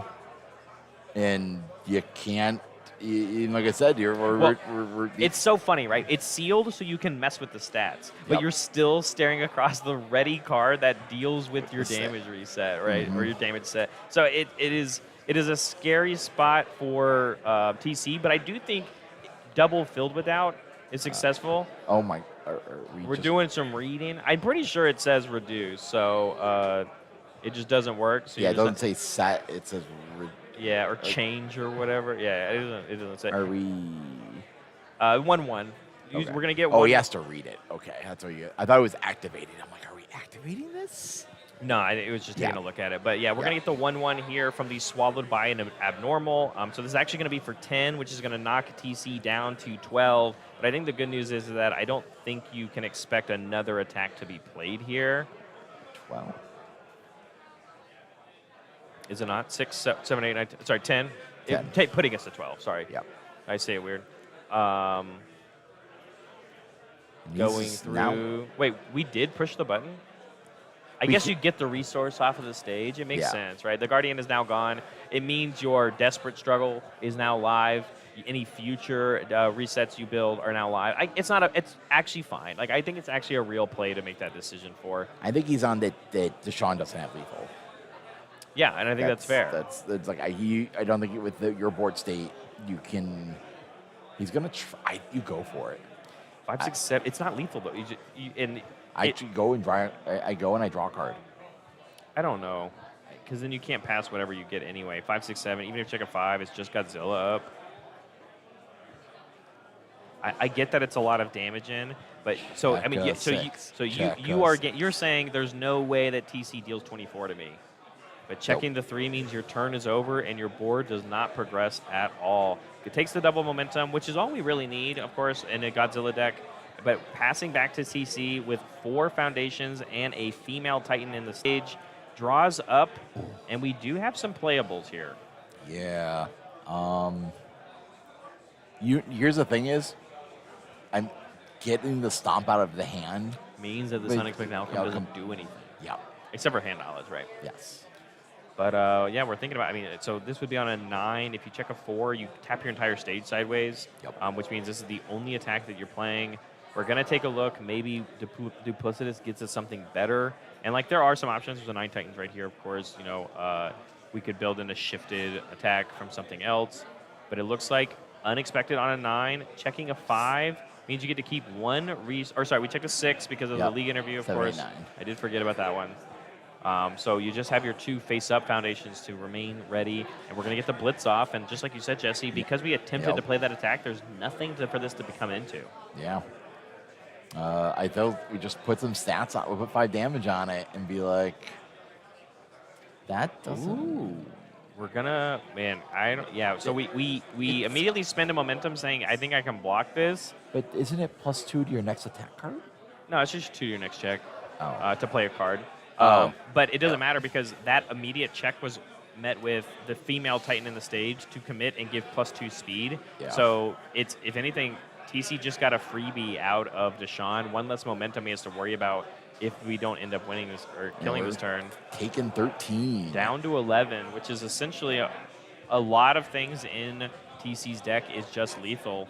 And so, I mean, even playing something like that Duplicitous on a 7-8, if you succeed the check on it, you can 8. build in the 9 Titans. So 7, 8, 5, 6, 7, 8. You can build in the 9 Titans, double the damage, and just like challenge. But that's the problem. And then you give it speed because of the Titans enhance. So first enhance, we're going to double the damage. It's going to Yep. go to 12, which is lethal. Yep. And then Give it +3 speed. +3 speed, which makes it an 8 low. And so then the question is the momentum on Deshaun's side of the board plus the cards in our hand and our 2 foundations enough to block an 8 speed move? We have. Okay, so our hand currently is a pass through walls, temporary promotion, and I can't remember his 3rd card. That's I the don't one. either. I think it's a mid block. It's okay. We're allowed a partial, right? I mean, Yeah. any block here is keeping us alive. Spends the +3. momentum. He has a I +3 forgot about the hand. stun 1. Yeah, I appreciate that from him putting that there. The stun 1 is kind of important, right? Because we're going to be able to give this more speed. 5, 6, 7, 8, 9. We can do 5, 6, 7, 8. You're allowed to check a 5 with a 2 block. No, it's a +3 mid. Both of them are. Oh, yikes. That means we need a 6. We checked a 6. That's enough. 6, 7, 8, 9, 10. 9? Wait. Wait, we're checking. 5, 6, 7, 8, 9, 10, 11, 6, 7, 8. Wait, 6. Oh, plus 4 because we spent the first momentum. Oh, we totally forgot. It's a float. It floated effects because we paid on that first one and we didn't even attempt to block. We just spent it to stack up minus speed, which means we're gonna take half. You go to 5, and although we don't have any momentum on our next turn, you do successfully survive. Wow. Wow. That is. I totally forgot about it. Yeah, forgot he floated. It was not to like this enhance. It's not like next check this and this. It's the next check. It's your next check to play a card. And if you didn't attempt to play a block, it floats over, plus 4 to your check, and we checked a 10. You just tap one foundation sideways, half block, it gets us there. And now it is up to Deshaun if he can find a way to deal 12 more damage to the Smiling Titan. I see a heat ray. I do see a heat ray, but is heat ray enough? There's a lot of cards in discard pile. I gotta pull it up, yeah. Like it's +1 for every 5 plus For every 2. every two 5 diffs. Including the actions, right? Yeah. Just cards. So we'd be 6, 7, 8, 9. We need 10, 11, 12. We would need 6 5 diffs or higher in our discard pile, which I agree with you. I think we just have. Yeah. So it would be enough. The question is, can TC just block it? Yeah. 7 low with a block mod of like a 1. It'd be on an 8. We do play 6s, so it'd be very close. Yeah. The thing is, both our attacks are 2 6 diffs, so it's like one. We're gonna try the. Yep. I think this is the 3. 4, 5, 6. Rough. And I wonder if that was actually not the correct one to play. He's like, "Do you want to glance this?" I mean, I think you do 100%. Oh yeah. Yeah, if there's no fill without, you're glancing this one for sure. He's like, "Do you have targets?" It was the question. He's like, "Do you have targets?" He's like, "Yeah." I'm like, "Okay, well, I'm at least stop you from filtering." Yeah, exactly. And the filter's good. Yeah. So this is still going to build us a 6 check, but because Godzilla is committed, even if you built in something like a finally free, that momentum doesn't help you in this moment. Nope. The Titan Cliff is not enough to present lethal against 12. No, we're gonna shoot for 9. I think we go +1 to our check. That's the right. That's if we're gonna go for 6, this. 7, 5, 6, 7. Yeah, you're right. This is literally the only other line to be able to play both of them. We're going to mill our 3 cards as we milled double 6 check off the top. And then +1 to our next check is going to be the play here. And essentially, it comes down to at the top of our deck. And TC knows it. TC knows it, right? We are posturing. That is what's coming down here. We're even going to go for the block here, which is, the funny part here is that I think, again, the Heat Ray is just lethal on its own. Yep. So Here we go. being able to play both of them, Heat Ray on a 6/7 +1 to our check 4 is not enough. He tried. He He played to his outs. He's like, "Hey, I'm gonna play the." It was good, but I wonder if we had just slammed the Heat Ray, if that was enough. That was a 1 high block. Heat Ray's a low. I think the game's over. Yeah, I got a feeling the game is over. Just this 10 diff throw that is for 10 damage against 5. He's like, extends the hand before it's even over. double damage go. And game 3 and the match going to TC Durantan playing Death, Smiling Titan. And just like that, round 4, Smiling Titan in the running. Yeah, 301. That is a great spot in this situation. Look, he's Smiling Titan. Yeah. Look at that. Is that the same photo? Is that the same person?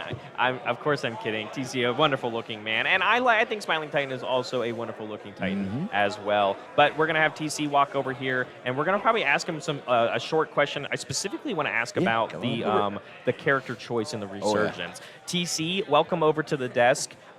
Keep a little bit of distance. There's a little bit of feedback from that. Sure. But first of all, congratulations on your win. You are now XO1, is that correct? I have 1 tie and 3 wins now. Perfect. So you're in a great running. And the biggest thing that we want to talk about is literally a year ago in Atlanta, Smiling Titan meta was everywhere. Yes. And you are probably one of the few ones in this room playing this character. I think there's maybe one other or two. I looked at it. I don't believe I played it at that time. I was on the Bertolt. Yeah, but the idea too is the question is why now?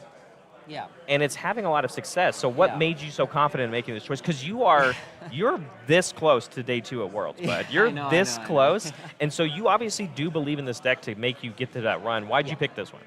So I just felt really uncomfortable no matter what I played at this event because the meta is so diverse right now, and it's hard to kind of play around like unyielding. Like for me, that was a hard problem. I'm trying to play around unyielding a lot, and if the game plan is just play one move that is massive and you probably aren't going to have a reset, that's like the idea. Just keep doing that and then have proper defensive foundations and just enough cards in your hand to block just enough is the idea. Got really lucky with the Godzilla, not being able to just raw draw a bunch of attacks with the action.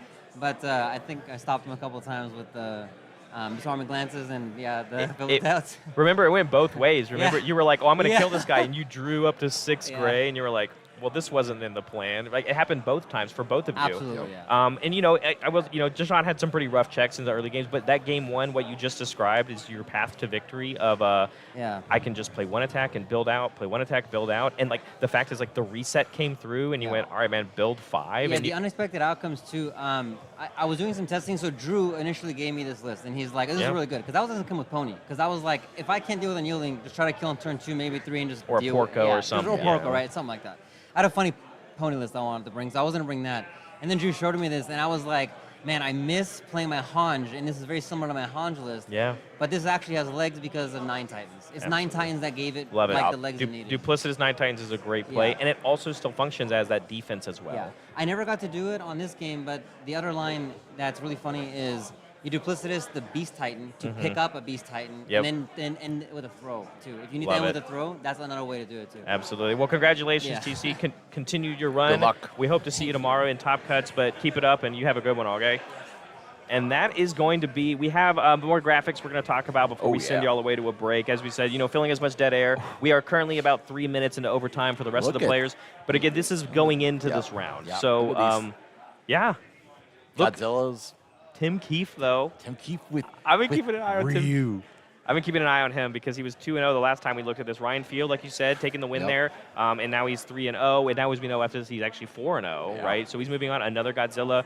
David Toombs continuing a great run. Barlow's still doing well as well. And then we have Wub here on the Devil Gin decks that we were talking about, right? Yep. So Calvin Harrigal playing that, and Mitchell Chimino's still doing well as well. We got Dawson on this Porco deck. Yeah, that- it's so funny too because Gavin Kale is in the same photo, and Gavin Kale's like the Porco guy. Yeah, and Dawson's like Porco is like everybody abandoned him. Like there was like that Yeah. minute where we're like, this is a crazy deck, and like it's a very glass cannon deck. Absolutely. People like Rodan, though, Phil Burt's down at 2-0-1, and then depending on how he did today, and as we know, or this round, sorry, and then TC, of course, taking a win, and then Deshaun now being 2-1-1, as we now know, but, Zeke 1 still moving in, of course, and more ponies, more aggro decks. It looks like my fun little wager that I have with Mr. Andrew Porat is not going to go well for me because there's a lot of aggro decks up here. Oh yeah, a lot of pony on earth, pony on air. We got Mikasa bouncing around up here. We got Earthzillas rolling around. Yeah. Like it's this high up. There is a variable of decks, and Yeah. then randomly there's Tim Keefe for the Ryu. It's just like And it's just like what TC said, right? Yep. It's that the meta is so wide and diverse. I will say that the aggro decks are making a strong showing right now, Sure are. and they are a force to be reckoned with, as we just saw 2 of them battle it out. But Smiling Titan, not necessarily on other people's list than the Godzillas of the world. But that's going to be it for round 4. Again, we're pretty close moving into round 5, so Oh, yeah. don't go anywhere, guys. Go bathroom break. I'm going to be back. Not this next round, but the round after. But Bromley and Jesse will be back with round 5 very soon. yeah.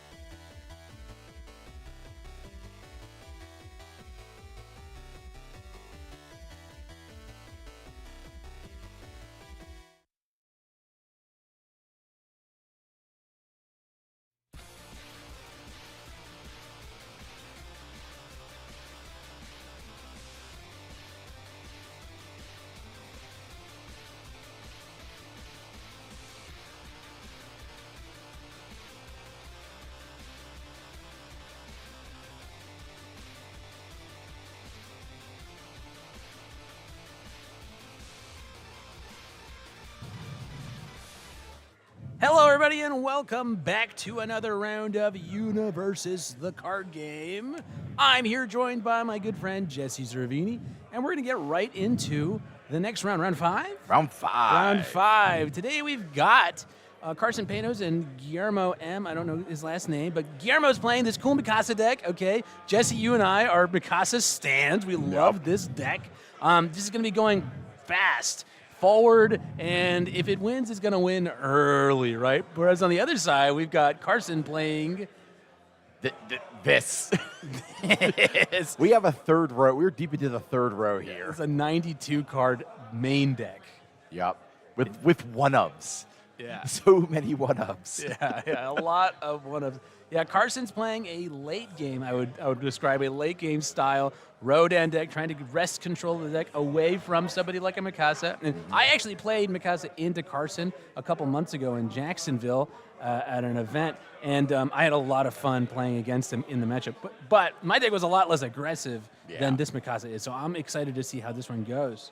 Yeah, this deck is playing some interest. We're playing like the mono highs. Like we are going mono high. We got some falling skies in there, so we might just get a big string at some point and just be like, that's enough.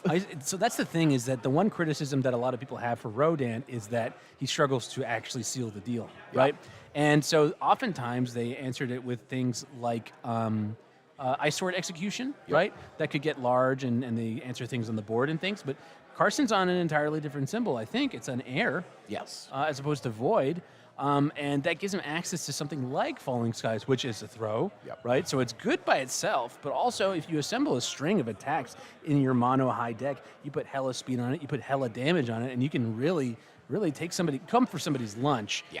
Now, with 92 cards, I think that consistency is going to be way off. You're not going to be finding those as often as somebody playing a 60-card deck is. Like Guillermo, I think, is playing a 60-card deck. No, he's playing 74. Oh, okay. I'm just completely off. Okay, understandable. Have a nice day. 73. 73. Wow, now you're completely off. I can't believe you You're a short one. I just scroll up to verify.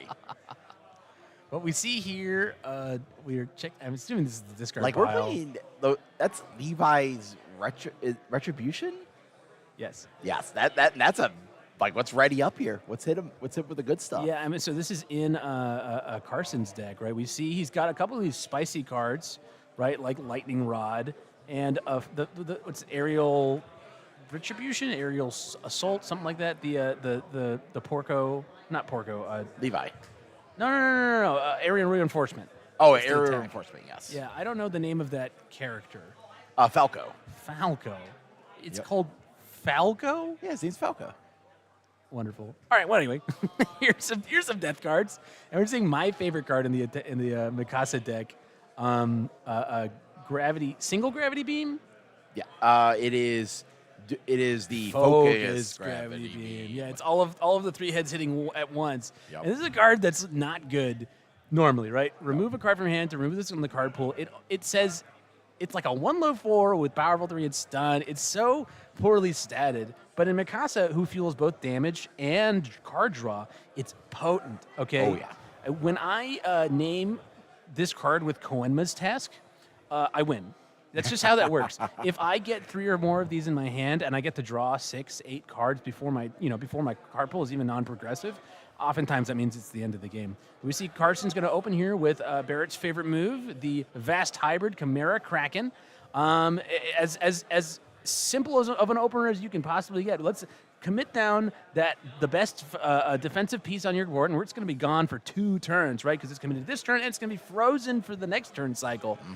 Hitting the Always Cool, which is about the only thing on Guillermo's board that has anything of value to. We're going to see Rodan using his ability, peek in the top 2. We don't have the requisite number of attacks removed from the game yet, but we're going to be scouting before going in for the rest of this turn. Yeah, getting a good peek here is about what we want to see in this matchup. Setting up the let's see how far we can get. Yeah, and why not? Like when we're playing a very aggressive deck, we want to see as deep as possible. Yeah, I mean, I wouldn't. We'll see, right? Earlier we saw you and I were expecting a longer game between Krista and Midoriya, right? And we got a very fast move. So maybe on 3 Foundations, Carson's going to come for Guillermo's lunch. think with 35 health, it will be a little more difficult, perhaps, to do. But we see that Guillermo kind of opened his hands and said, "Come get me, you're Rodan," and only has one card in hand, And this is I mean how I would play Mikasa too, right? You give your life as a resource early, so that you can flex it as hand size later in the game. And so the more you can hold on to your foundations as a resource, the more it means your hand size is going to be ballooning later in the game. And so I would be surprised to see him use Mikasa here. Oh, wow. Getting that focused gravity beam out of my hand would be, you'd have to kill me before I gave you that card. I understand wanting to get rid of the Chimera Kraken and not letting it go to the momentum. But, yeah. Ooh, aerial reinforcement coming in. Here it is, next. aerial reinforcement. We scouted the 5, so we knew we were going to be checking. This move flips, or is this not the flip? Oh, no, this is the name a keyword. Reveal the top card of your deck. If the real card has the name keyword, draw it. So he scouted he scouted with the hunters. That's so interesting. So he picked up Hunter's Ally for free. But this one's like an opener, right? Because it gives everything else a 1/1 for the turn. Yep. It's printed quite large. It's got Breaker 1 and a 0 low block. That's pretty cool. But it's not a card that I've seen very often. No. So interesting to see in this deck specifically. But already 8 high for 10. 8 high 10. What did we do to give it 3 damage? We flipped a 1 second. How do we ready foundation here? Wow. Oh, he's going for it. 6. Must have used an ability to ready that foundation. He Science Broed and then. Oh, I Maybe can't- used weightless? Yeah. No No, way, no, because no, there's only weightless. one face down there. Something readied this foundation. It might have been the Levi's card Oh, that you mentioned he earlier. excessively. buff forearms. Yeah. That's funny. Check that out. All right, we got this card we haven't seen a lot of play in a minute. Lightning Rod. Lightning Rod is a card that I have seen played by Mitchell Tremino and Mitchell Tremino alone. Yep. It's like a really cool defensive trick from hand. -4 damage from hand is like, it can save games. It can win games. Yep. But here we're going to be building 2 foundations to be able to, go for a build after this. And typically you see it in decks that can use those foundations for resources. So for example, I've seen people play it in Mikasa, right? Because it's a character that it's a 4-diff, right? So you can play it deeper in a turn. It can give you fuel for your enhance.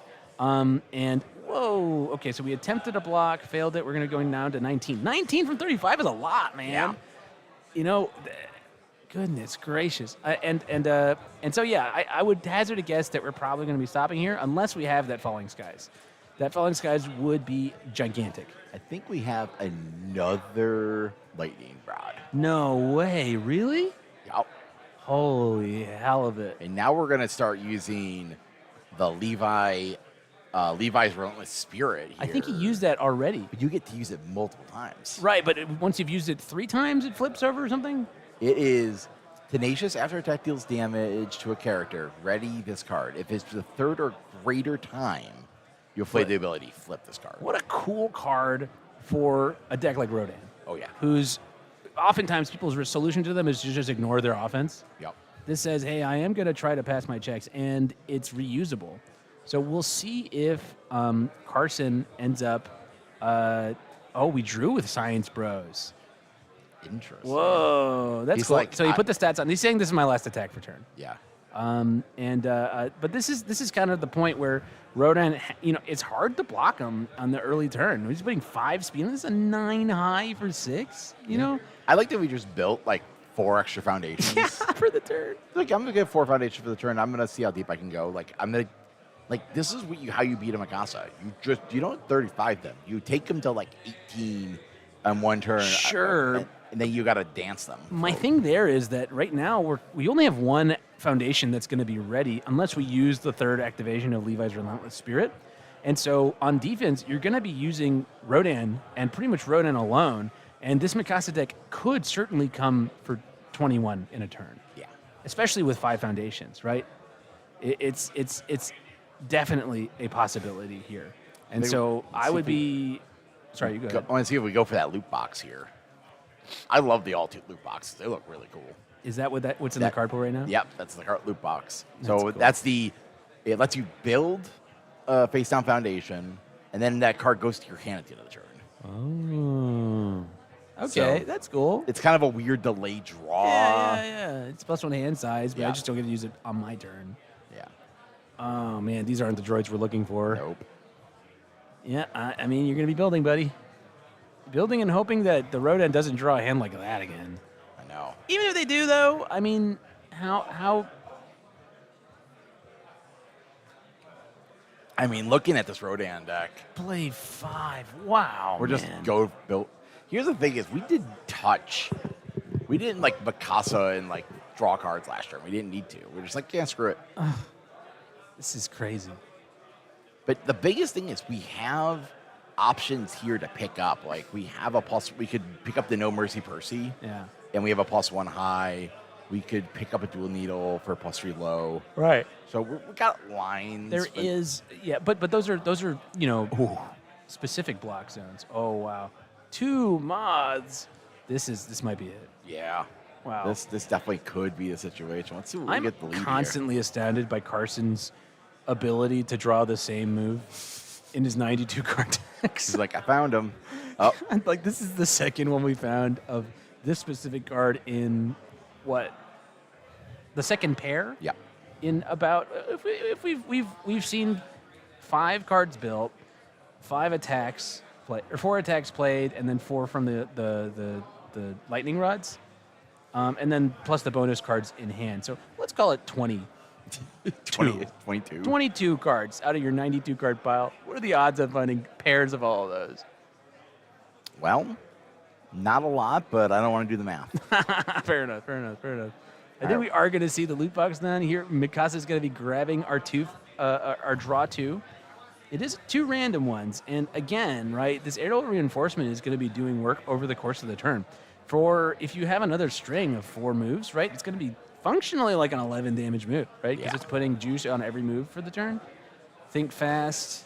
Oh, we're going to use the incompatible cork to respond with Science Bros. We Wild. readied up, and I'm like, +1/+1. Damn, I mean, Carson says I'm killing you. Carson says before you get to go in, I'm going in. Like, do you take 9? I think you got to. You know, when you have so the thing is, right, as Mikasa, right, you like to see 4 and 5 speed moves, right? Yep. Because you get to block and use the Survey Corps' teamwork and just fuel your blocks, but there's no speed resets on this board. There's not even very much in the way of speed in general, right?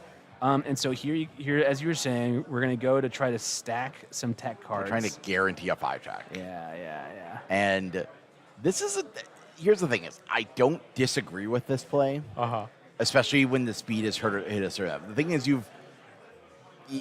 it's like you've committed a foundation before. check the 4. Yeah, yeah. You check the 4. Actually, is what happened here. Yes.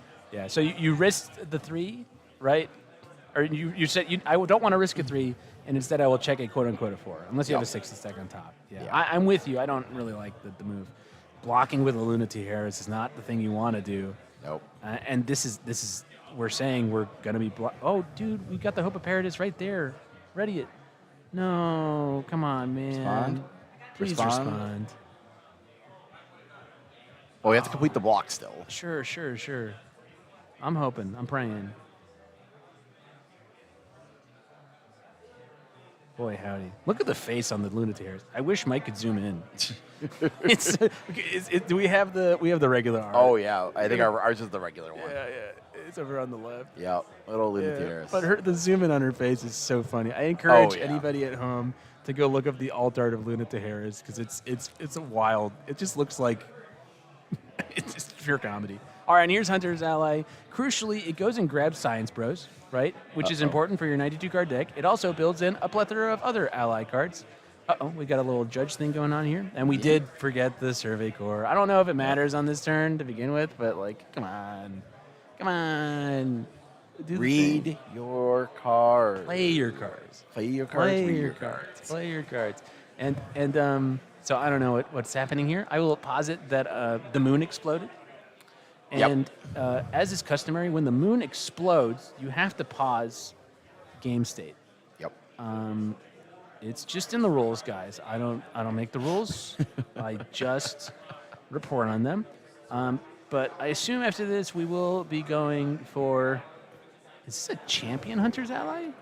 Yep. I think there's a question because there's there's additional judges. There's like two. There's the stream judge and the call request was made to another judge. Well, to when the verify moon something. explodes, you really need the head judge involved. Yes.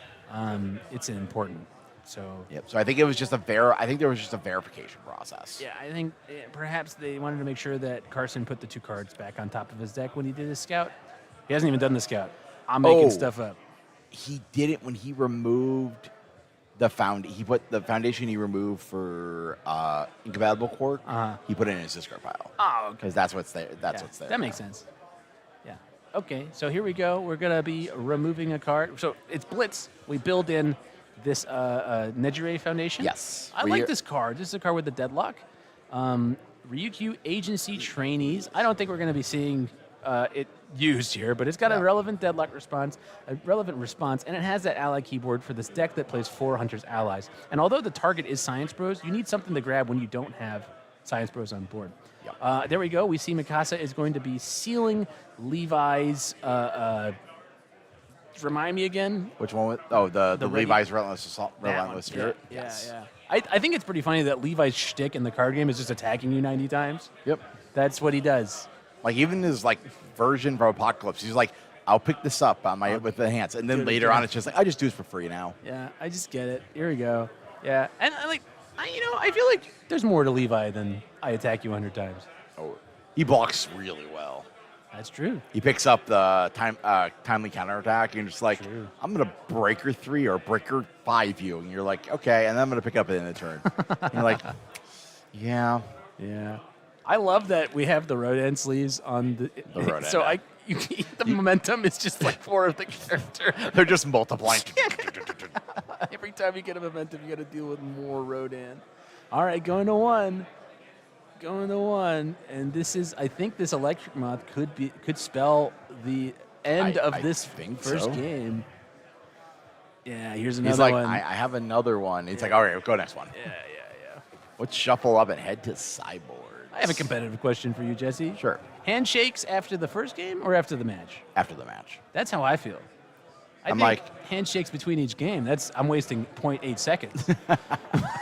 I'm like, my play is if I win or lose game 1, if they make a comment towards the game, I'm just like, yep, good game. Let's go to the next one. Yeah.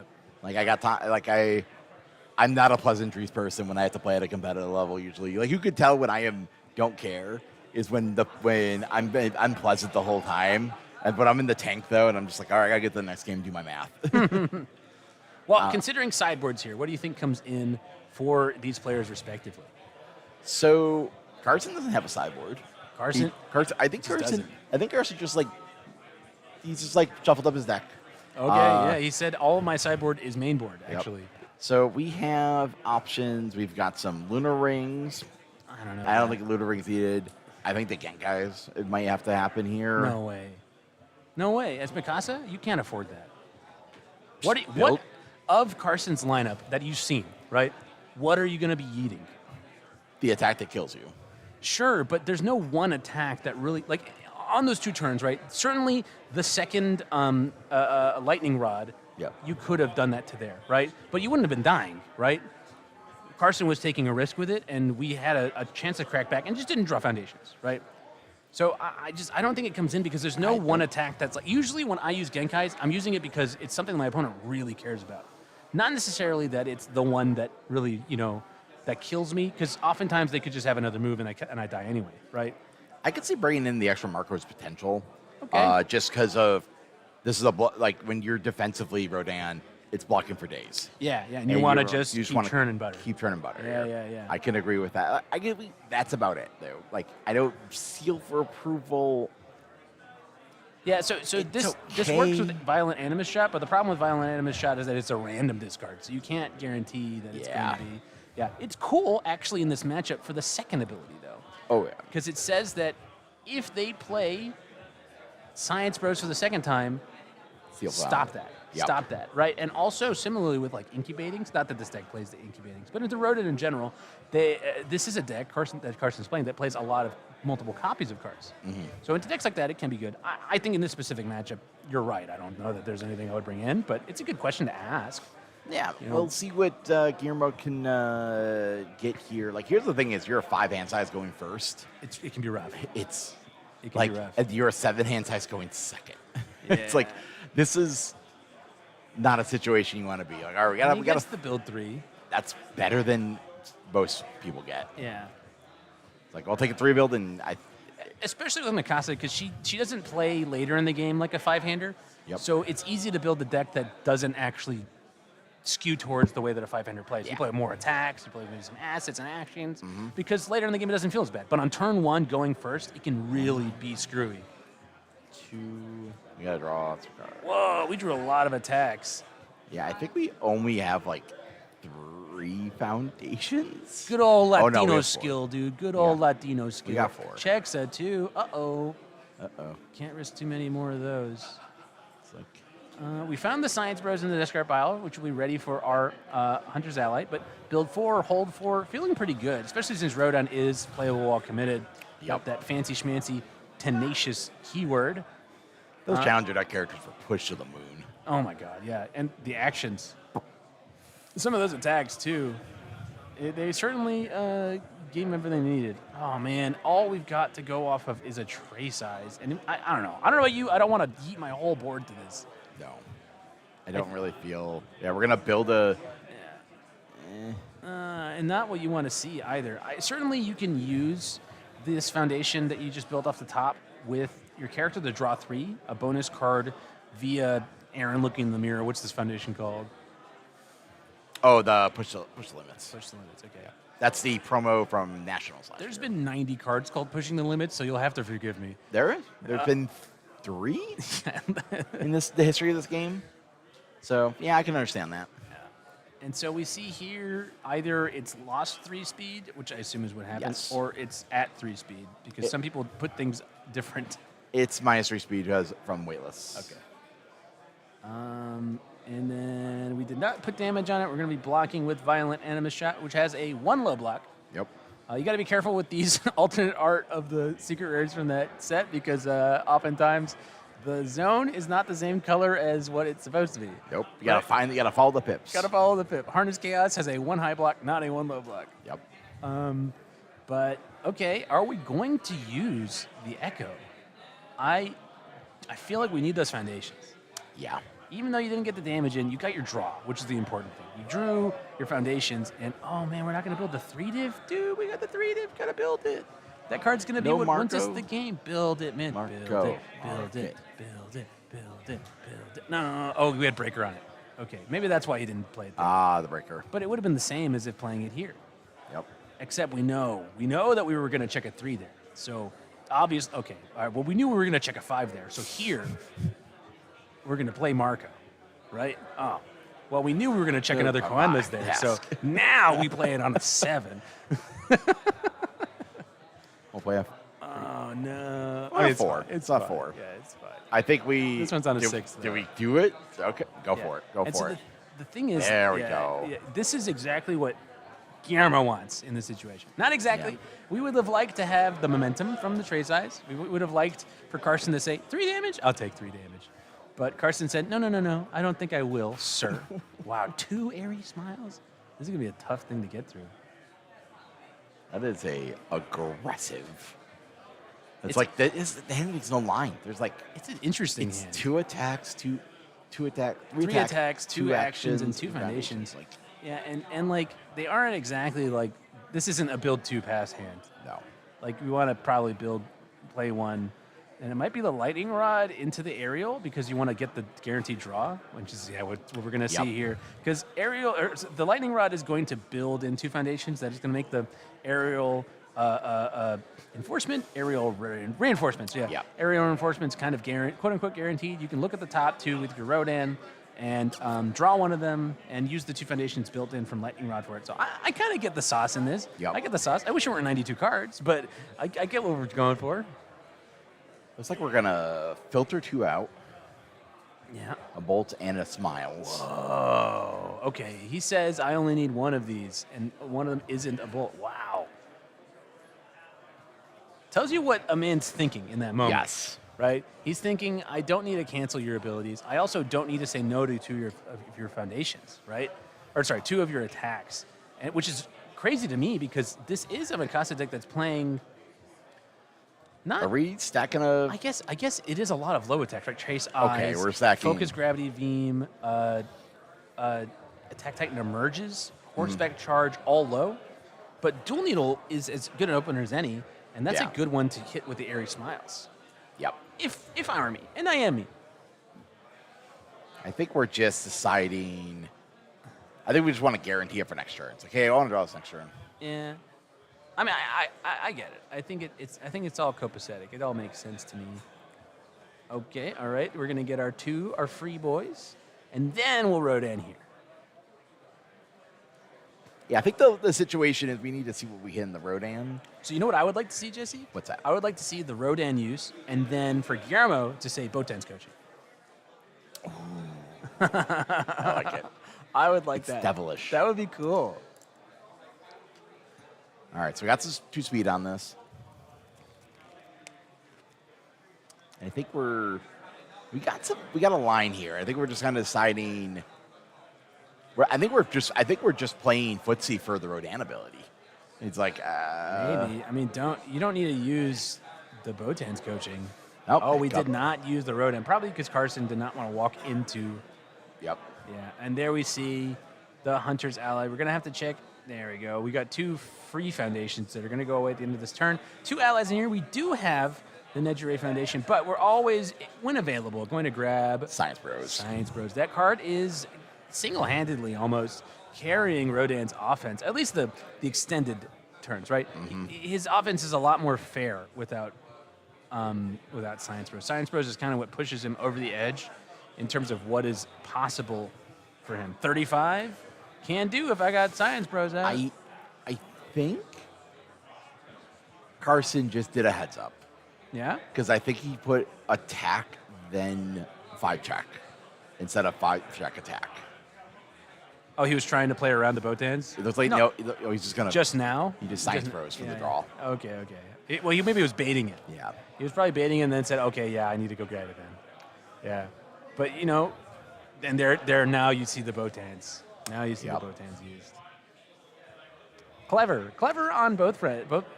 Sometimes you make a bluff, and if your opponent calls your bluff, you kind of have to use your stuff. Well, it's like when we did the Toru bluff, where you're like, you look at the top card and you're just like, Yeah, it's fine. I always leave it. Always? Well, then you're Always. not playing the game. I know you're always leaving it. Well, they don't. Then there's the one time I'm like, no.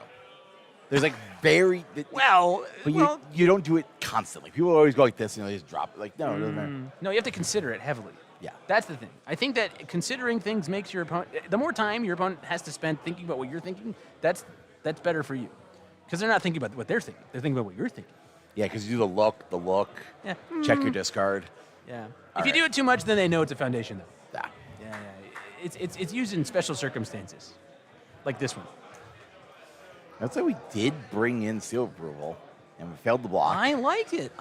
If you want to not tell your opponent not to play repeated instances of Science Bros, I think that is a great idea. And Supersonic Flight. Does Supersonic Flight exist in its regular variant? I don't think I've ever seen a Rodan play that card, and it wasn't the fancy art version of it. I like the other art personally because it's so shiny. It's actually too shiny for me to like. Oh, sure. But I don't even know what it looks like. It's like Rodan attacking something. Like That's every card with Rodan. I on it. know. That's the thing. It could be any of them. But you know what I mean? Like Rodan players really like Rodan a lot of the time, right? Mm-hmm. So they often have that version of it. I wonder if Phil Birch has that one. I know he's been playing a lot of Rodan. You know what his record is right now? Have you seen it? What? Phil Birch? What is it? I don't know. I'm asking you. Oh! I thought you were like saying like something like I don't know. I think he was like 2-1 in the last round. Okay. All right. Birch. 2-1-1 currently. All right. Going to round 5. Okay. And I know Nate was also 2-1-1 Yep. going into that round, which is a very Rodan stat line. Sure is. It says, I got rolled once, I got to play my game twice, and I got to play my game a third time. However, it did go to time. All right, so here we're going to see Mikasa do things, perhaps. Unfortunately, the opener is a high move. So we're going to walk straight into that Ares Smiles. And if we had built Marco's last turn, we maybe could have done something about it. But unfortunately, we're going to just traipse right into an Ares Smiles. And so we're going to have to plan on progressive anyway, which is not what this Mikasa wants to do. Yo. This Mikasa wants to be on nothing but net the entire turn. And now I'm going to call an empty card pull nothing but net. Nothing but net. Yeah, that's nothing but net. If I stick the 6-stiff into a free board, that's nothing but net. If I had to play it on a 9 after 3 moves, well, we used the backboard. We're gonna combine our sports lingo into this game sometimes. Oh, for sure. I don't know what we're definitely pestering this here. We're like, okay. Well, I think we want to draw to. Or no, we were stacking, right? Yeah. Was that when we were stacking the tech? We haven't stacked an attack yet. We have not done it. Now We're doing it now. Okay. Yeah, okay. We're thinking, I'm going to put away this way. I'm going to put away this guy. I'm going to put away this guy. And I'm going to put. I think the only tech move in there is the No Mercy Percy. Am I wrong? I would not want to play that on progressive. What's progressive difficulty? All right. And the neat thing about it is you can commit that card and then immediately blow it up, right, for Mikasa. Mm. And but now because of the Ares Smiles, that No Mercy Percy is going to be, instead of 2 delicious 5 checks, it's going to be 2 6 more uncomfortable 6 checks, which is why I personally don't like 5 diffs in my deck. I think that a character that's drawing random cards throughout the turn, you want the consistency of saying, well, they're all going to be 4 or less, right? 3s and 4s, because you don't have the guarantee that you're going to draw the dual needle lunges after the 3rd move. When you're playing on a 6, like that feels rough, which is why it ultimately came out of my deck. But Anchor Toss, things like that, those feel great. Yep.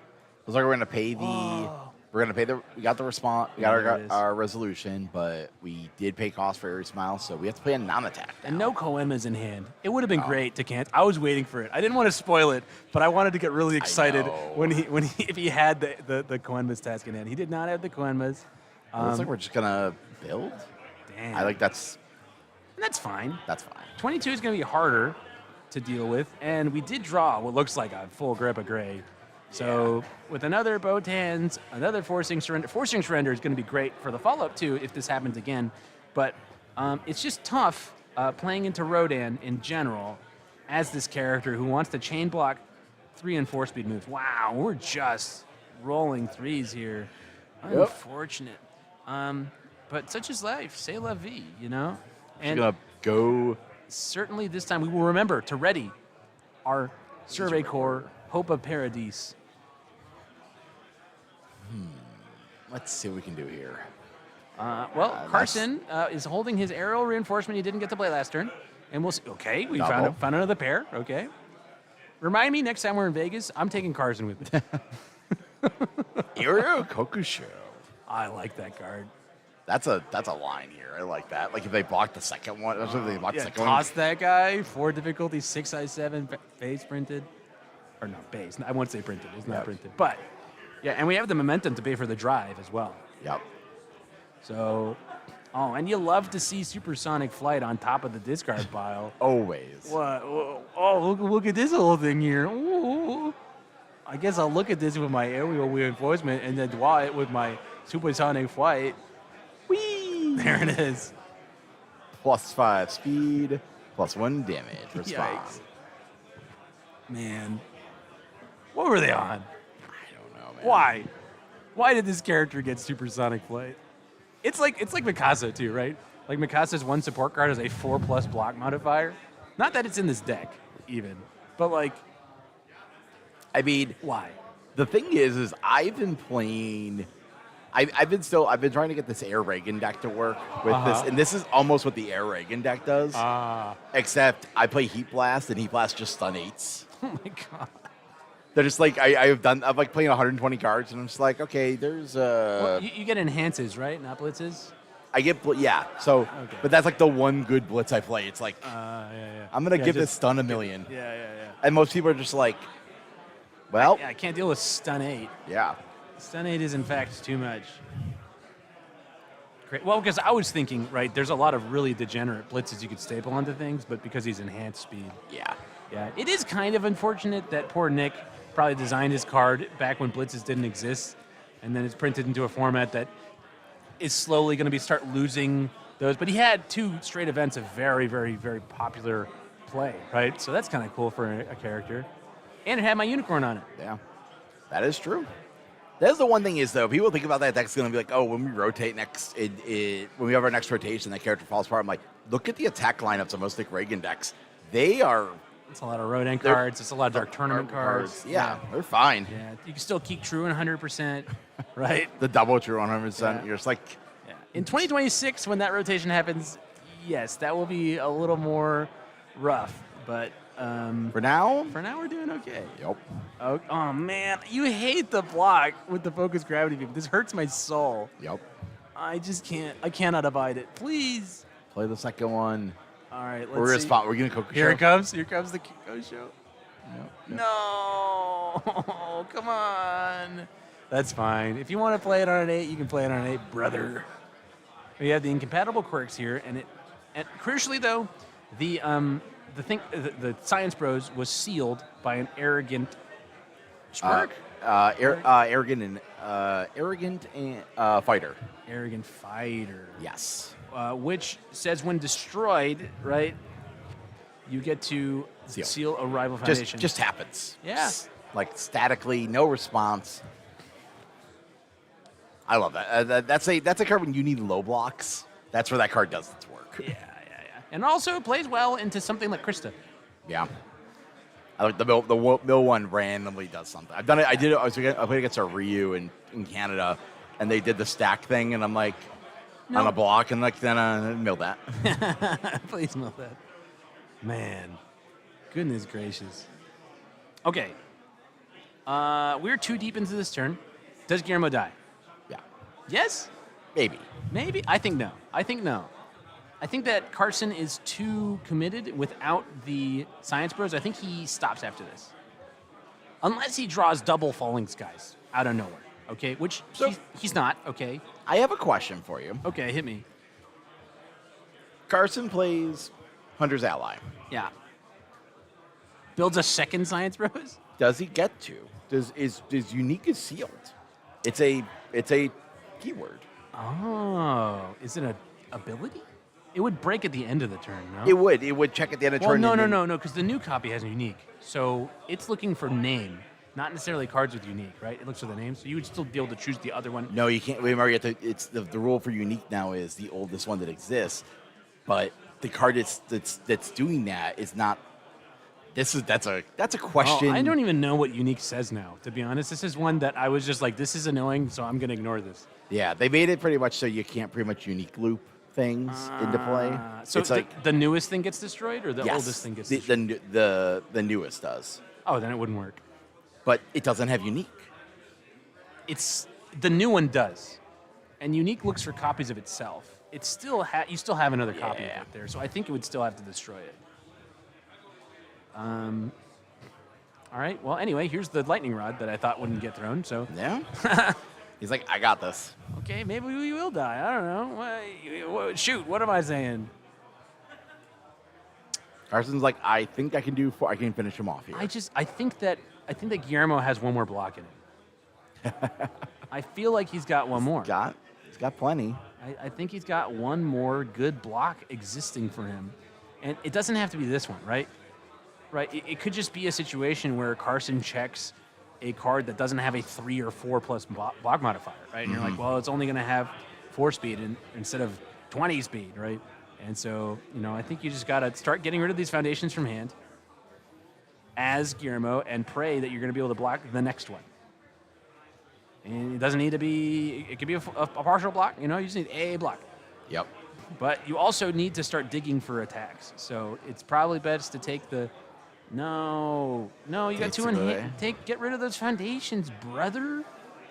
Also, start pressing Mikasa like He's hell. like, I am okay. He's like, I'm done. I want to be done with this. Okay, dang. Again, I tried to set it up. I really wanted Carson to lob the Kokosho afterwards, but we're playing it on a 6, 7, 8, 9, and tapping aggressively for it. We've got a supersonic flight that's surely going to be used on. I think this may spell the end of Guillermo's run. Yep, because we have buff for +2 damage. Yep. So let's go look at this little number from the Street Fighter decks. So it's got 2 speed from the 2 aerial reinforcements. It's going to get 2 speed from Rodan, and then another 3/2, I think, from Yes. Supersonic Flight. +2, +3. Yeah, and then Rodan it destroys. It destroys. Yeah. It doesn't remove. Yeah, destroys. What an asinine card. Yep. what a blowout of a card. So we're at 12, and we're at 8 speed, and we're about to put another 4 speed on it. Yeah. And draw a card. Yeah, that's pretty good. And then we have another +2 damage if we really. That's pretty good if you ask me. We should have partialed, but like he's like, I'm not gonna block anything, and Yeah, I hope it's good. And it's like now so, it's like so the thing is, what I wanted was for the drive to get played. I know. And so blocking the lightning rod would have made for an exciting, timeline for the guys at home. But equally as exciting is dying. Death is pretty cool too. Yep. We're gonna be drawing 12 speed but- for 12. But the thing is, it would have done 12, not Yep. 14. So even with that, I think that it would have been easier to pass, right? But Guillermo wouldn't have died. So we'd have had a make or break for this next turn. And so that's my only disappointment, is I was hoping that we would get an opportunity for a third game. Perhaps. He's counting it There's up. no and way. It's like It's not happening, brother. 12, This is a 12 13, speed. 14. You would need a 0 high, and you need to check a 6. Yeah, doesn't got 0 high. Yeah. Got a +1 mid. He could play the card that says when you block ranged moves, it goes to 0. Yep. But that one has all, and Yep. Mikasa surely does. Okay, well, there it is. Carson Vance gonna move on in this tournament here. Pretty much keeps himself alive, keeps himself in the top 16 contention Yeah. with Rodan. Go Carson. Go Carson. Carson is this is not his first rodeo on Rodan. No. And I hope everyone at home enjoys that alliteration. But yeah, we're gonna get Carson over here. We're gonna talk about how he felt his game went, and we're gonna talk about last round's top 30 players here for a Yeah. second. How'd you feel about that set? That was like it just couldn't get anything going here, and it looked like Carson. We got Carson. Hey, what's going on, Hello. Carson? How are you guys? I'm Good. doing great, man. How'd you feel about that game? Great. Yeah, I It went mean, really well. you certainly showcased this new variant of Rodan you're playing on air. Tell me a little bit why you're on air instead of Void. I was gonna play Void, but then it's just like after talking it over with my teammates, it's just like I need to be able to kill people in this meta right now. Certainly, you did kill people there. Yeah. And then I was just like, I played Air Nick before, and I had a bunch of like lightning rod alt-arts and stuff. So I was like, I put this together, and I was like, it seems like it's gonna work out. And I put it together last night, and it's been That's working well. awesome. So Jesse was telling me that it looked a lot like the way he plays Nick, right? Yep. So that's cool that your inspiration sort of came from that line. It certainly has that vibe. Yeah, Yes. I almost Right. put Sniping Spy in too, but that was too greedy. It's maybe a little too many two checks.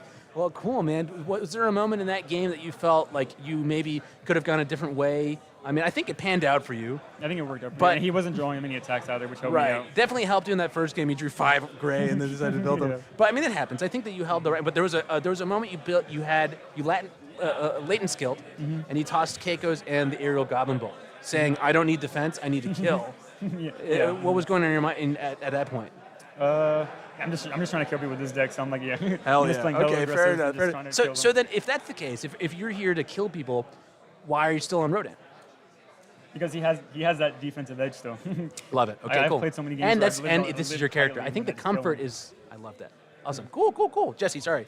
No, I was gonna say this definitely a different take. The mono high lineup too was like, hey, I'm gonna zone check you the whole match. Good You luck. can hold your highs. It doesn't matter. Yeah, exactly. They're That's too the fast. thing. Like everything's too fast. You can hold all the highs you want. You can't stop them all. True. Well, okay, Carson.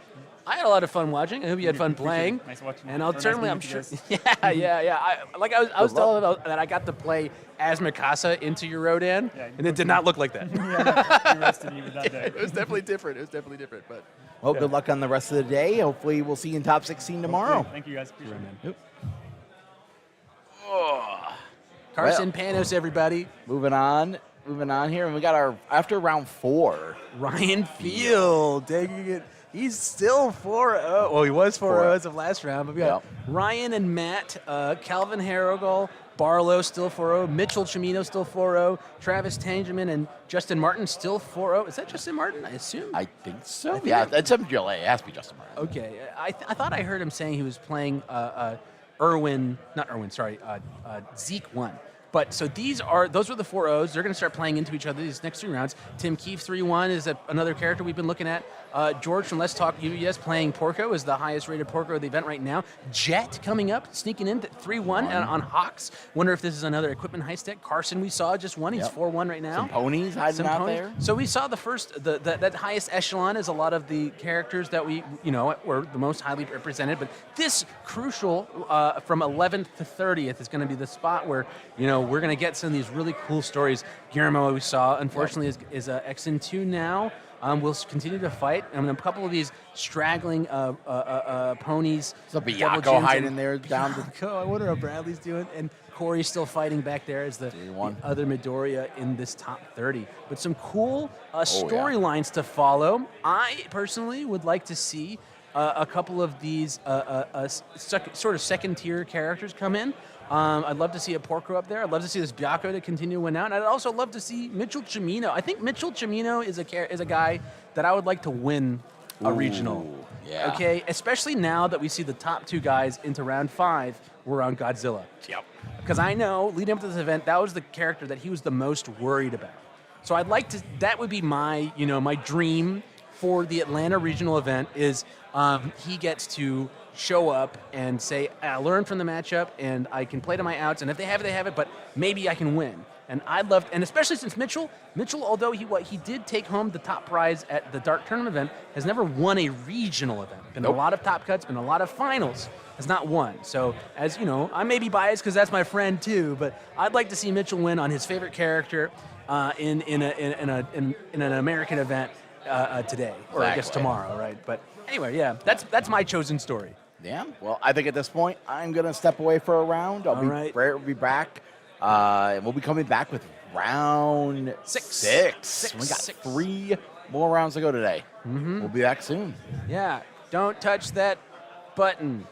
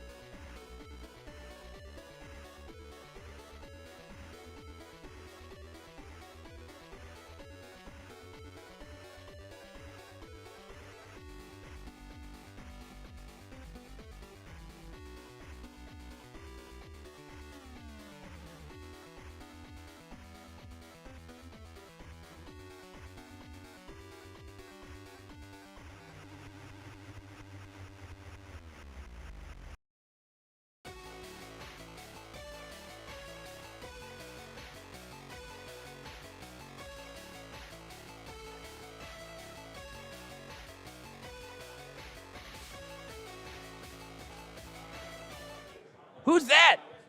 It's the stream. And I'm joined here with my manic pixie dream boyfriend, Barrett Bryant.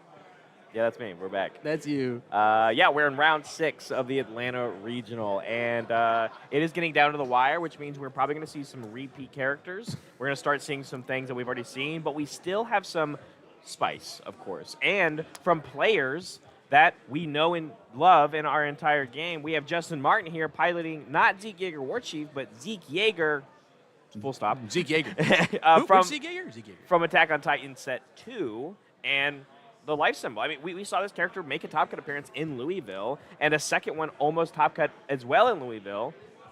And this is the choice from one of the premier MGLA players. Yeah, I asked him why he chose Zeke 1, and he said it was between a couple decks, and the reason he went with this instead of the second Zeke is because, A, it's a little easier, and the cards they had lying around were these ones.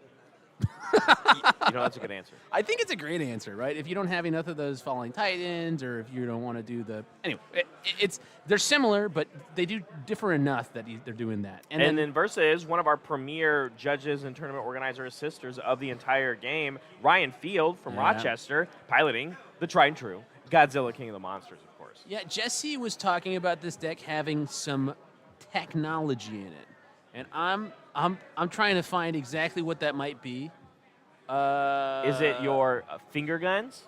Ooh, We love finger guns. I do like finger guns. What can we do with finger guns? Finger guns usually being very good for any sort of like ability on play, right? Right. You know, it doesn't work with blitzes per Oh, se. you know, if Midoriya flashes your move, you respond finger guns. And then you have it right back Pick it ready right to back go. up. That's kind of cool. Yeah, so, Yeah. you know, some interesting technology, of course, within stuff in the format. And it makes sense, right? Both of these players being 4-0-1 as we go into round 6. And Justin Martin winning the die roll, going first. And he's got that incredible Zeke Altar, too, where he gets to hold his own teddy bear. You got to start him young. Yeah, oh my God. All right. And then we have a solid build 3 backups and 1 foundation. And the key number we're looking here for Zeke is 4. You need 4 backups when you go to play that form ability, which would allow you to draw 4 cards. And if you draw 4 or more cards this way, you can transform onto the backside. And then eventually, or essentially, all of your stuff gets 2-2. He warps into a 6-hander, right? Yeah. So we'll flash the other bad side. So your range attacks get +2/+2, and then you can start, instead of building your backups, you can discard them from your hand to selectively go pick up any ranged attack from your discard pile. He's a very interesting variation of this backup theme. He does not get to commit the backups, right, to pass checks. No. But that doesn't matter. You say, oh yeah, just I like this hand, the sweeping hand motion. Just tap him. He said tap them Yeah, all tap because 'em all. I mean we built 3 backups straight into this 5 difficulty Beast Titan Rock Barrage. Build in 1 more backup from our discard pile. We have the Magic 4. We're Yeah. flipping over. Yeah, it's time. He's gonna draw 4 cards. I think the funniest. I played this deck in my local, not this specific one, but I played a deck like this in local with this character, and I waited till I had 8 backups because I thought it would be funny. You were a 5-hander all the way until you Oh had yeah, I 8. just didn't press the button, and I was like, "Oh, you all 8."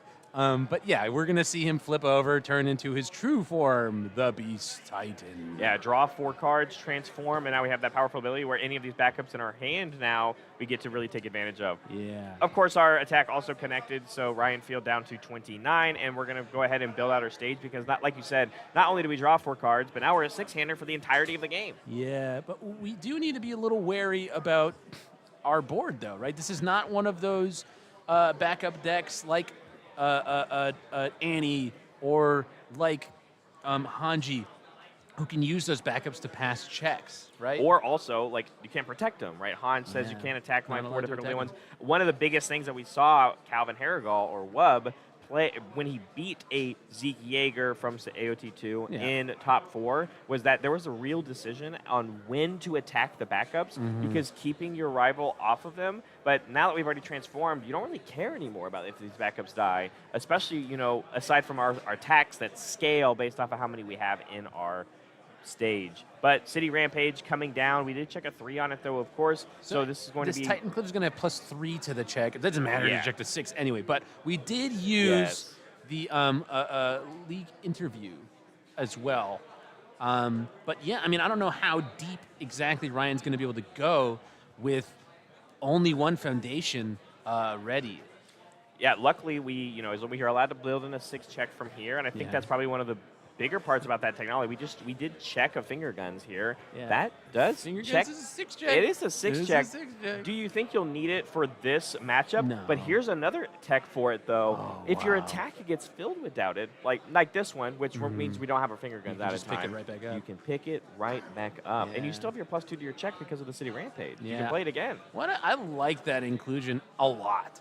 You pointed it out, and it like clicked with me. This is a cool card for a character like Godzilla, you know, and it does pretty much everything you'd want, because a lot of the cards that stimmy your aggression are at response speed on play, where they're just like, hey, most of the text is on your attack, so I'm going to seal it, or I'm going to flash it, or any number of different things. And so it's just and like at the end of the day, it's a 6-check, right? So it also does the thing that you want to do, you know, with Titan Cliffs, to be able to build in a 6-check. And you see that Ryan's deck is built for that sort of consistency. And Ryan is not a name that we've seen a whole lot this year because he's been judging, right? Yeah. You and I were talking about how Ryan is kind of, you know, he's somebody that we just haven't seen at events. And we see now 4-0, 5-0, actually, at this event so far. So it's not as if judging has made him worse. He hasn't lost, that's for sure. Yeah. And you know, and I think when you judge in this game, as long as you're so close to it still, and again, he's so close to strong players like Kevin Broberg, Tim Keefe, you know, Giggles of Rochester CCG, you are very keen on what's going on in the game at that time. So it makes sense. And, you know, you pay attention to one tournament, like the Canadian one, which a lot of the Rochester guys went to. Yeah. And you think it is a good choice going into this format. Yeah. Well, and I also like to say, you know, that there's a plethora of guys who only play locals, right? Yeah. I think for every one of us that has traveled to events, there's some guys who just can't get the time off, or they, you know, they have family at home they don't want to leave behind. You know, there are a lot of really powerful players, really, really strong, very consistent players who don't show up to these regionals. And it's cool to see, you know, a guy who, you know, was otherwise preoccupied. He was judging and see that, you know, oh, there are people who can jump out of the woodwork and kind of rock the boat in the format this deep into the year, right? Ryan is not somebody who's on the board, right, for players close to get to Worlds Day 2 yet. And yet I could see him winning, right? Yeah, exactly. Even though he's not on the board. Yeah, and we picked a strong character to achieve that goal. But after that aggressive turn, City Rampage into the Titan Cliff that got sealed, into a determined advance, building out a pass-through walls afterwards. We have now passed back to Justin, who is a now 6-hander as this backside of Zeke, or the Beast Titan now. Yep. And now we have to make a decision on how we're going to close out this game, and our hand is quite aggressive. It is a lot of angry cards. And I think that's the biggest thing about, like, yes, you know, Falling Titans is very good for this deck, but you are playing them on raw 6s. There's no Zeke Yeager +2 to my check when I'm on the backside. You know, there's not a lot of extra help when it comes to playing these cards. But instead, we are going to lead things off, I think, with the Beast Titan Rock Barrage, the Obsidian version of it. Yeah. It's certainly a 5-diff with a 3-check. And it's going to get 2/2 from something. Yeah, it's got range. Then the answer is Zeke himself, when he turns to the flip side, gives ranged moves +2/+2.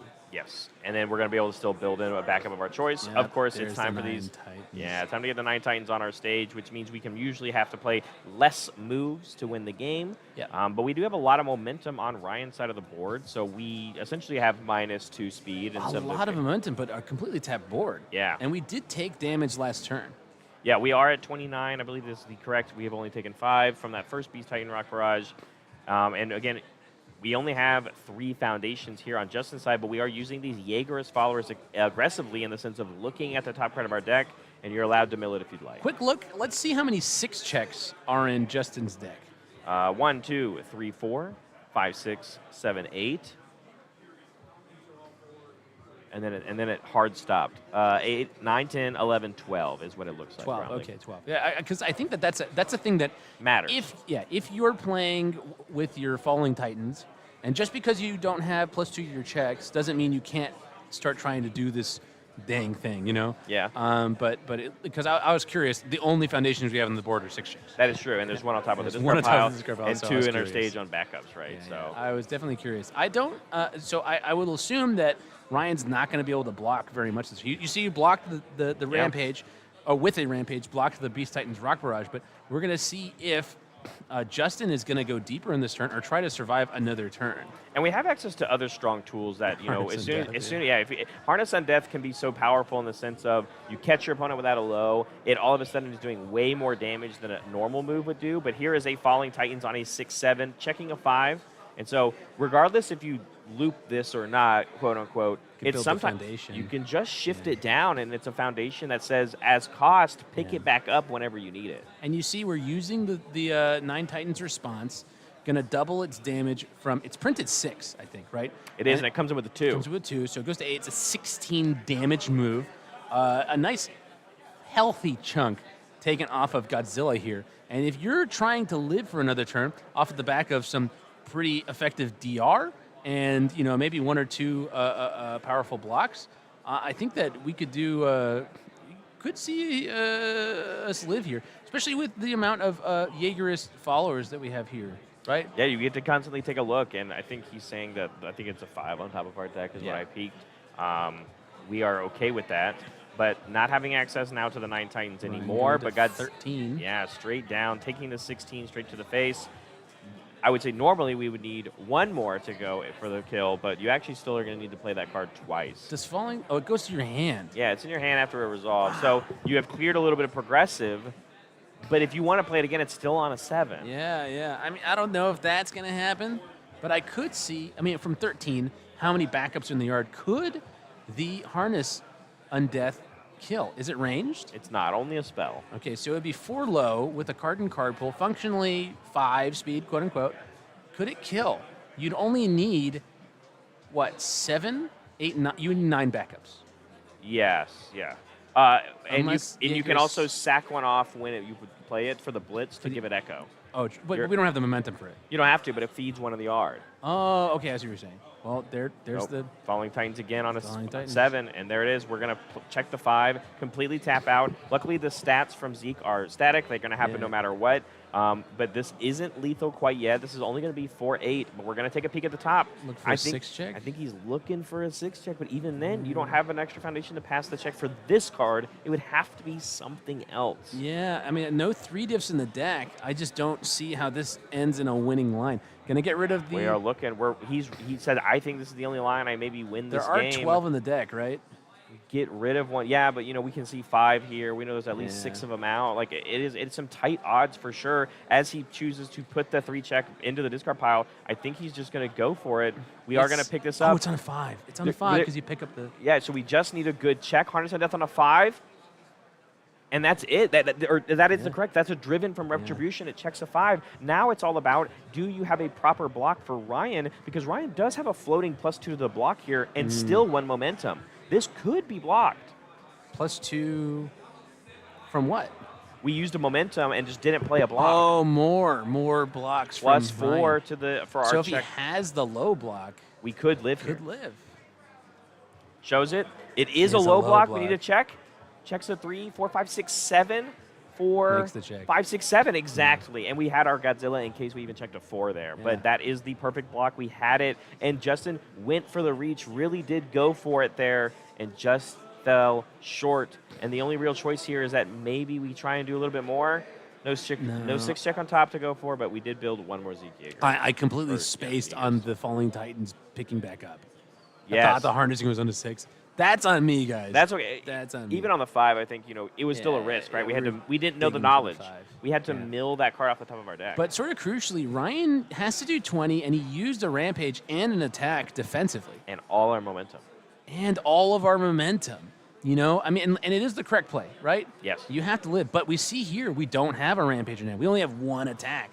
So we have to try to dig for something, and this is not equipped to do that. These are not all of the ferocious attackers and things like that to try to get more attacks in hand. This is a measured, you know, tactical Godzilla, I'd say. Yeah. You know, we're playing a little more defense than we're used to Godzilla playing normally. This is no Calvin Tahan. I'm going to play 4 copies of all of the aggressive pieces that are going to help me win the game. Some of those, though, are also coincidentally defensive. But, I mean, Ryan played great defense there. I think, you know, 100%. A lesser player would have died.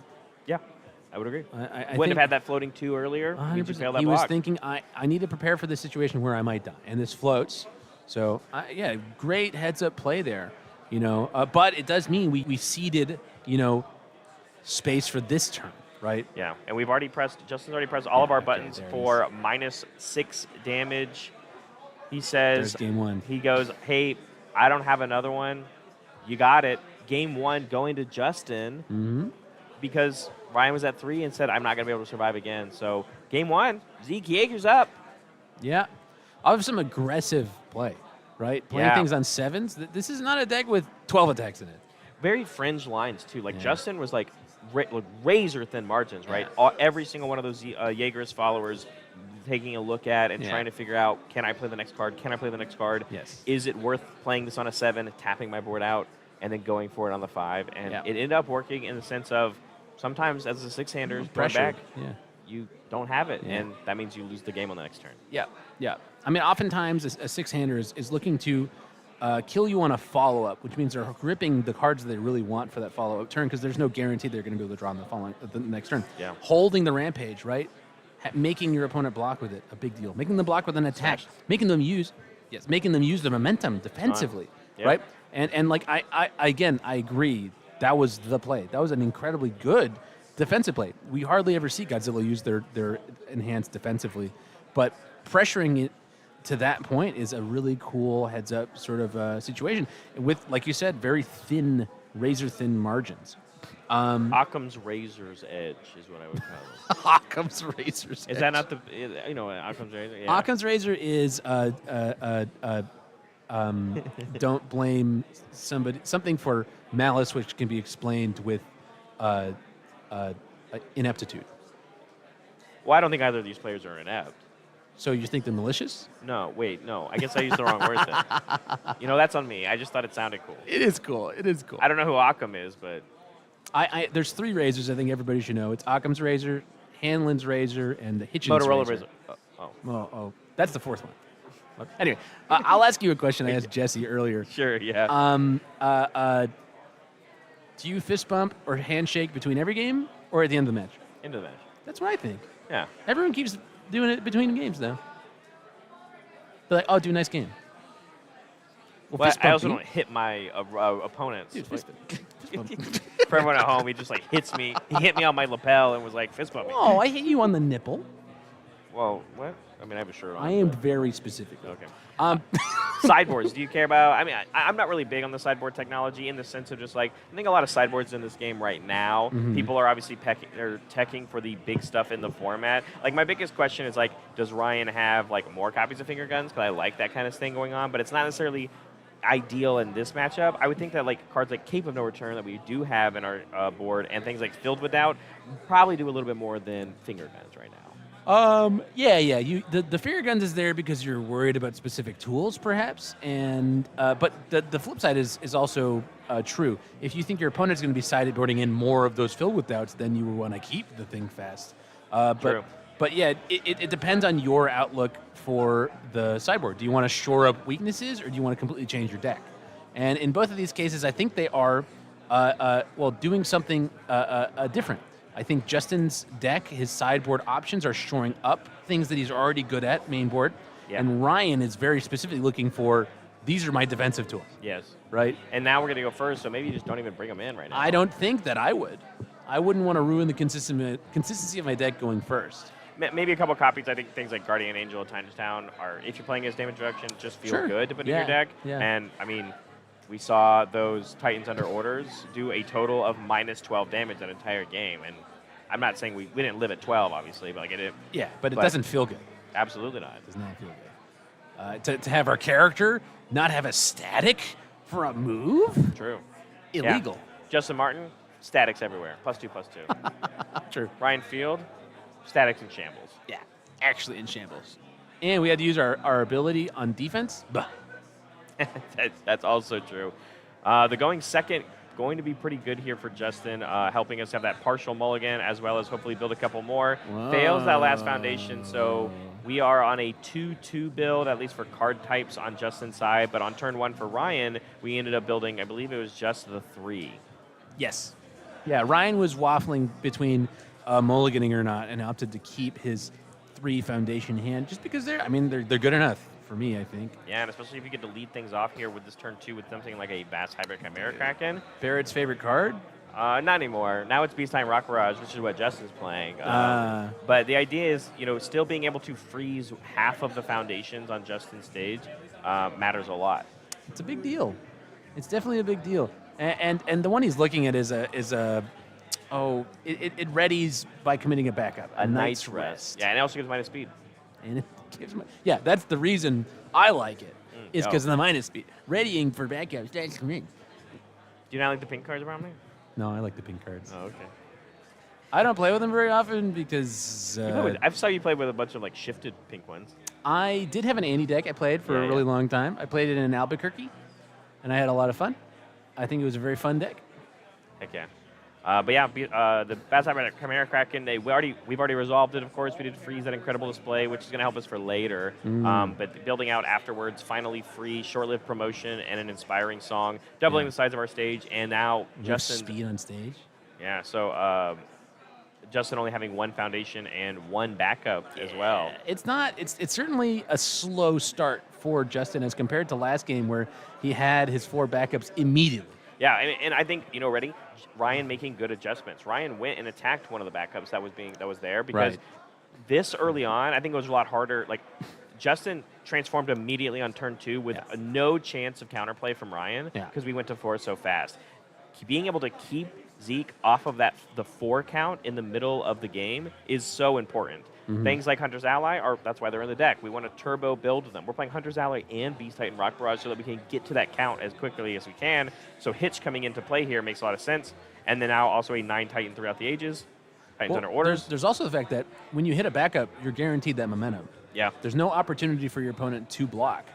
So I think it did a number of cool things here. But Ryan now has to exploit this turn, right? Because next turn, Zeke is going to be online. And we do have to fight through -7 damage. So you're going to want to see those big numbers. You want to see something like double Titan Cliff Determined Advance. Absolutely. More than that, right? 1, 2, 3, 4, 5, 6, 7, 8, 9, 10, 11. We have -11 damage over on Justin's side of stage. We built a Hitch, so...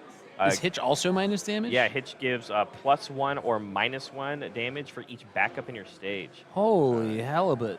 Yeah, so that's one of the fire-attuned ones. Max 5? Kevin Broberg would hate it. Yeah, that's right. The guardrails, yes, of course. City Rampage, though, coming in here and not having an answer to the action card. Titan Cliff on a 6/7 as we check a 7 because of the +2 from our check. But immediately fills the doubt. Wow. See, this is the thing. People are really afraid of Titan Cliff. It's the enabler of this deck. You have to have an answer to this. If I was going to seal anything, it would be the Determined Advance. That's fair because you can mess with the stats as well and deny the momentum. But the point is that this card is also kind of doing its best Determined Advance impersonation while also being able to filter your hand and give you a foundation. True. I'm not disagreeing. I'm just asking questions. Oh, it felt like you were disagreeing. Well, no. In this specific situation for Justin, who's not going to be able to block more than once, I think it makes sense. Yeah, right? for sure. But if you're equipped to block more than one thing, Determined Advance is the scariest thing in the world. Absolutely. Right? It's fueling Godzilla. It's saying it's very uncomfortable to deal with, right? And has EX too. Yeah, in a pinch, it's EX3 as well. Yes. Sorry, not EX2. EX as well. Yes. I get where I'm with you. Ooh, you don't want to check those. We don't have that many attacks in the deck. No, especially on that one being a spell. We're not allowed to pick that one up, even if we transform. So Titan Cliff going to connect here, knocking Justin down. And how about not just the first Titan Cliff? How about a second one, 6, 7, 8? Everyone loves a good sequel. And yeah, exactly. Titan Cliff the sequel, Mount Lady the sequel. Mount Lady the sequel. Yeah, and it does check. We did use an expiring song during that last enhanced step so that we checked this without having to commit anything, of course. But this one doesn't look like another Filled with Doubt in sight, so we are going to be able to press every button on this one, including building in something like a copy of Finally Free and a full review of 3 cards. We're fishing for orange ones. 2, 3, found one. We got one. Smashing Stomp being pretty good here. Smashing Stomp is so funny to me because it's not the card people point at when they're like, this is an annoying card, but it does a lot for Godzilla. It feels good for a rare from that deck, right? Yeah. It's a low zone thing. People say lows don't matter. I don't know. That one's been in every Godzilla deck I've ever seen in my entire life. It sure has been. Draws you a card, gives you +1 to your check no matter what, and EX.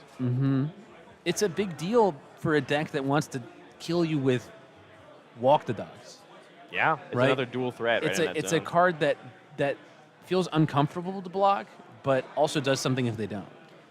Determined There advance. it is, 6, determined 7, 8, advance. 9. Checking a 5, 7. Yeah, and we had the +2 because we Yeah. spent one of our momentums that we had just gotten. Yeah. And so now this is going to come in with the +1, +4. It's going to give us another momentum. And as Zeke goes down to 22, this one itself is going to do 10 of that. We need to find 12 more afterwards. Well, so we do have access to damage reduction, so Yep, it's going to go there it down. Yeah, it's going to go down to 7.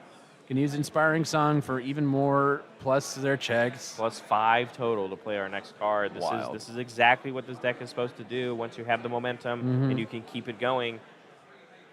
Very well-oiled machine. Smashing Stomp 5, 6, 7, 8, 9. +5 to our check, 8. Yeah, and 9. tap 1, okay? Okay, Ryan, tap your 1. Tap your 1. God, the nerve of some people. This one's going to be for 10 damage at its current pace, which is not lethal, Nope, not yet. but it could draw us another card. And if we do choose to preemptively spend a momentum to give us another +2 to our check, we could maybe find lethal Could here. find one. I think you press the button just in case, because you're going to be You're getting a bunch of it back. getting so much momentum already. If you draw the attack, you kill, right? Going to commit this back up and ready that Knight's Rest that you were talking about. Nice. Commit it for -2 speed, okay. And then countered it with the +2 speed from the Bass Havoc Kraken in our momentum. Man, I remember that was the best attack in the game. Now I don't know anymore, man. I don't know. At times have changed. Times have changed. And then there it is. He's doing it. He's going to press the +2. Or no, we're EXing this time, actually. EX3, saying Yeah. I value doing 10. Need this one to land. And then it looks like we are also +2 to our check. Godzilla. We are looking to draw another attack if we don't already have it. It connects single digits now. Draws a random card. What is it? Come on, Ryan. I don't know. I didn't For see the it. boys at home, it's Titan another clip 6, 7, 8, 9, 10, 11, 11. 3, 4, 5, 6, 7, 8, 9, 10, 11 for 3 Yikes. more. We're getting And a that game 3? is game 2 going to Ryan Field. We've got a match. I love that he called the shot. He did. He drew it. He got it. called the shot. He took it. I like that. Both players went for that. Razor thin margins, Bromley. I don't know. 6 attacks in a turn is not what I would describe as razor But that's thin. not what he had. That's not what he started with. Well, but I don't think it's razor thin because Ryan checked 3 3s on that turn. The margins, if he could, it could have gone way, way better. But he could have drawn way On that- less attacks. The thing is, even if he did survive that, if he did not draw the attack there, we're sitting pretty. Yeah, absolutely. Right. Stage is pretty healthy. Yeah. Just blank. Health is it's blank, but we had enough foundations Ton of momentum. and a ton of momentum for the follow up. I think that Justin was solidly in the oh crap chair, right? Yeah, Because yeah. he'd have to the going second chair, I call it. the going second chair. I go second a lot. Wait. What? Well, we said the same thing. Hmm? Nothing. Okay, go ahead. Oh, okay. Fair enough. But okay, do you think we're gonna sideboard? We're gonna stick to what we got. I think if anyone's going to sideboard, it's Ryan. Yeah. Like you said, those He's defensive going tools. second Yeah, he's going second. And he went second game 1, but game 1 you don't have access to your sideboard yet. But as we're already doing the shuffle here, I wonder if maybe that's not the decision. Or He they're feels confident. Or they're already in there, right? You know, we did see Ryan at least have or draw and discard a Filled with Doubt, which are in his sideboard.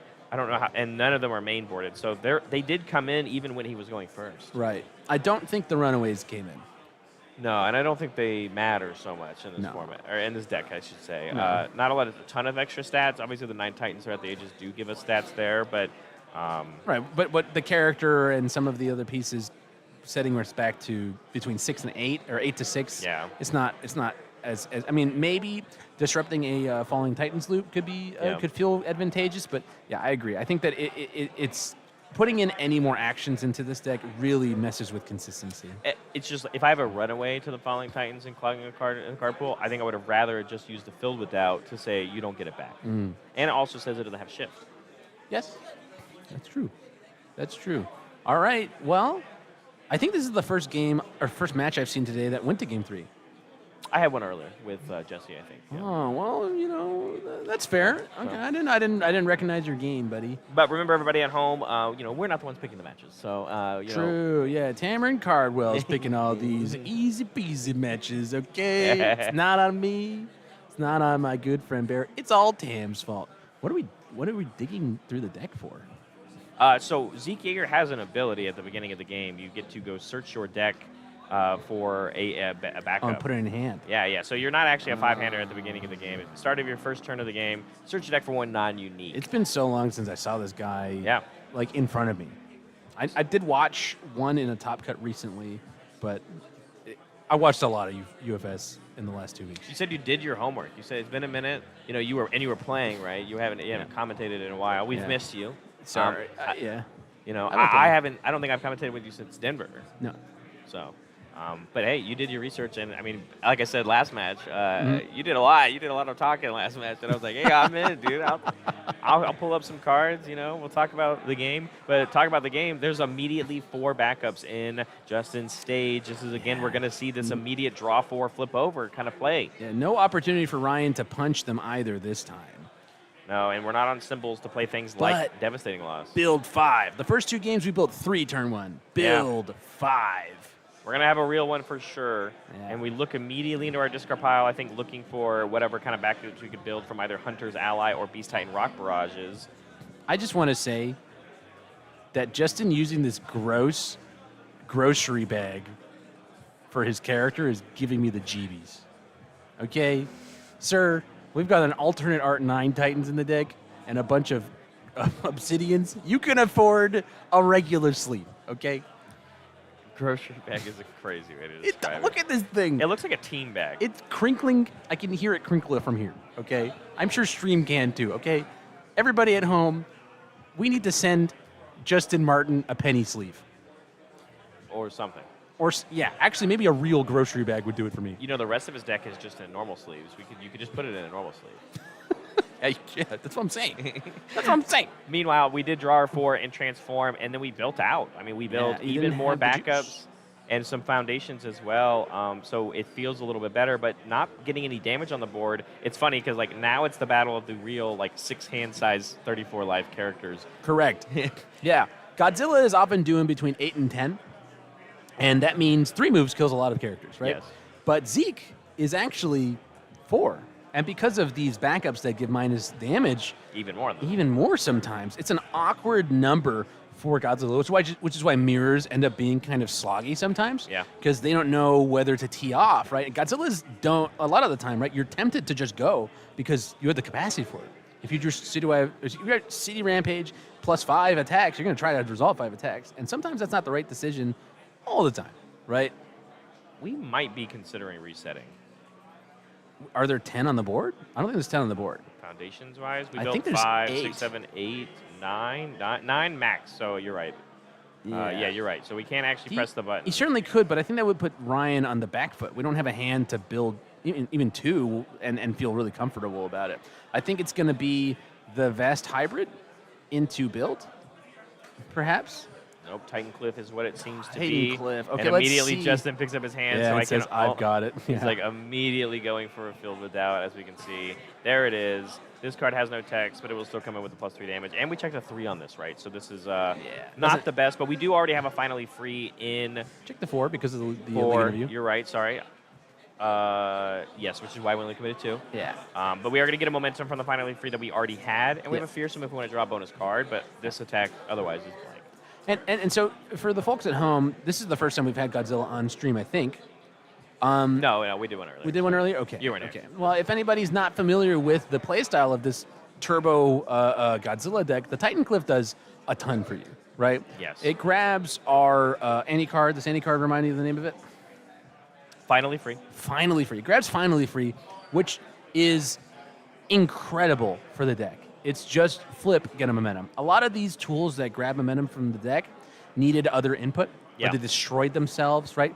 They were not as advantageous. And so Finally Free is kind of the key that gave Godzilla the tools it needed to really, really send it early and as often as it can. Because Titan Cliff cycles your hand to dig for more attacks, and it builds in a key piece that gets you momentum. So it's functionally, like you were saying earlier, another copy of Determined Advanced. Yeah. Right? If not more, because it also expands your stage. Yes, gets you another foundation to tap later on, right? So it's like a pseudo 5 difficulty move in that way. So sealing it here feels great defensively for a character like Zeke, who is not here trying to chain block a bunch of highs and lows. Yeah. Right? And so preventing your opponent from digging and from expanding their stage is a pretty big deal, especially when Ryan has not played a City Rampage. Did I say it right this time? I know I say it 8 different ways. Is it City Rampage? Yeah, you nailed it this time. You normally say like Rampage of the City or Yeah, like Citywide Rampage. Citywide Rampage. Yeah. And I was like, no, it's Citywide Crisis is the card you're thinking. Crisis, yeah. That's the one with I'm so good. Gran Torino on. And I think about it all the time. Speaking of City Rampage, we just checked one. we did, and we also attacked a backup for that Vast Hyper Chimera Kraken. Again, Nice. guarantees to deal damage, Yeah. can't counterplay it too much. And we had already gotten the Hitch Enhance off of Zeke earlier on the Titan Cliff, so there wasn't a huge giant damage reduction, enough to kill off that Titan's Under Order. Getting the momentum is a big deal for Godzilla. You know, having 3 or 4 momentum, which is what we have right now, right, means we can go hella deep Yeah. on a later turn. It was what led to the success from the kind of string that we saw Ryan do in Game 2. Yeah, and crucially, what made Game 1 go Justin's way was that he didn't have any momentum on the follow-up turn. Yeah. Right. Not just that, he also didn't have the juice. Right. Yeah. But yeah, what makes Godzilla really, really, really go off, right, is when he has a lot of momentum. That's what he's meant to do. Yeah. You know, I mean, he has a static ability that is just a deck building restriction, and he has 1 enhance on him and a once per game. Yeah. That's all he does. He's like, I want to spend momentum. That's the thing I do. Yeah. Love him or hate him, he's pretty simple. He's very simple. Yeah. You know who's not simple? Barrett Bryant? The Beast Titan. Oh yeah, Barrett Bryant is a lot like the Beast I'm Titan. a simple man. A simple kind of man? Yeah. I don't know any With a other simple lyrics. plan. Oh, a simple plan. That's a different band. Yeah, I knew where you were going with Okay, this. well, thanks. Appreciate you. Well, I don't know what this one is, guys. This is Hunter's Ally. Oh, okay, there's so many different These arts are to these this card. incredible cool promos that we saw from Justin doing well in Denver. He has these very, very cool, especially the silver one of getting a finalist of the Hunter's Ally art that we saw. So I'll tell you a story. Earlier, I went to the vendors, right? And I was like, I haven't gotten any of these Chun-Li decks, okay? yeah, I made those. You made those? Yeah. You were the designer on the Street Fighter deck? Yeah. Whoa, that's so cool, Barrett. Okay, anyway, go ahead. Sorry. Well, no, that's cool. That's awesome. I think they're cool products. But I wanted to get the aerial Kokosho. Yeah, that's a good one. I think it's a neat card. I think that I think it's funny in Mikasa because lobbing an 11 damage nuke on your opponent's turn is funny. And it's another enhanced step for you to draw cards if you want to do it. Yes, exactly. And so I went to the vendor and I saw it had another kick from Chun-Li's deck, and I was like, oh, is that the aerial Kokosho? And the guy just said yes. And I was like, oh, it's got the cute, like, top 32, how much is it? He said, like, $40. And I was like, cool, now I've got 2 aerial Kokoshos. It's not aerial Kokosho. No, it's 100 it's 100 lightning kicks, sorry. 100 lightning kicks. So I'm the proud owner of a top 3200 lightning kicks. Oh, this looks great. It does look great. It looked really cool. I thought it was the Kokosho. Sorry, bud. Which, as somebody, this is what Kokosho looks like, right? It's like a ranged move. Yeah, and you can do aerial ones in Street Fighter 6. Whoa. I just know how to do the many kicks, which is, as it turns out, 100 lightning kicks. Yes. Yeah. Yeah, But I just shoved them all in this deck because I wanted to make the Mikasa a little more casual for games that I'm playing off stream. Love it. Today. Didn't want to. We did get a full block though on this Hunter's Ally, and so not a lot of rebuttal here and follow up, but we are going to keep expanding the stage here on Justin's side. Remember, at any point we could just be pitching our backups from our hand to pick up these range cards from our discard pile, but again, not necessarily having exactly what we're looking for, just still trying to stabilize. Well, bring up the Zeke. Is it an enhance or? It is an enhance. We need to have one first. Yeah, and so we played the Hunter's Ally. And it didn't do it. And it did end up building us something that I think is going to help us along the way. We built Genghis Frog. We have a Genghis Frog now in our stage. Yeah, this is a card I know people were really hyped about in Pony. Yes. Because she has the fire symbol and access to the Hunter's Ally, right? And it's so funny. This and Massive Mutant Machine, like people looking at it and be like, well, I don't want to build that on a 5. Yeah. I don't want to build on a 7. And they just play something like... You play a 5 different attack that builds it for you. You play some way to cheat it in. And personally, not a fan, but I get it. All right, we check a 3 on this one. Sorry, a 4 because of League Interview. True. Opening with Determined Advance is interesting to me right? We're not getting the dream scenario of a city rampage, but this is as uncomfortable as a poke as there is. You don't want to just take 9. Yeah, and like you said, I mean, stats can never go below 6 mid for 6 unless you do something like a Filled with Doubt on it. But we pretty much, if you're Justin and you have a Filled with Doubt, it's always exclusively getting used for a Titan Cliff right now. So this one you feel a little awkward to mess with. Can't be damage reduced. It can't be speed hated, which is what we built. It's what we spent our entire turn basically building after we used that our Hunter's Ally. Yeah. And so this being a lead is just uncomfy, right? I mean, he certainly doesn't have enough damage reduction tools to make these feel, truly like terrible. Yeah. Right. So I mean, it's just big stages, right? Yeah, taking the 6 though, as we go down to 27, Ryan Field still at full, feeling very good, and then we immediately are going for a horrifying realization form ability to not only try and cycle and find something new for Ryan, but making the sculpting side of Justin not as good as we pitched a Beast Titan Rock Barrage that we had in our hand. Yeah, I mean that's one we can pick up, right? Yeah, and into a board like Ryan's, like what are you going to be committing? It's like incredible display, and that's it. Yeah, and then one we haven't seen in a long time. Blue Flame Torment. Blue Flame Torment, and this one is another one that really, really benefits from having a lot of momentum because later on in your string, you can have a bonus effect of the card pool ability, which is we can flip this over and spin 1 to check hack. We can give -2. Yeah, I mean, never underestimate the power of using the Chimera Kraken for 2 speed on a later move and then using that for Blue Flame Torment's response. Yeah. Right? 4 speed out of nowhere, right? Big swing. So if we die here, it's going to be due to that specific interaction because Zeke is not good at dealing with big stats on that number column. Yeah, and if we do have to do them, it's because, we have these Knight's Rests, but you still have to turn them sideways to do so. It's -2 speed, but it's actually it feels like -1. Right. And we already have a pretty committed stage with not only the character in 3 of our foundations, but 2 of our Jaeger's followers are also sideways. Yep. Well, it looks like we drew the attacks, but maybe not necessarily the support for them, and that means because of all the momentum we got last turn, we still got it. Yeah, that one did connect, of course, though. So we are at 19 now for Justin. This one is only going to be for 9 currently. It's going to give us +1 to our check no matter what.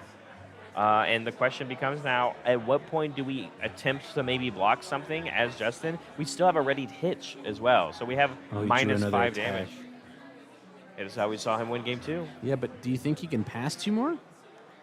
+1 of the check currently. I think we can pass the next one guaranteed, and then we still have a momentum to get us there. 5, 6, 7, 8. Checks a 6, 7, 8. This is looking like we could as long as we can have another move after this. It's certainly possible. Yeah, commit and freeze one of those Knight's Rests. It is frozen. But he can just ready that one.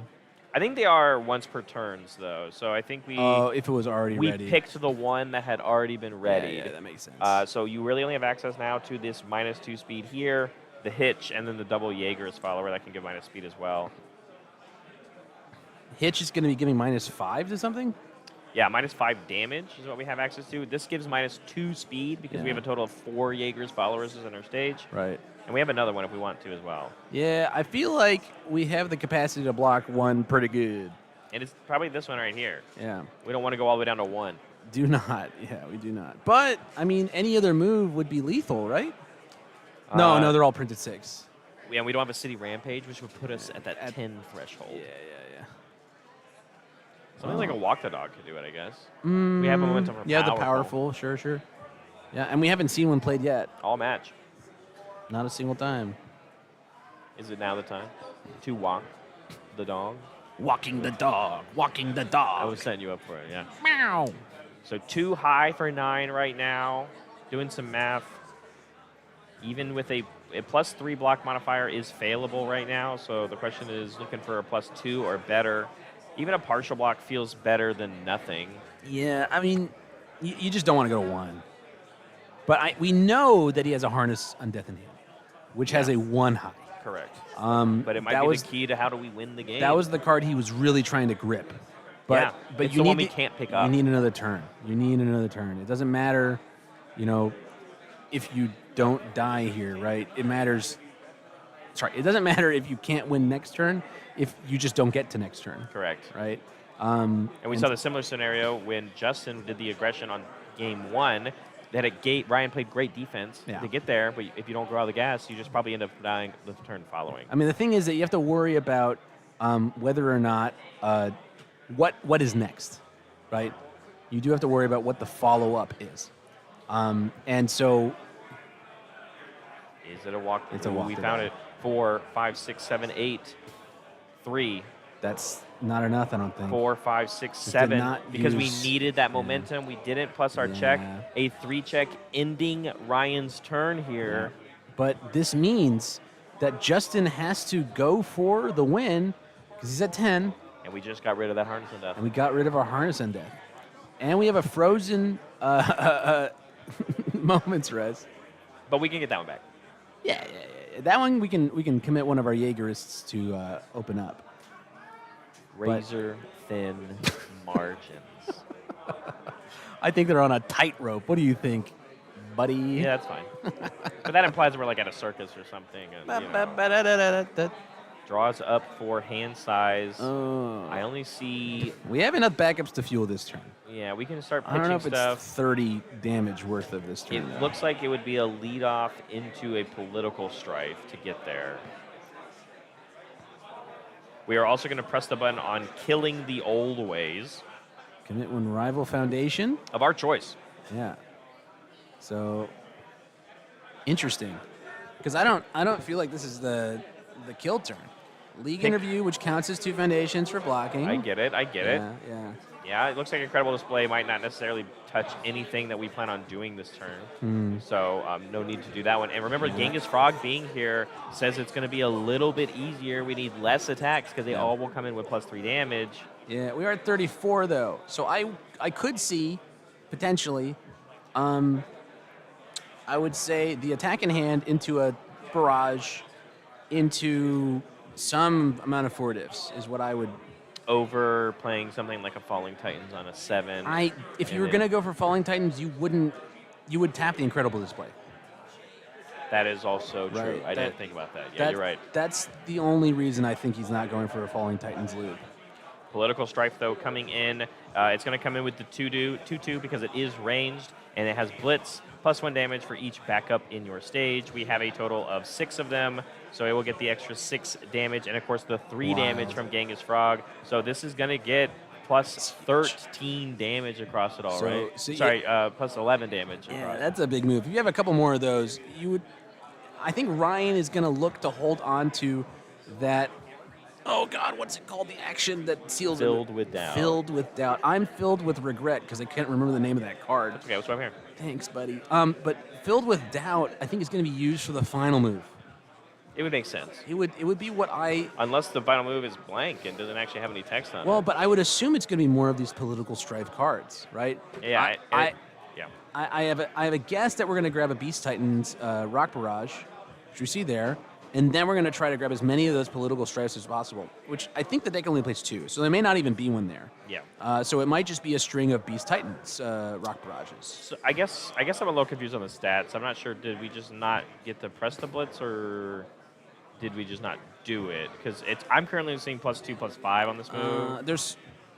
That would be Zeke plus the... That's just Zeke plus Genghis. Yeah, Genghis Frog. So we didn't press the Blitz move? I don't know. Maybe they just haven't put the stats on we it just yet. haven't done the button yet. Yeah. Or maybe Justin just forgot. No, I just don't think we did it. He just didn't forgot. I don't know. I can't see the life total necessarily right now, but it did connect, of course, and we picked up that Beast Titan Rock Barrage just like you said. I'm not sure exactly, this is going to help us build a 9 Titans from our discard pile, which is helping us give do reach. A little more reach, and also still comes in with the +2, +5. Yeah. And it's going to commit that Incredible Display down as well, and the Guardian. So the thing is, now you could go for that Falling Titans line, but it's just... Now they're on 8s. There's no way. There's no way. Even with 6s on top, you can only resolve 2 of those, and that's not enough. I think it's just kind of random that we just forgot to press our button. That would have given 6 It's enough damage. now, right? It is because we built in the 9 Titans. They're for 10 because of Genghis Frog. Actually, no, they're for they're for 12 because of all the damage that's coming in. So if one of them doubled, played it twice, playing it twice is enough. Doubling this guy to 20 damage, by the way. Or no, we did speed because it comes in. Yeah, so it's actually a 10 mid. Sorry, it's a 10 mid for 10. Kind of announcing that we're not going to be attacking again. I'm not too sure. Have we pressed Zeke again? Do we have another backup in our hand to pitch and pick up a range card? It looks like that's what we're doing right now. Any range card we want. Another Beast Titan, because we just discarded a...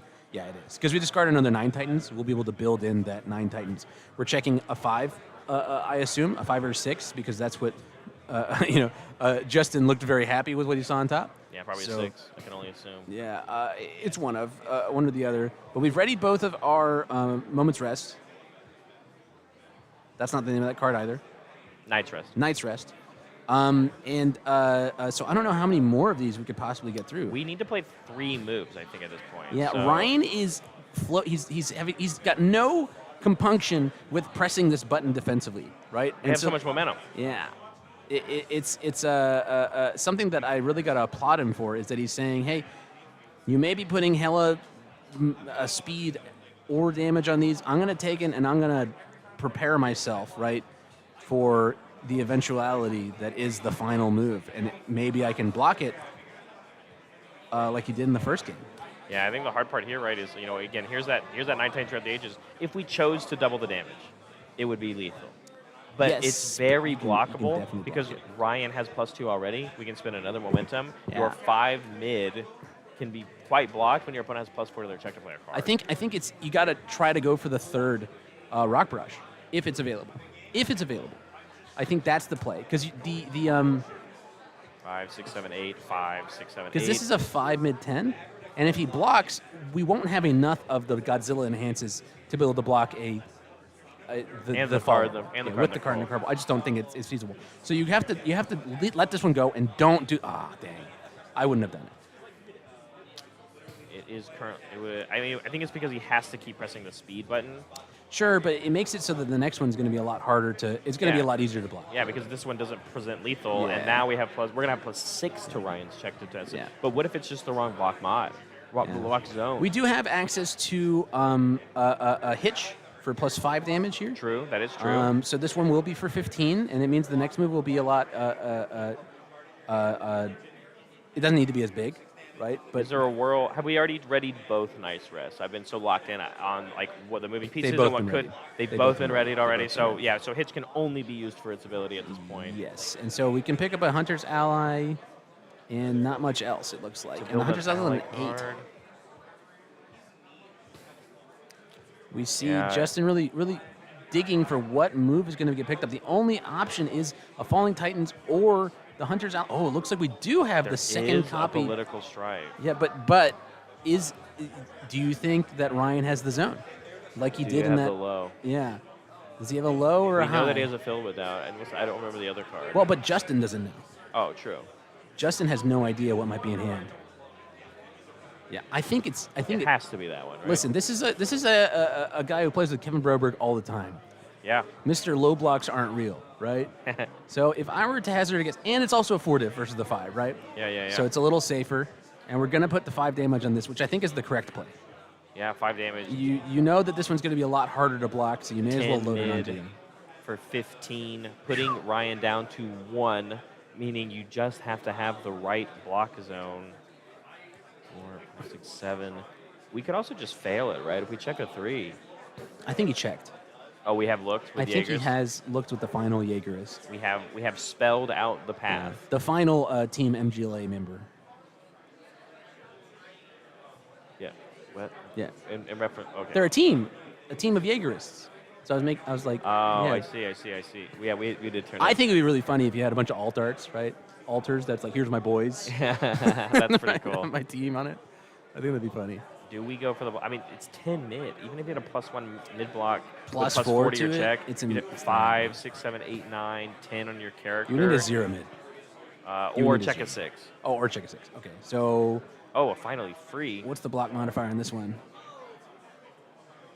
Misses Not it. enough, because we Misses checked it. a 5. Well, so- but I think this means that no matter what, we're dead. Yeah, we go to 1, and how we play a political 7 on 4, 5, 6, 7. Yeah, as long as it's not a 3 check, it's going to be able to pass. You don't need your character anymore. We keep up a moment of normalcy just in case. It comes in with the +2, and Doesn't even really matter, the seal though. doesn't matter. He's like, Yeah, I had there's a the mid block set. anyway. And the match going to Justin Martin, piloting the Zeke Yeager from set 2.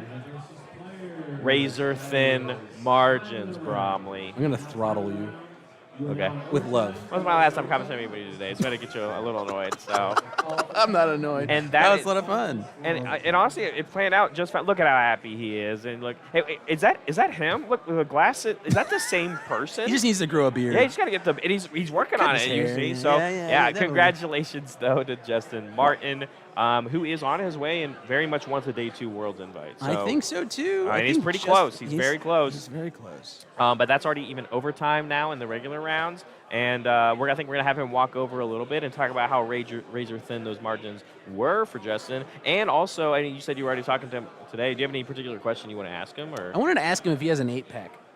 um, Well, like you said, he looks a lot like Zeke, so oh, that is fair. Yeah. I'll ask that one if you ask him a real question. okay. Or do you want me to ask? I'll ask him a real question. Oh, no, I'll ask the real question. Okay. All right. Okay. So we have Justin Martin that's going to be joining us behind us. Welcome, Justin. Congratulations on your win. Thank you very much. I think we both have a question for you. Yeah, Yeah. just for the feedback. We both have a question. I'm going to go first.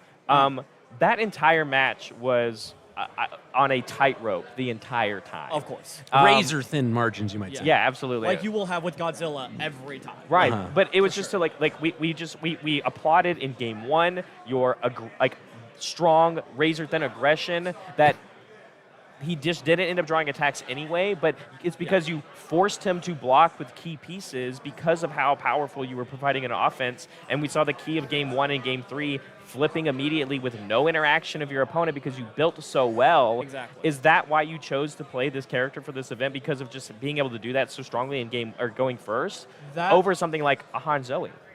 That is a much better reason than the reason I chose. Unfortunately, I had like 3 decks that I was choosing between, and Zeke wasn't one of them. But like Corey brought Zeke stuff, Yeah. And I was like, sure, I'll run it because I know the backup stuff is good. I just haven't played with it a lot.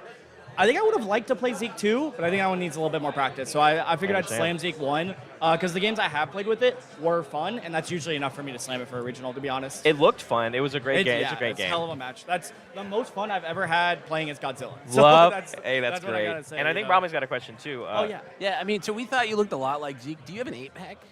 Sorry, what? Do you have an 8-pack? So unfortunately, I have to go into beast form for that. So it's only, so That's the hair. That's what he goes into beast form way He more hides his often. power in his hair like Samson. But sure. Justin, congratulations. Thank you so much. That was a crazy match. And you're That was on, fun. and you are on the grind right now for getting into like 100% locked in for everything. You just have to do a little bit better, right? You like a few more points, right, for day 2. yeah. So You're so no, close. day 2 I'm good. Oh, I'm were you fighting locked? for top 8. That's the one that I'm fighting for. and Gotcha. I'm trying to get my trip paid for. So Absolutely. You Well, know. you're on your way there right now. Congratulations and keep up the good work. Okay. Thank you so much. Thank you both for commentating the match. Yeah, absolutely. I'll take the mic. Give me the mic from you. See you, Justin. Alrighty. And with that, that is going to conclude. Round 6?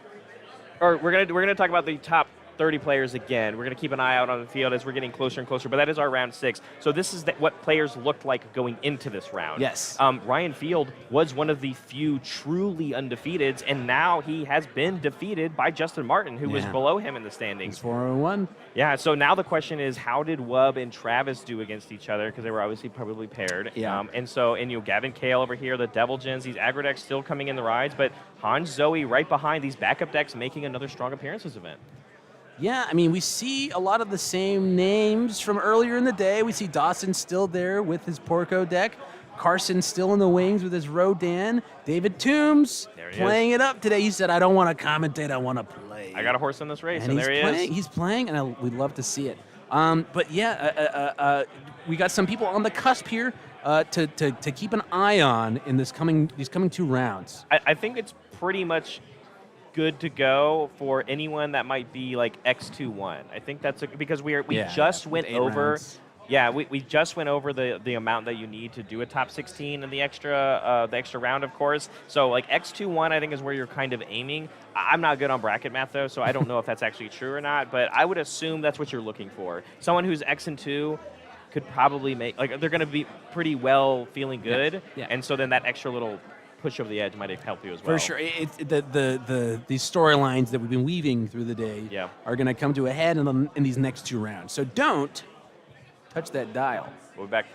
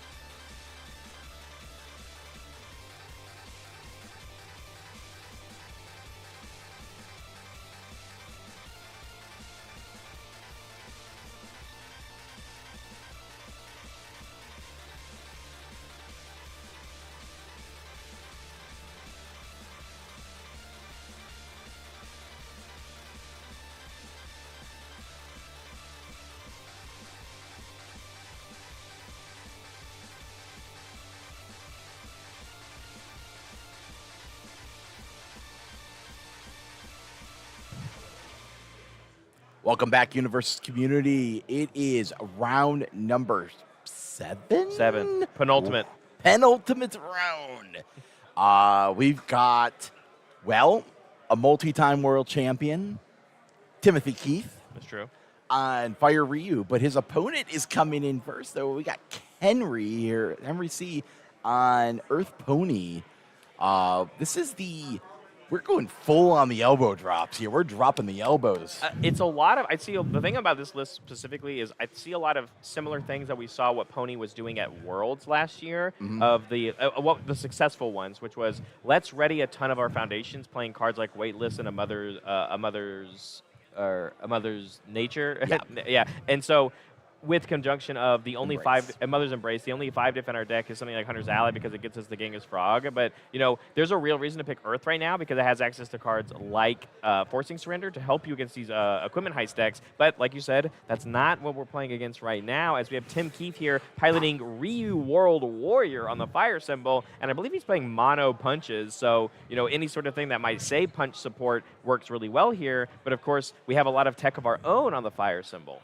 Yeah, we got Divine Retribution, Barrier Shield. We're playing the Titan Stone Knuckles.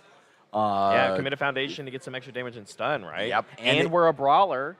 And it kills assets. Yeah, It does we're kill a bra- assets, we're a but we're a brawler. brawler, so we're able to actually use the deflect ability as well from our stage. But we're going to go ahead and kick things off. Henry's going to be able to go first with this pony list, build 4. And, Tim goes, oh, man, I mean, that's good enough because some of these cards ready themselves, 2 of them of which. And so Tim is going to review and draw back up to hand size, and we'll see what the build here is going to be on the response. Driven Retribution going to come in on the 3 diff. And then we've got a couple of good foundations here, but we're going to have to get a little risky on some of our choices. Man, the double Barrier Shield start, though, we're going to feel pretty good on defense at least. Oh, yeah. The Driven by Retribution is like kind of we doubled up.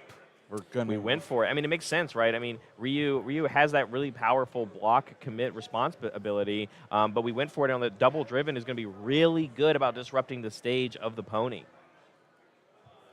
Yeah, this is a really good choice for deck, just for the meta, this card. I played this card when it came out, and people were looking at me like, that seems all right. And then it's so good, man. It just eats anything. I'm like, oh, as everybody was playing 9 Titans, I'm like, I'm just going to, I played against a Hanji, and I was like, that just gets dragged in. It's card pool effect denial, momentum denial, and selective stage destruction as well. It's so many things rolled into one. Yes, it's a remove cost. Yes, it's a 3 diff. Yes, you have to take damage, but it does so many things all in one effect, and it is a good call in the format right now. But leading things off, we got an Electric Moth for Pony, which is going to be a really good setup piece for us because we can start drawing a bunch of cards and start generating some horn counters because we went first. We don't have any to start with, so we don't get to do any cool defensive abilities like doing and pitching 2 and drawing a new one on our opponent's turn. We have to start fresh with 0 counters. Yep.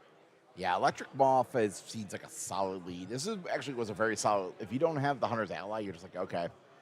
Feels really good to block here, just with a nice block that ignores progressive. Full block means Rio will be able to respond commit, draw 3 cards, and put 1 of them back on top of your deck. Not from the cards drawn, but any card in your hand you can put on top of your deck, of course. And so now, all of a sudden, going second and keeping our character ready pays off a lot for this character because we have so many ways to sculpt defensively, and that was the only poke. So Tim's got so much stuff that he's got to play with.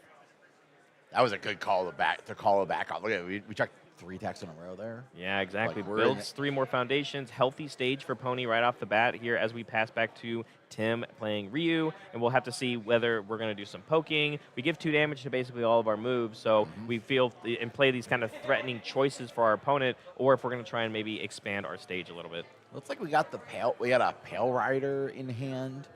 It's kind of this might be like Tim Keith doesn't like to poke abroad. He might just go build 3 paths. Yeah, I mean, I do think Tim is very good. He's obviously very calculated. He knows exactly when he should or shouldn't reach on any level, whether it's attempting a backswing or even going for a turn 2 poke. There's no rush. Tim has no problem playing, whether it's an aggro deck or even something like a more kind of control-oriented deck, taking multiple turns to get there. Yeah. Just because it's an aggro deck doesn't mean it has to win early. You're allowed to take your time. I think it's crazy that the difference of +1 card, Like Ryu's, like he's a pseudo 6. He's got that like peaky. He's got that like if I get the block off, either you block or I block, get that peak and just set myself up to go for a turn. And I especially love it when it happens on Oh, yeah. offense, right? Because it gives you so many options on what you might be doing. But we're seeing the rebuttal here from Henry. We're just going to continue to build more foundations. One of these players is going to try and go for some explosive turn. And the question is, who is it going to be? And, I mean, Tim's the one with the life total to play with. If you're playing Pony, you're playing as Henry, you got to be a little bit more careful about what's going on because 22 is a lot easier to lose than 32. Yeah. Looks like we're going to come in with the Haymaker here. Good old Attack Titan Haymaker. Yeah, it's a great 3 mid for 5. It's got stun 2 on it. It also will shift down into a foundation. So checking the 3 here isn't even that worse. 4 mid for 5, sorry. Checking the 3 is not that big of a deal because it will turn into a foundation for you if you don't need the momentum. And of course, it has that blitz ability that says your rival can't block it with printed difficulty cards of 2 or less, basically asking you to block it with an attack. Yeah. And I look at the... Looks like we're going to pitch 2 here, so we're going to do the power draw. Yeah, the drawing a total of 3 cards and getting 2 horn counters, which on defense is not necessarily always the best, but it's incredible for sculpting. Going to be pressing some tough skin buttons, it looks like, for just a little bit of incremental minus damage. It looks like we plan on taking this straight to the face for 5. Why not? I mean, this is probably the most least... You think that this card is always considered like it's a good lead. Yeah, it's done 2 and has the block problem, right? Yep. You know. And it's like, I don't want to block with my hand. I'm like, I'll just reduce the damage a little bit and we'll figure it out. But yeah, 17, a lot easier to deal with. And like we said, I think Tim doesn't feel super threatened right now. So I think he's allowed to just build out afterwards and prepare for this onslaught that might be coming his way from Pony. And that's the thing, the bigger our stage that we build, it means when you eventually use the Driven Retributions, you feel better about it because you have more cards in your stage to be comfortable passing checks with. But instead, it looks like we've got, is it just the Knuckle Sandwich? Yep. Knuckle Sandwich. Knuckle Sandwich going all the way back from the Rappa support from set 5 and Undaunted Raid. It's got combo with a punch. Hey, that's exactly what we did. We're going to give this +2 speed, and if we've dealt damage this turn, it also gives +2 damage. The fact that Rhea will also give it +2 damage means that this is for a whopping 9. It's a low attack, which most people aren't really expecting a necessarily 100%, and it even stops your rival from wanting to block with non-attack cards because their check is -2 to block with it. Yeah. This was probably a late addition. This definitely was a late addition to the deck. I've been testing against the iterations of Tim's Ryu deck. Yeah. And I think last week he tested it, and it was just like, it feels so good. Yeah. Like everybody has like all their best blocks. They're like, do you want to block with doing your best card, your best attacks, or your a good foundation? It just makes a lot of sense, right? You don't want to take 9 damage here, so it gets to completely block, and immediately that's what the purpose of this card is supposed to do, right? It's like, I get to play this second. If you didn't block the first move, you lost some life, of course, and now as the second move, draw 3, put a card on top to guarantee your check for the third card. I think Tim drew 3 attacks. Which is scary, right? Because, how much more can you still play? And we still have to make a decision on what card we want to put on top of our deck. And I think he only has 1 foundation. Yeah, and if we want to build it at any point, but that's your best check. Yeah, that's the thing, is like your best. I think it's a line of, I think we're gonna take and build the 1 foundation, and we're gonna commit 1. Yeah, we need that. purposefully put a 3 on top, which is okay. And then we are able to play, this is Drown and Resentment. This is another tech piece, right? That's randomly really good against a bunch of stuff in the format. Yeah, you pulled it up. Yeah, Enhance Flip. This stun attack is +2 or -2 damage, which you can use in our deck. And Response Flip. After a card leaves a discard pile from your rival from a non-character effect, they have to add the top card of their deck face down, their card will face down. This is a Hunter's Ally deck. It literally does that thing. Yep. It's like, would you like to Hunter's Ally? Now you have a card. You're always now in that situation, unless you have a buildup of counters. Also, any of the Mikasa's Admission, Feral Shriek, Wish Hard, those do hit the discard pile and then leave. Yep. Kicking things off, though, Electric Moth on the opposite side. Pony probably taking this moment. This is the most vulnerable that Tim has probably looked. But now it's just a question on whether we think it's going to continue with the aggression. There's a ton of draw potential over on Henry's side of the board. As soon as we clear a card, there's draw 3 right to our availability. And there we go. We pitched 2 cards also with Pony, and one of those cards being the Flying Elbow drop, which is a bonus attack we're allowed to play this turn only as long as it was discarded with another card with it, which is exactly what Pony does. Yep.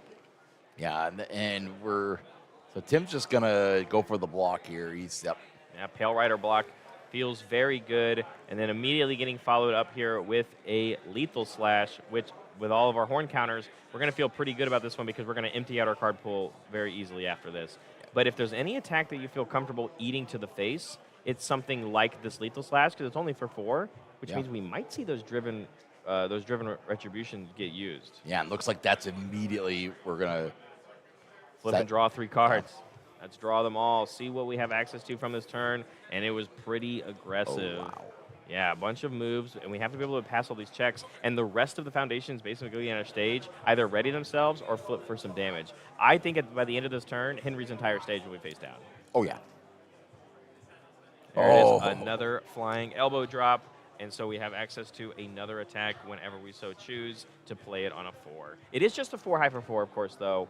That's all it really does. But the goal is, I think, eventually to play, you get a Genghis Frog in play, and you have +3 damage to all of your moves.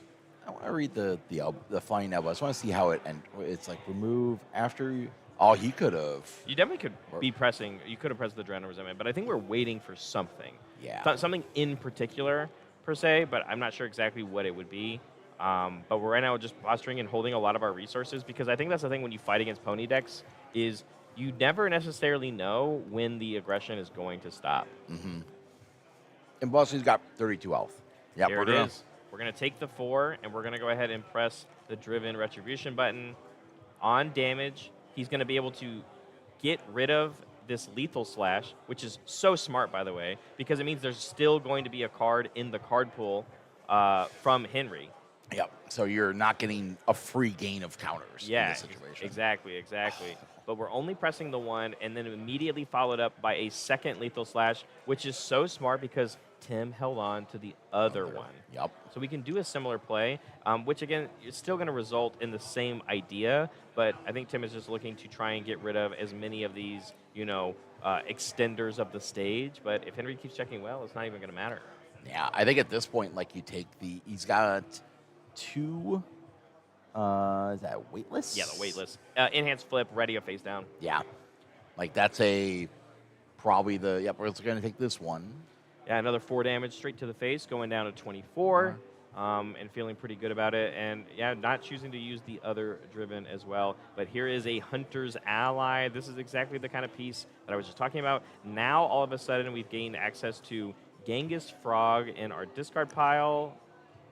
And there it is, +3 damage. And as soon as that card leaves, we are going to press the Drowning Resentment button that says, I'm going to make you add the top card of your deck into your card pool face down. So you did not get, he is definitely, he's just continually pushing just a little bit, it's he's making him have to, not have an ability to value up his counters. Yeah, exactly. You're right. At the end of the day, we can still just spin the 3 and clear this face down, but it is better than just, instead this attack was just going to be a net gain of counters. Oh, yeah. That's the whole thing. Yeah, 4 high for 8 right now on this. And then we are going to take the 8 and then press the Driven Retribution once again. And it picks any card out of the stage, including this Genghis Frog. And so it means we no longer have +2 to our damage. Great play here once again, and countering everything that seems to be coming their way. But we still have plenty of attacks to play, including this Electric Moth on a 5. It checks. So Tim's done a lot of just holding the board. He's down to he's still dancing at 7 foundations. So at least the Metro's not a draw 3 now anymore. Yeah, which is very good. A lot of speed hate we have access to here. At this rate, I think Tim is very much only going to choose to block the ones that matter. Mm-hmm. Granted, I know that we took the damage from that Hunter's Ally, but you had to if you wanted to get rid of that Genghis Frog there. And now we're going to clear the Genghis Frog, put it back in our discard pile, which means if there's another future Hunter's Ally, we have access to it. But the Electric Moth feeding, these are just a bunch of 4 damage moves, but only 3 more of those, and it could be the end of Tim's life. Finally checking a 3 here on this Battle Aura release, and this is one worth blocking, of course. Yes. And the thing is, there's no speed bonuses going on here. Yeah. Like, this is just, like you have to pop a lot of counters to get this. To keep playing all these moves. I mean, that was the tried and true butter of what we saw of the Earth Pony list at Worlds doing, right? But we are going to go ahead and press I haven't protect. It's something protect. It's been a minute on this one. I'll protect you. I'll protect you for E commit flip -3 speed.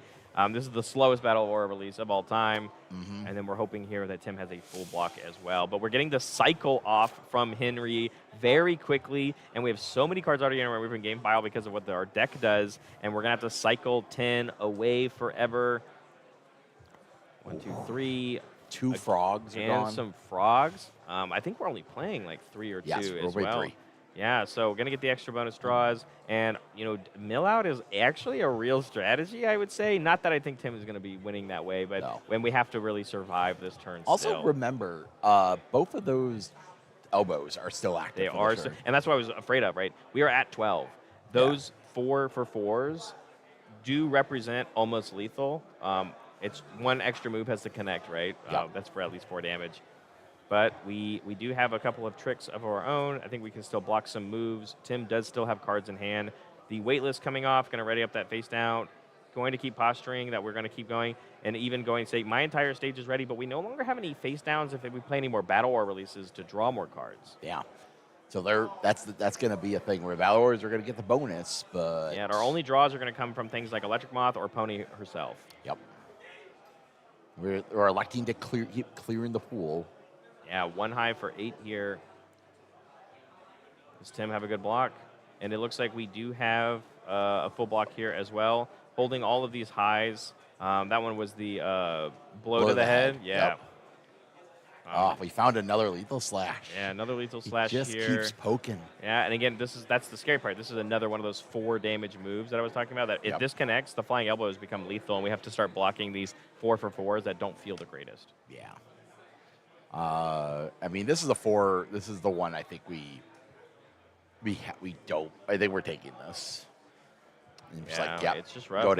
And now he's like, okay. And we even chose not to remove it from the card pool, going straight into another Battle Aura release. This one is very much lethal on its own. Plus 4 damage. Yeah, plus 4 damage. We're looking. We have some speed hate. Tim's thinking, what is the play here? How do I continue to survive here? Because we didn't let that lethal slash leave the card pool, it is going to be stuck there because we're in an awkward horn counter spot now. Yep. The question is, do we have more high blocks, or is there a world where Pony uses their ability to... we are putting it to 0. Barrier shield here, but that is -1 card in hand, and it was a high block that didn't count towards progressive, so... The question here is, I think the thing is Henry's hand just all attacks left?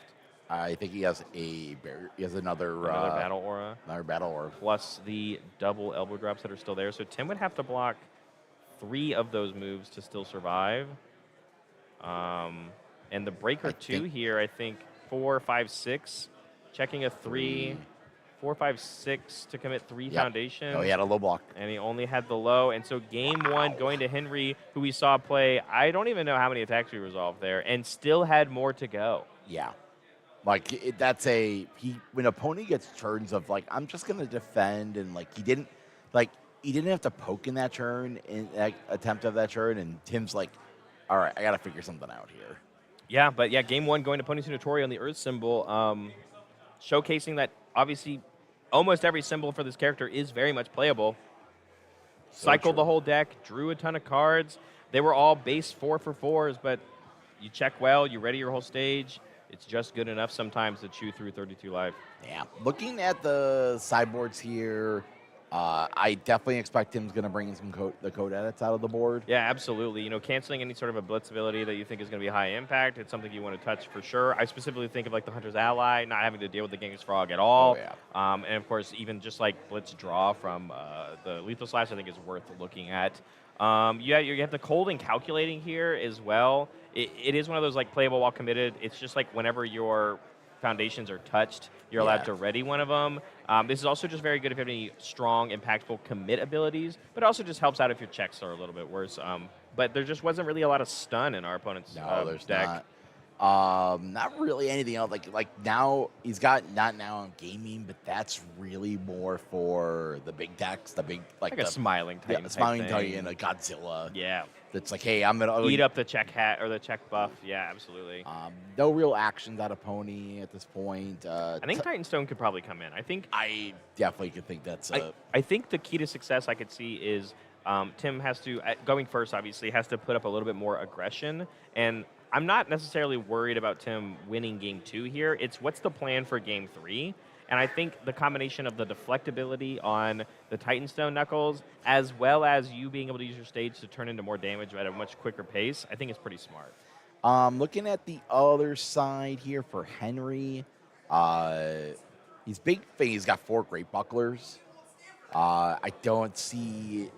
I mean, Tim doesn't visibly have a lot of clearing and stuff. A lot of clearing, so I don't see that.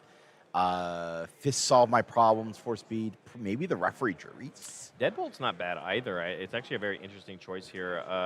Deadbolt has this ability where you're allowed to you choose one of these forms, which is you can name any card, asset, or foundation basically, and commit all the copies and freeze them. Yep. And then, or you can just choose to commit and freeze 2 things. And it's an action card that Pony's just allowed to clear, right? That's true. So it feels pretty cool, but it sure is a 5 difficulty asset or action card. Yes. But kicking things off, Tim getting a solid build 4 here, and then now Henry leading things off with the Kiyomi, and now building into double forcing surrender, a tough skin part 2, and that's it. Going to be build 4 foundations and a backup feels really good, and Kiyomi is one of the good ones. Tim's looking. Those are solid attacks for Tim here to start off. Like we're looking at that double fist of the Mortal Flame. Like, I'm a big fan of that one because it's like I don't we know that Tim can use momentum because of things like the drive ability and the echo on Pale Rider, but being able to just say, hey, 2 of my health is worth having a momentum now and hopefully later, and as long as you're not staring across something like a Radiant Visage, it feels pretty good. But just going to kick it off here with a Knuckle Sandwich all by its lonesome. Yeah, he's just coming in like, I want your. He's like, I want your. I want kill a Kiyomi. Honestly, is probably where we're at. So. I think he is. I think that's what that is. This is give it 2 damage. Get the Pony enhance as we pitch 2 attacks here just to get the Pony enhance and the horn counters. It feels bad if you're the Pony deck, but you got to get access to those counters because that's the only real benefit of going second. You can't block. Yeah, you can't block this going against a backup. So the Kiyomi is going to take the damage and it's going to be gone, and we're going to get a momentum. Yep. I like that. That was a good play. Like, you can't let Kiyomi stay on the board. It is one of those things to where, like, when you build a backup so early, you ready? In these decks that are playing 1 or 2 or 3 backups that aren't like full committed to it, attacking and knowing when to go at them is what's really important. And that Kiyomi represents a bunch of draw and readying foundations, which is exactly what Henry is trying to do in this deck. Exactly. Yeah, it looks like we've got the Hunter's ally here to start everything off. And we checked a Genghis Frog on it as well. But so we have build the frog. Yeah, any access to either Kiyomi or that one, and we're going to pick the Genghis Frog, of course, because it means we have to play less attacks in total this entire game, and Tim has to respect this one now because it is a 4 high for 8. Now with a double a proc ability here from the Feral Shriek as well as the Wish Hard, means we're going to draw 3 cards, get 2 more horn counters, and then we are going to immediately use a little bit of Speed Hate from an Incubating. Yeah. I'll tell you this, Tim will play Incubating in any deck, and he's like, I always ask him why, and it's like, in the Void decks he plays it in, he'll play it with Webble Blades, and he'll -1 speed. Yeah, your own move. It'll move, and there's like, +2 speed, +1 speed. Yeah, I like it. I think it's really good, and it's also just very, very good, right? It's a 1/5. It's got a 3 low block, and it's just repeatable and reusable. Yeah. But we got our completely blocked there. Timkey was able to draw 3 cards with Rio defensively, and then put 1 card on top of our deck. But that was just the poke. Henry is now going to build a couple more foundation, and the question is, how is Tim going to get that Genghis Frog off of the table now? It has elusive, so we have to play at least 2 attacks if we ever want to touch it. Yep. Luckily, he plays a lot of echo attacks, but he doesn't That have is momentum. true. He has a momentum. Yeah, we got that from hitting that back up earlier Yep. last turn. They're so very good at taking advantage of that. Maybe we'll get a Pale Rider in there and just like I'll play a Pale Rider at you and then a Pale Rider elsewhere. Yeah, and again, this is one of the benefits of Pony. You know, we played 1 poke, drew a ton of cards, and now we can build extra cards on our stage and still feel good on defense because there's so many things in our hand. It's like we got an airship.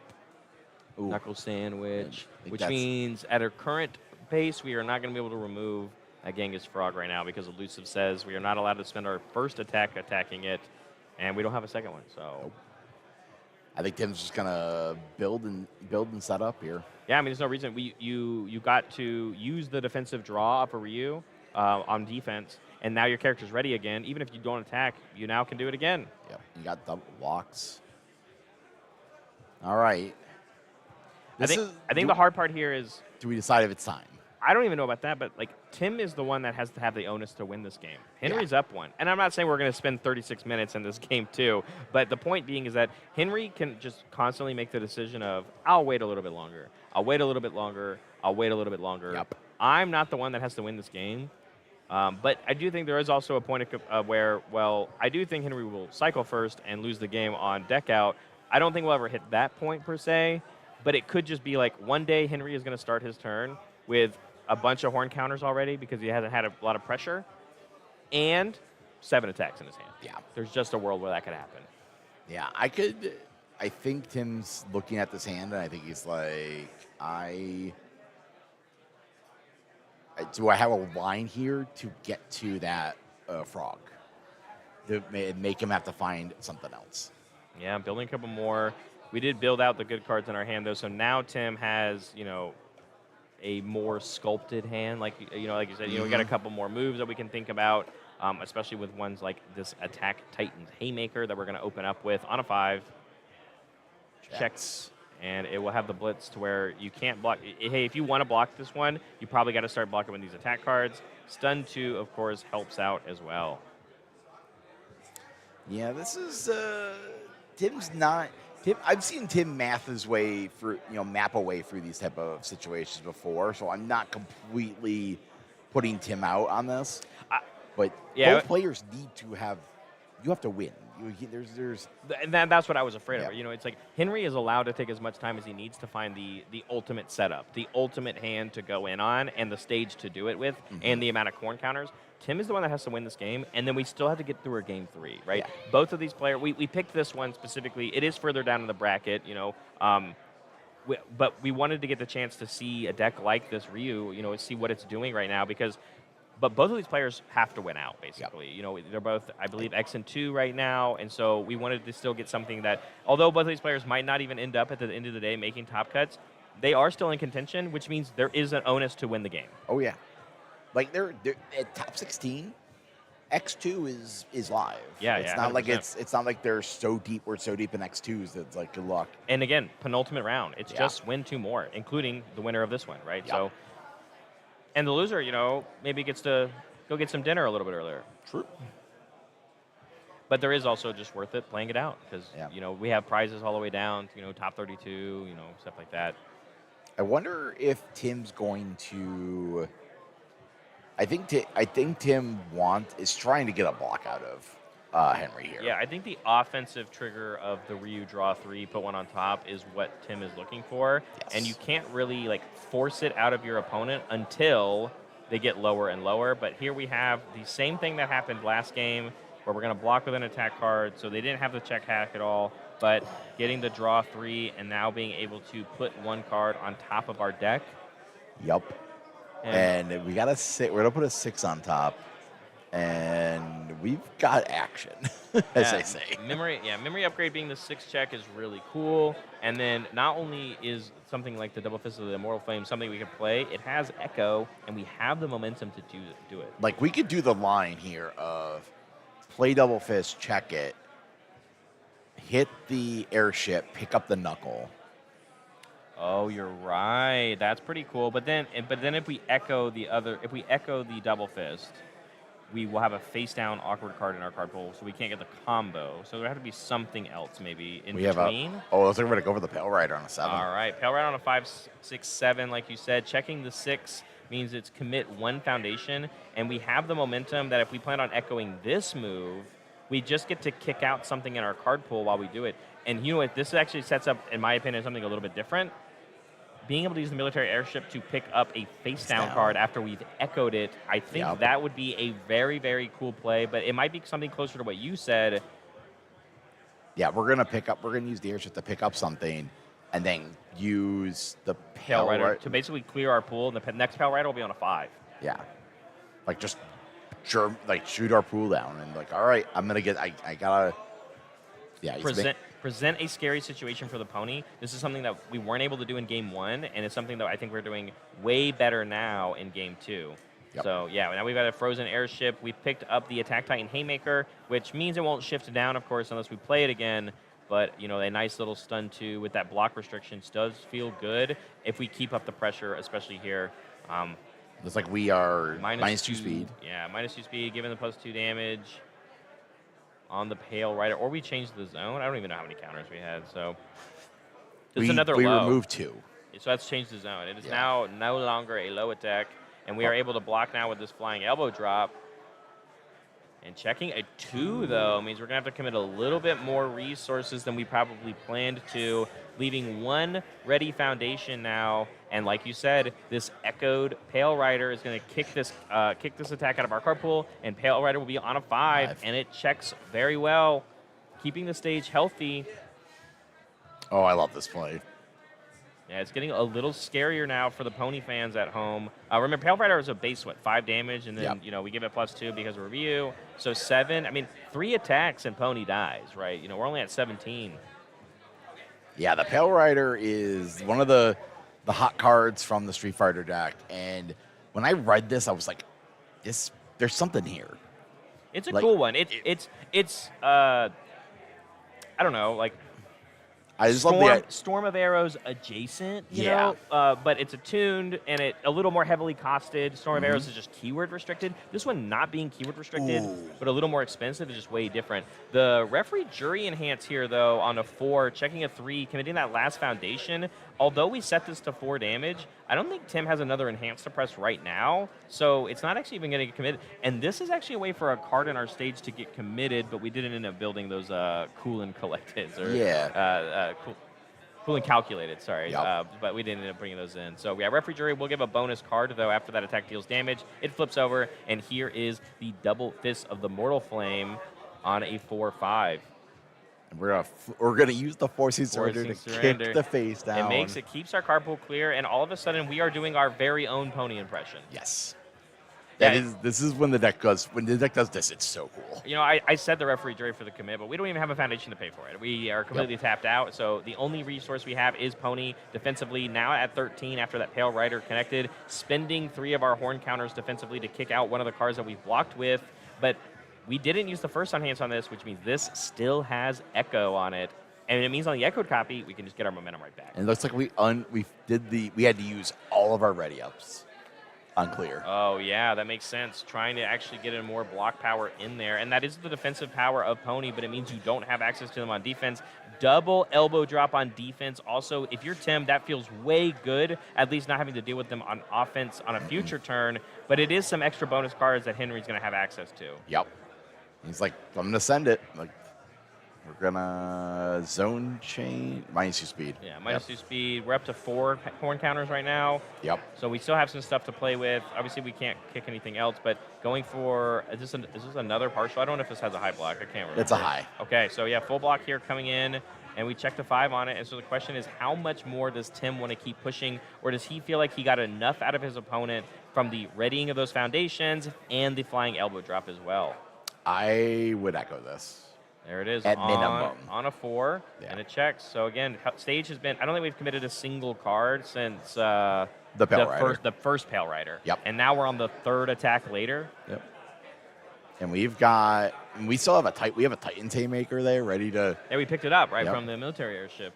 like, at the worst, like, if we can't present, if they're like, we're just going to send this in for another 6 and make a burn, like, you almost want to play the Haymaker just to take out the frog. Like, I don't know exactly what the best play for that might be, but now that we have these ready foundations, now that Tim is pressing some enhances, Yep. we can flip this over and make Tim commit at least 1 foundation, because he hasn't committed any, at least on passing checks.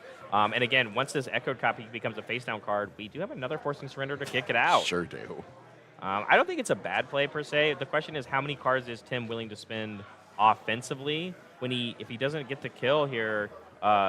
We're going to have to try and play a real defense. But flying elbow drop on a little bit progressive, checks a 3 here, having to commit. I believe it's just the 2, and this will flip after it resolves. No more flying elbow drops from the remove from game pile. But so Henry gets to keep some cards in his hand right now.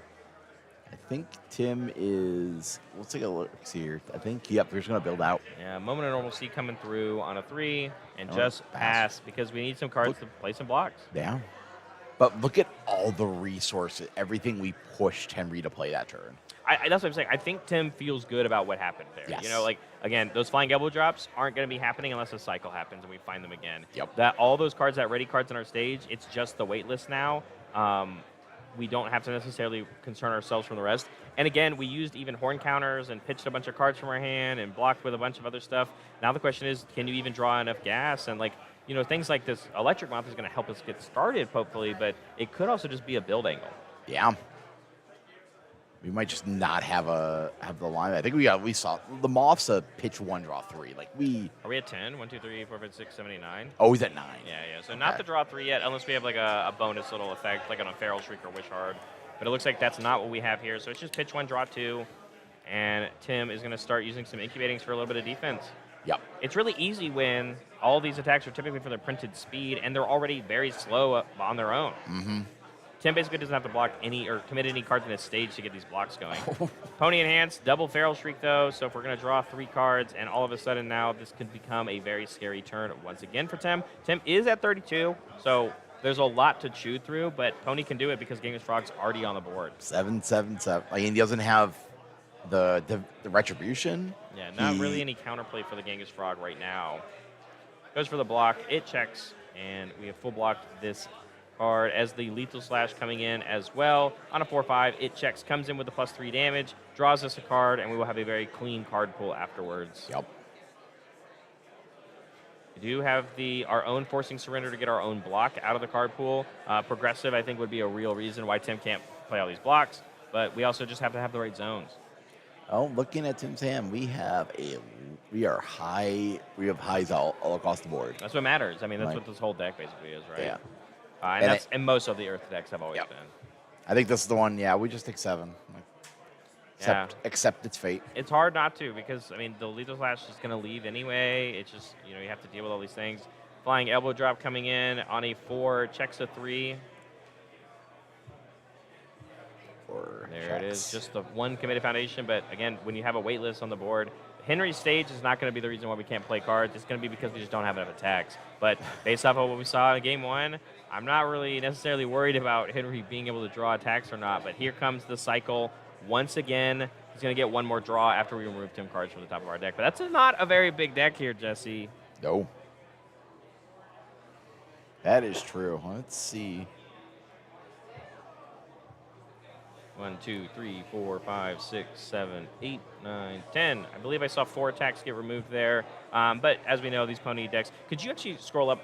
Can you tell me on the stat page for the Pony deck, scroll up the advanced statistics? This is a 22 attack deck. Yes. Awesome. Out of 60 cards. So, we have them. We're playing them, of course. Just wanted to keep track exactly with how many we've got. But this Flying Elbow Drop, they're no longer 4 hyper 4s. They're all for 7s. But Yeah. Tim has the life to pay for it, taking a 7, going down to 18. Yeah, I don't. Now now the things that you want to block are starting to show up. Exactly, and I think that Tim knows that, right? These ones are going to be dealing even more damage. Double-digit damage now with the Genghis Frog in play. So yeah, these are the ones you want to block for sure. 11 damage a piece. Mm-hmm. Yeah, I think he's in a situation. That's the thing. They're playing them like the max number of all of our remove value cards. Yes. Like we were playing four Flying Elbow, four Ferals, 4 Wish Hearts. Yeah. And you ready? That's not even like all the ones we could be playing, because we could be playing things like Mikasa's Admission or Unabashed Manor, right? But the thing is like we're not playing Science Bro in our deck. Yeah. So instead, it is just about drawing cards or having cards that say I'm an extra thing to play. And so it's a real focus on what's going on. It's a tight 60-card list. Yeah. We did end up actually using the Moment of Normalcy instead. I think, did we force a zone? Did a zone change get used? I might have missed it because I was yapping. But I on a think 4/5, checks a 2. 4/5. I don't know if that'll end up mattering at the end because, but those 3 foundations will be committed till the end of time. Mm-hmm. At least for this turn. Let's see what can go on here. The Battle War is coming in. It's going to be for 11 again. Yep. And Tim's like, all right, this is the one I got to block this currently. Yeah, incubating for -1 speed once again. At least just threatening the play. More pony enhances, pitching 2, drawing 1. We're starting to run out of all of those cards that give us extra stuff. But we are going through our deck very quickly every time we do so. So we have a 2 high for 11. And what will be the play? Unless the zone's been, I don't even know. No, I think we just spent the 3 counters for, we're using a couple of horn counters. So we gave it 2 speed. Yep. I think that's fine. I actually think we should just plain block with the barrier shield. We probably could, unless, once again, it could be one of those scenarios where the thing about Pony is she just has so much going on for her. She can spin these horn counters however she'd like. Yep. 2 speed feels really good. If you zone change and Tim only holds 5 blocks, it's another thing that you have to be worried about. Mm-hmm. Not a ton of other resources to mess with. Looking at our remove from game pile, looking at our hand, looking at our discard pile. Looking to see what could be happening. We are going to commit and flip on that I'll protect you for another -3 speed. Chinks, I think we were counting the odds of like, hey, what are actually the odds of there being an attack on top of my deck? Yep. But just like you said, blocking with that barrier shield, and he read it. He knew that there was going to be like an attack on top of his deck. Yep. So full block here, committing no extra resources, and it doesn't count towards aggressive in our card pool. So great block there, and I wonder how much more Henry has in the tank. I knew for sure. Here's another Battle Aura. Checks a 5 on it. And this one, again, is going to represent basically 11 damage. Yep. This is going to get the interesting situation of Tim's got to, as soon as, if Henry gets the read that he just needs his zone change and he's safe, that's the question. Does he have that read? Or do you just think, I'm just going to keep clearing cards and eventually he's going to run out of blocks? That's very much the what I think the Earth Pony decks are doing a lot of is eventually I will just keep playing moves and I will have access to run out. You will have too many, because depending on what the matchup is. Tim's doing a great job of keeping his card pool clear and using repeatable speed hate. Yep. But against a Rodan, eventually your card pool gets pretty full. Yep. Blocking here with the Drowning and Resentment, checking pretty well on it. Just going to have to tap the 1. And there it is for the full block. And again, we're still at 14 for Tim. And how many of those Battle Auras have we survived from at this point? Yeah. Oh, is that the 3rd one? The 4th one? And it looks like we're on Hunter's Outlet. We have double Hunter's On a Outlet. 6. Checks a 5. 6. Yeah, and this one will help us build another ally card in our discard pile if we happen to have one, but I don't think we do. Because of the cycle. Yeah, we cycled. Even though we've been pitching cards and putting cards in there, Genghis Fraud build doesn't help us at all because of the unique rule. We're just to start minus and speed more. I mean, the question is, how many more times can we block? And, and we only have 1 more card in Tim's hand. We've been playing impeccable defense, but there's just so much aggression going through. Now we have a 2 high, blocking with that Attack Titan Haymaker that we knew that we had, completely tapping out for it. And that's it. He said, you have to find 14 damage now. And I don't even think we used Pony there because we only had the 2 cards in our Yep. hand. You are officially out of use as a Pony. So that means this last attack in our hand is not enough to deal 14 unless there's a world where we... No, because then you can't Pony in hand. Like, there's just a world where we're not You just winning pick up. this I think. turn. You pick up the board. You and pass move on. turn. Tim keeps surviving the similar onslaught that we saw, and I think it all came down from the aggression that he did on that turn to get all of those resources used from Henry, or there would have been things like those flying elbow drops coming as well. Yeah. But we still have to find a way to get a win here, Tim. We have to deal 13 more damage, but you have gotten a lot of cards out of Henry's hand. He's like, we need to draw some moves. That's a good start. It is something to get things going, and of course, as long as you threaten enough damage on your opponent, they are going to have to maybe eventually completely block, which would hopefully then give you the Ryu commit, draw 3, and then put 1 on top. Yeah, I think we have a Hunter's Ally and a Forcing Surrender in hand. Correct, yeah. So we've got a mid and a low. Is that what it is? Yep. And we only get to respond on completes. Correct. But that's the other thing, too, is that if you don't threaten enough lethal, you can just partial block Ryu forever, and then he doesn't actually get to get the benefit of his thing. But here we have a blow to the head, which does have a nice on-hit effect. If it hits, you get to remove a random card out of your rival's hand, and they get to replace it. But it means any of these cards that you are holding that you would want to keep, you have to now second guess. Yeah. I think the hope here is he's going. It's 1 counter for the zone change, or is it 2? 2. Yeah, Okay. sorry. Yeah, 1 counter for speed up or down, 2 for zone zone change, change, 3 for the for- clear. Yep. I'm just gonna take it, and here we go. Yeah, we're getting the random pick here. I think Tim's just going to roll the dice because very random, of course. There it is, even our odds, and we're going to get rid of this Hunter's Ally, and it is going to be replaced with a new card in hand, but that's good if you're Tim. It says, oh, good, you did have another move, and I want you to not have that one. Yes. Because, again, that means we're getting even closer for Henry to maybe potentially cycling a second time, but we did take it straight to the face. We're down to 6. If we had a momentum, I would feel a lot more comfortable about playing something like the double. But the question is, there's just a world, too, where you try and force out the full block from your opponent. I think Tim should go for it. Yeah. But it is up to him. You know, again, I think he's understanding, like, there's a world where I don't think, like, an onslaught that happened on that last turn is going to happen again. We're looking at the Riven game pile. Like, how many of these pieces are gone? How many of these attacks? The board's flipped. Yeah, exactly. There's no effects in stage except for Pony and +3 damage to all of your moves. Yeah. He's like, I can build a Driven by Retribution and just eat the frog. True. And then it looks like we are going to go for the build. Yeah. Driven. Incubating again, which means we're going to have great block tricks. I think we were also looking for deadlock pieces because now Tim is approaching deadlock. We will be in a post-10 foundation, so any deadlock abilities will be live, but I'll be honest with you, just don't think there's really any going on aside from the like fake deadlock on Electric Moth. Yeah. Right, where we draw 3 instead. But drawing up for the hand for Henry, and it is some pretty good ones. That's a gassy hand right so there. Tim is going to have to still play good defense, but not having used Ryu offensively, it means if we get to do it completely block, we're going to also have more access of our own on defense. Yeah.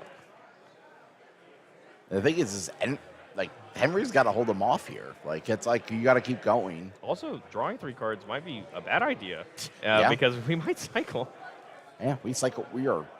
I am looking at the angles here. That is not that deck is It's quite not small. The That's deck got to be is very 10 less small, cards. and the discard pile isn't that much larger either. We're drawing 3 cards. Yeah, we're drawing 3 cards here. If we use Pony, we're going to draw maybe 1 or 2 more, depending on if we have any extra effects.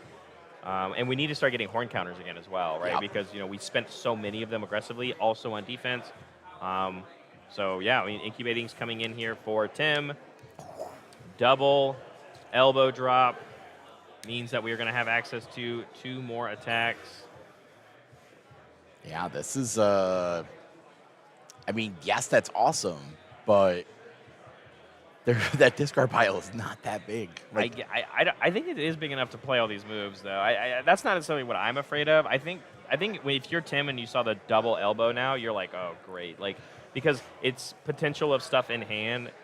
I mean, I said that I don't think we'd be able to do another aggressive turn like that, but I feel like I might be eating my words because we now see 3 attacks just that's on the board. Yep. That's not including anything that might be in our hand. But full block here means we're going to draw 3 and put something back on top.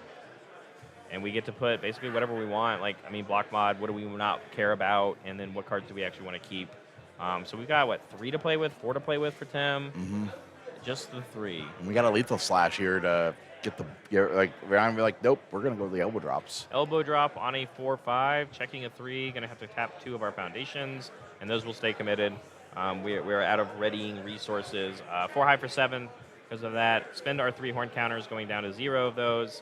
Kick out the electric moth, and I assume we probably will see a pony enhance come through to get a couple more. Mm-hmm. Yeah, looks like we have a frog and a forcing surrender in hand. Yeah, a couple of those, actually. We're going to double pitch on the forcing, draw a new card, get 2 horn counters. And I think the next one we'll probably play that lethal slash. Or, you ready? We're going to wait to cycle because maybe he knows that there's no attacks left in our deck. Ooh. Save the draws for later. True. But that would have to be a big heads-up play as long as you can get your deck empty. And it looks like there's maybe only 2 more cards left in Henry's deck. So 1 check and 1 pony enhance will help you get to the cycle. Yeah, we're going to partial here to get the retribution to go off. Yeah, that's not a bad call. No. We're going to remove it out and then grab that Genghis Frog up into the card pool, which means it will not give 3 more damage anymore. But Tim is only at 10, so it is still going to be scary territory. On a 4/5, checks a 2. That's also very good for Tim if he's just looking to stay alive. Only 4 more readied resources, but we will get enough horn counters, and with the response also from this lethal slash, we will have a clean card pool after this one resolves as we go for our cycle, and that deck is tiny. That is not a big deck. Yeah. Ooh. And this remove 10 actually is going to be, I think, really important because I don't know how many of these are going to be attacks or how many of them could be attacks. But here we go. 1, 2, 3, 4. 4 more. That's a lot still, considering. 4 more. Still have an elbow drop that we're allowed to play this turn. Our hand isn't looking the most aggressive anymore, but here comes the pony enhance. Pitching 2, drawing 1 new one. It looks very orange, but it's just a forcing surrender. So I don't know how much more there is to come unless we play an offensive referee jury. I mean, you could. I like right? that. I mean, I've seen people do it. Sometimes you just have to play to your outs, right? And, it would give, you ready? It would also feel like Tim feels like he has to block or something, right? Yep. If that's a risk you're willing to take. But maybe Tim wouldn't fall for it and he goes, I'll just take the 4, man. I'll block the thing you draw. So it is just a scary territory to be in. And it looks like we are even going to go for the block here with that Attack Titans Haymaker. Checking a 3, though. But we have a pretty large stage, and with all the incubatings, it's still not that bad. And then empty card pool for a Hunter's Ally here on a 5. And we even checked Kiyomi. So depending on what we value here, we can grab Genghis Frog or Kiyomi. It looks like it's the Frog. 4 high now for 8. And so this isn't lethal on its own, but remember there is still a flying elbow drop in the remove from game pile that we're allowed to play with. Defensive forcing surrender here from Tim to get that that foundation that we blocked with out of the way. I mean, we're just telling them, hey, I'm going to block for days. If you get there, you get there. That's Tim's. There's no other way, at least in this deck specifically, to survive this kind of onslaught, right? That's what you have to do. Tim now 0 cards in hand, but the full block comes through. But here comes another lethal slash on a 4/5. He's like, yeah, man, I guess you drew that one. Even post the cycle, this one's going to be for 7. It's going to kick out the pony. I think we are starting to see the writing on the wall because that flying Tim's elbow drop. And Tim did the there math. is game 2 and the match going to Pony's Unitory on the Earth symbol. Henry C taking the win. Yeah, that happens. What can I say? Tim put up a valiant. It was valiant effort. A lot of blocking. A lot. We got the school of blocking in that match because both players had to do a lot of it, and we were for a long time we've been in formats where people are like, I just don't block, I just eat damage. Absolutely. Absolutely. Henry, I'm going to hand you this microphone. Step a little far back. There's some feedback sometimes. Yep. Okay. Henry, congratulations on your win. You are 1 round away, Because I know you're X2, is that correct? Correct. So you are 1 win away from basically guaranteeing yourself on the top 16. I don't say guaranteed because I don't want to be a reason that somebody lie. But I have a question for you. Yeah. I love Pony. Yeah. And you I hate Pony. Okay, fair enough. You picked Earth for this event, and my biggest question to you, because we've seen many different iterations, and the way that your deck is structured and is using all the ready themselves in the stage and all these cards that you're hyper fixated on the drawing cards. Yeah. And making sure our stage is healthy, similar to what we saw the Earth Pony decks have success at Worlds this past February. Why that choice of the deck versus the Air Ponies that people are playing, or even just the different versions of Earth Pony that we've seen? Honestly, I think the Frog and Hunter's Ally is really strong in the deck. I like it way more than the other stuff I've seen people do. And Battle Aura is the main reason why I go onto Earth. It's such a powerful card. But I've toyed with a lot of other strategies. This is the one I like the most. And I will say that my original version of this deck, I had almost no 2 difficulty foundations in it, except for the Feral Streaks. Yeah, which you don't want your stage anyway. You're not building that anyways. Yeah. But I was convinced after doing some testing and stuff against some of the better control decks that it's it might be good to have a normalcy in there, You're right. That's fair. Card's pretty good. No, it makes sense. I mean, yeah, Earth having success for you here. We saw David Toombs. He's playing an air version. There's a world where we have multiple ponies end up in our top cuts if you win out. But congratulations, Henry. We won't hold you for too much longer. Take a break. Go get some water. You got 1 round to fight for, okay? Yep. And I'd like to shout out Scott Weaver. Hell yeah, Scott. All right. Thank you so much. Have a good one, man. Alrighty, and then we are going to go through the top 30 players because this is the one that matters. Yes. This is the one that we are going to go into the last round, and of course includes this round. Travis Tangeman, for everybody paying attention at home, was actually your only true undefeated because Ryan Fields lost. Yep. And so Travis got paired into one of these players. He had to play. You get to play this round. Yeah, That's because the thing. these other players really care about what's going on. But Gavin, we have right here, playing it. Justin Martin we saw already. That's why he's shot up to 3rd now. Ryan Field obviously still in contention, only X and 1. I believe he won too. He is in. But He's I locked. also wonder, you see all these people from these different teams, I wonder if George got paired into Ross, if they just took a draw because they're on the same team. You see all these Look at the Hanjis. the Hanj, Zeke's pairing all against each other, but still right down below them, the trading post coming in here, Phil Birch, Mitchell Cimino, and David Toombs still in the running. So it just depends on where they ended up. And then all the way back down still in the top 30 players. We're going to get a little bit closer of out of contention. So it is one of those choices of, Yeah, but the four twos are. They're still in contention. Yeah. And there's a ton of them, right? Okay, we just saw Tim lose, obviously. But look, Hawks has appeared out of nowhere. Jet K climbing and getting these wins up here. That Hawks was not on our last graphic. So, there is just a world where they ended up being and getting in contention now. So. Yeah. But, that's going to be your top 30 players going into our final round. I am not commentating this next one, so I'm going to be gone for a bit. I don't know if I'll come back for, Top Cuts and stuff. But We got top 16 to announce. that is true. But it is going to be a good one. You and Bromley are going to do a great job. So don't go anywhere. There's only 1 minute left in the round, so we have our last round of Swiss here in Atlanta coming up soon. See ya.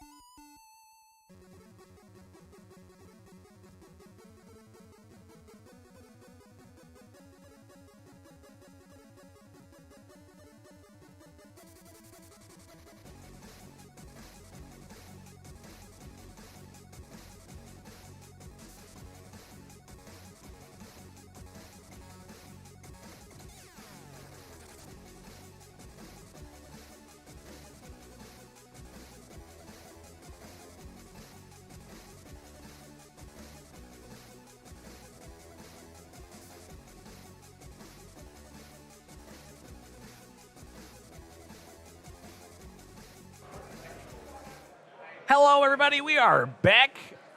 Specifically, me and my good friend Jesse Cervini are here to do the final round, round 8 of the Atlanta UniVersus Regional. And we got a special treat.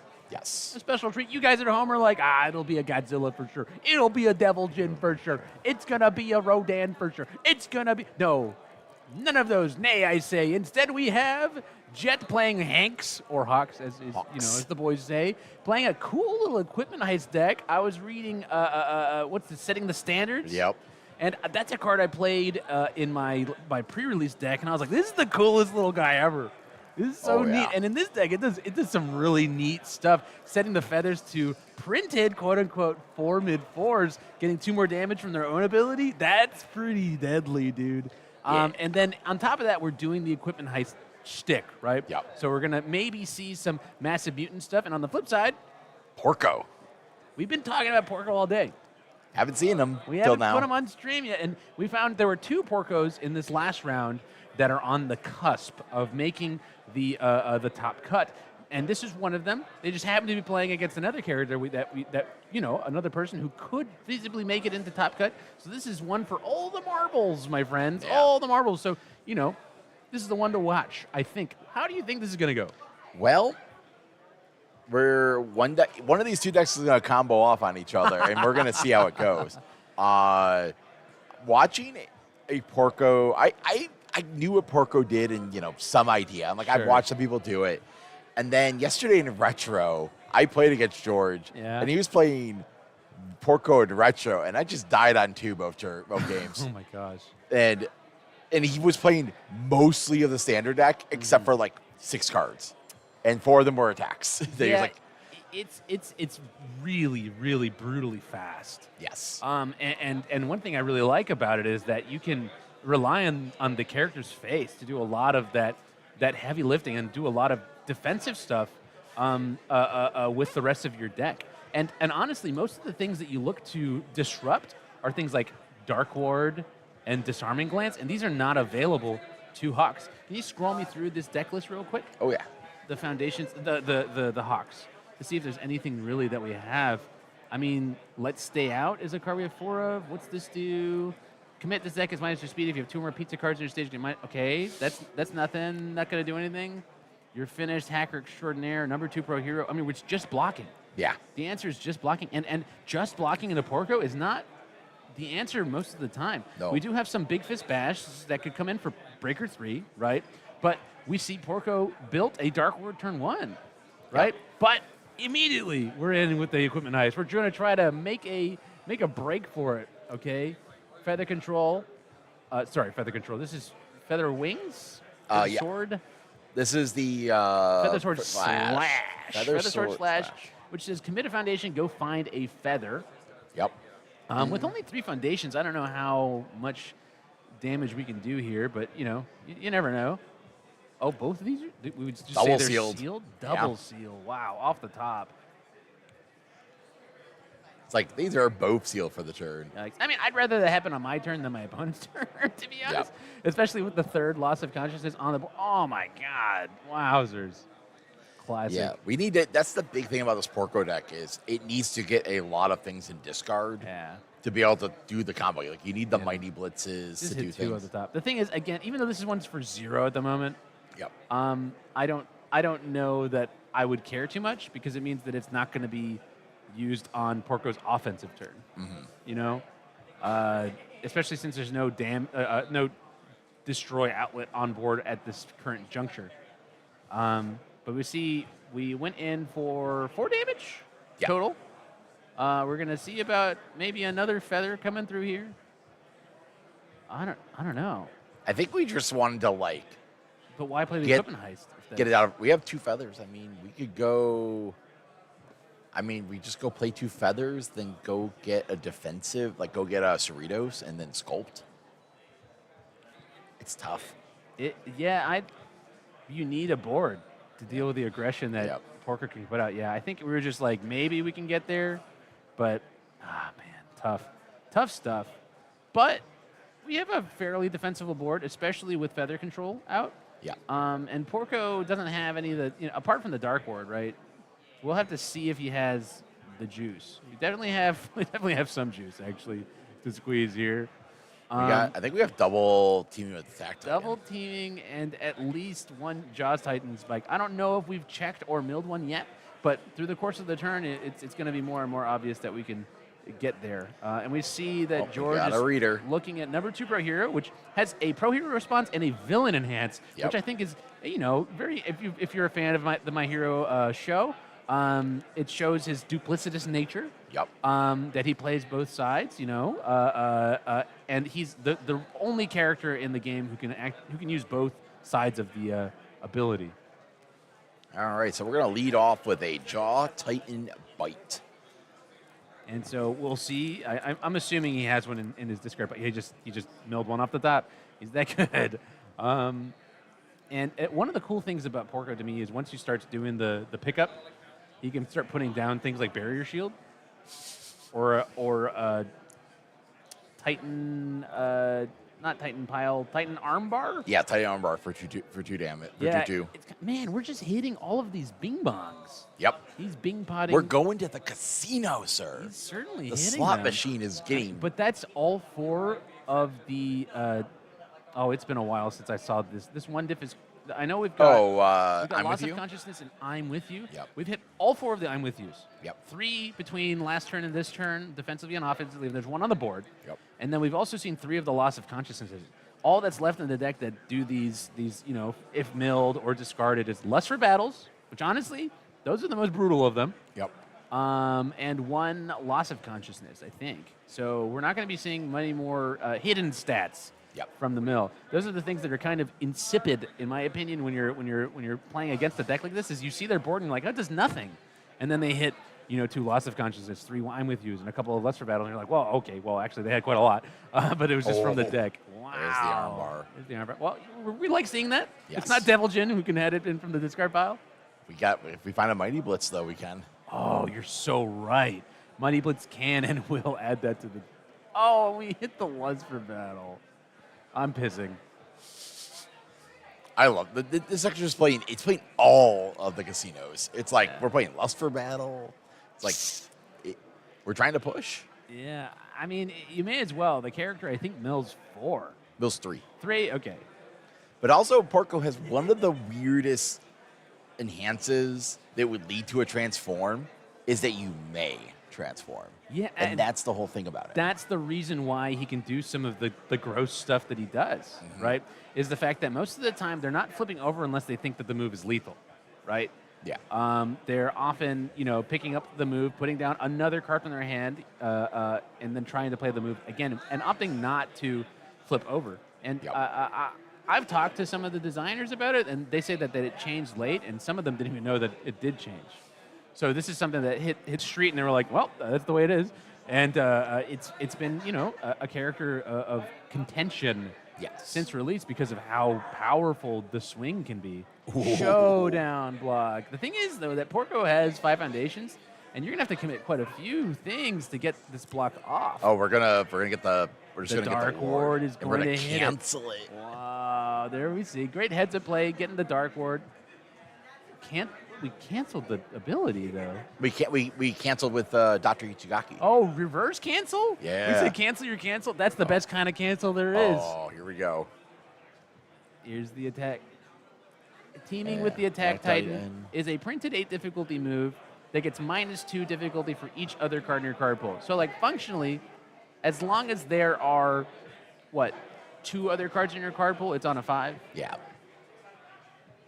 So it looks like we're gonna do the Porco thing, and there it is. We're just gonna pick it up and put this back down. There you go. Wow. Okay. And add more damage. Confident. We know he has another teaming, Yep. right? That's certainly a thing. And this is where the combo happens of we're just He starts teaming loop. lifting things, putting things down. Not picking up the Besiege is interesting to me because that's one of the ones that I really like to see as Porco, right? True. It's like really, oh my god, another Lust for Battle. The whole top of the deck is these Bing Bong cards. Goodness gracious. Okay, well, we're interacting with speed, and Hawks' once per turn is still live. He used it already. He The used swap. it? He swapped? Yep. Oh. He swapped on the first stack. I missed. Well, the once per turn is certainly there, so clearly I missed something. I could have just read the screen. We're going to 7? And Oh boy, yeah. I think he. this will be on a 5. This might be all she. Come on, man. Come on. Oh goodness And I'll gracious. pick up that one I'll and put something else down. Yep. Okay. Well, So- this is not a barrier shield. If it was Yeah. a barrier shield, I would be insulted. Yep. -2 difficulty. Yeah. So we're picking up the cards, going to game 2, and Yeah, man, you're just like, crucially, you man, got it. This was a game where Hawks went first. Yeah. So now you've got to break serve. Yeah. That really sucks to see. If I was Hawks, I would be upset. But you got to rally because not every turn can be like that for Porco. No. Not every Porco is gonna hit every Bing Bon within the first 2 turns, and hit double a Demon with the Attack Titan, and hit the Jaws Titan, and on the check for the Jaws Titan, hit a second Jaw Titan.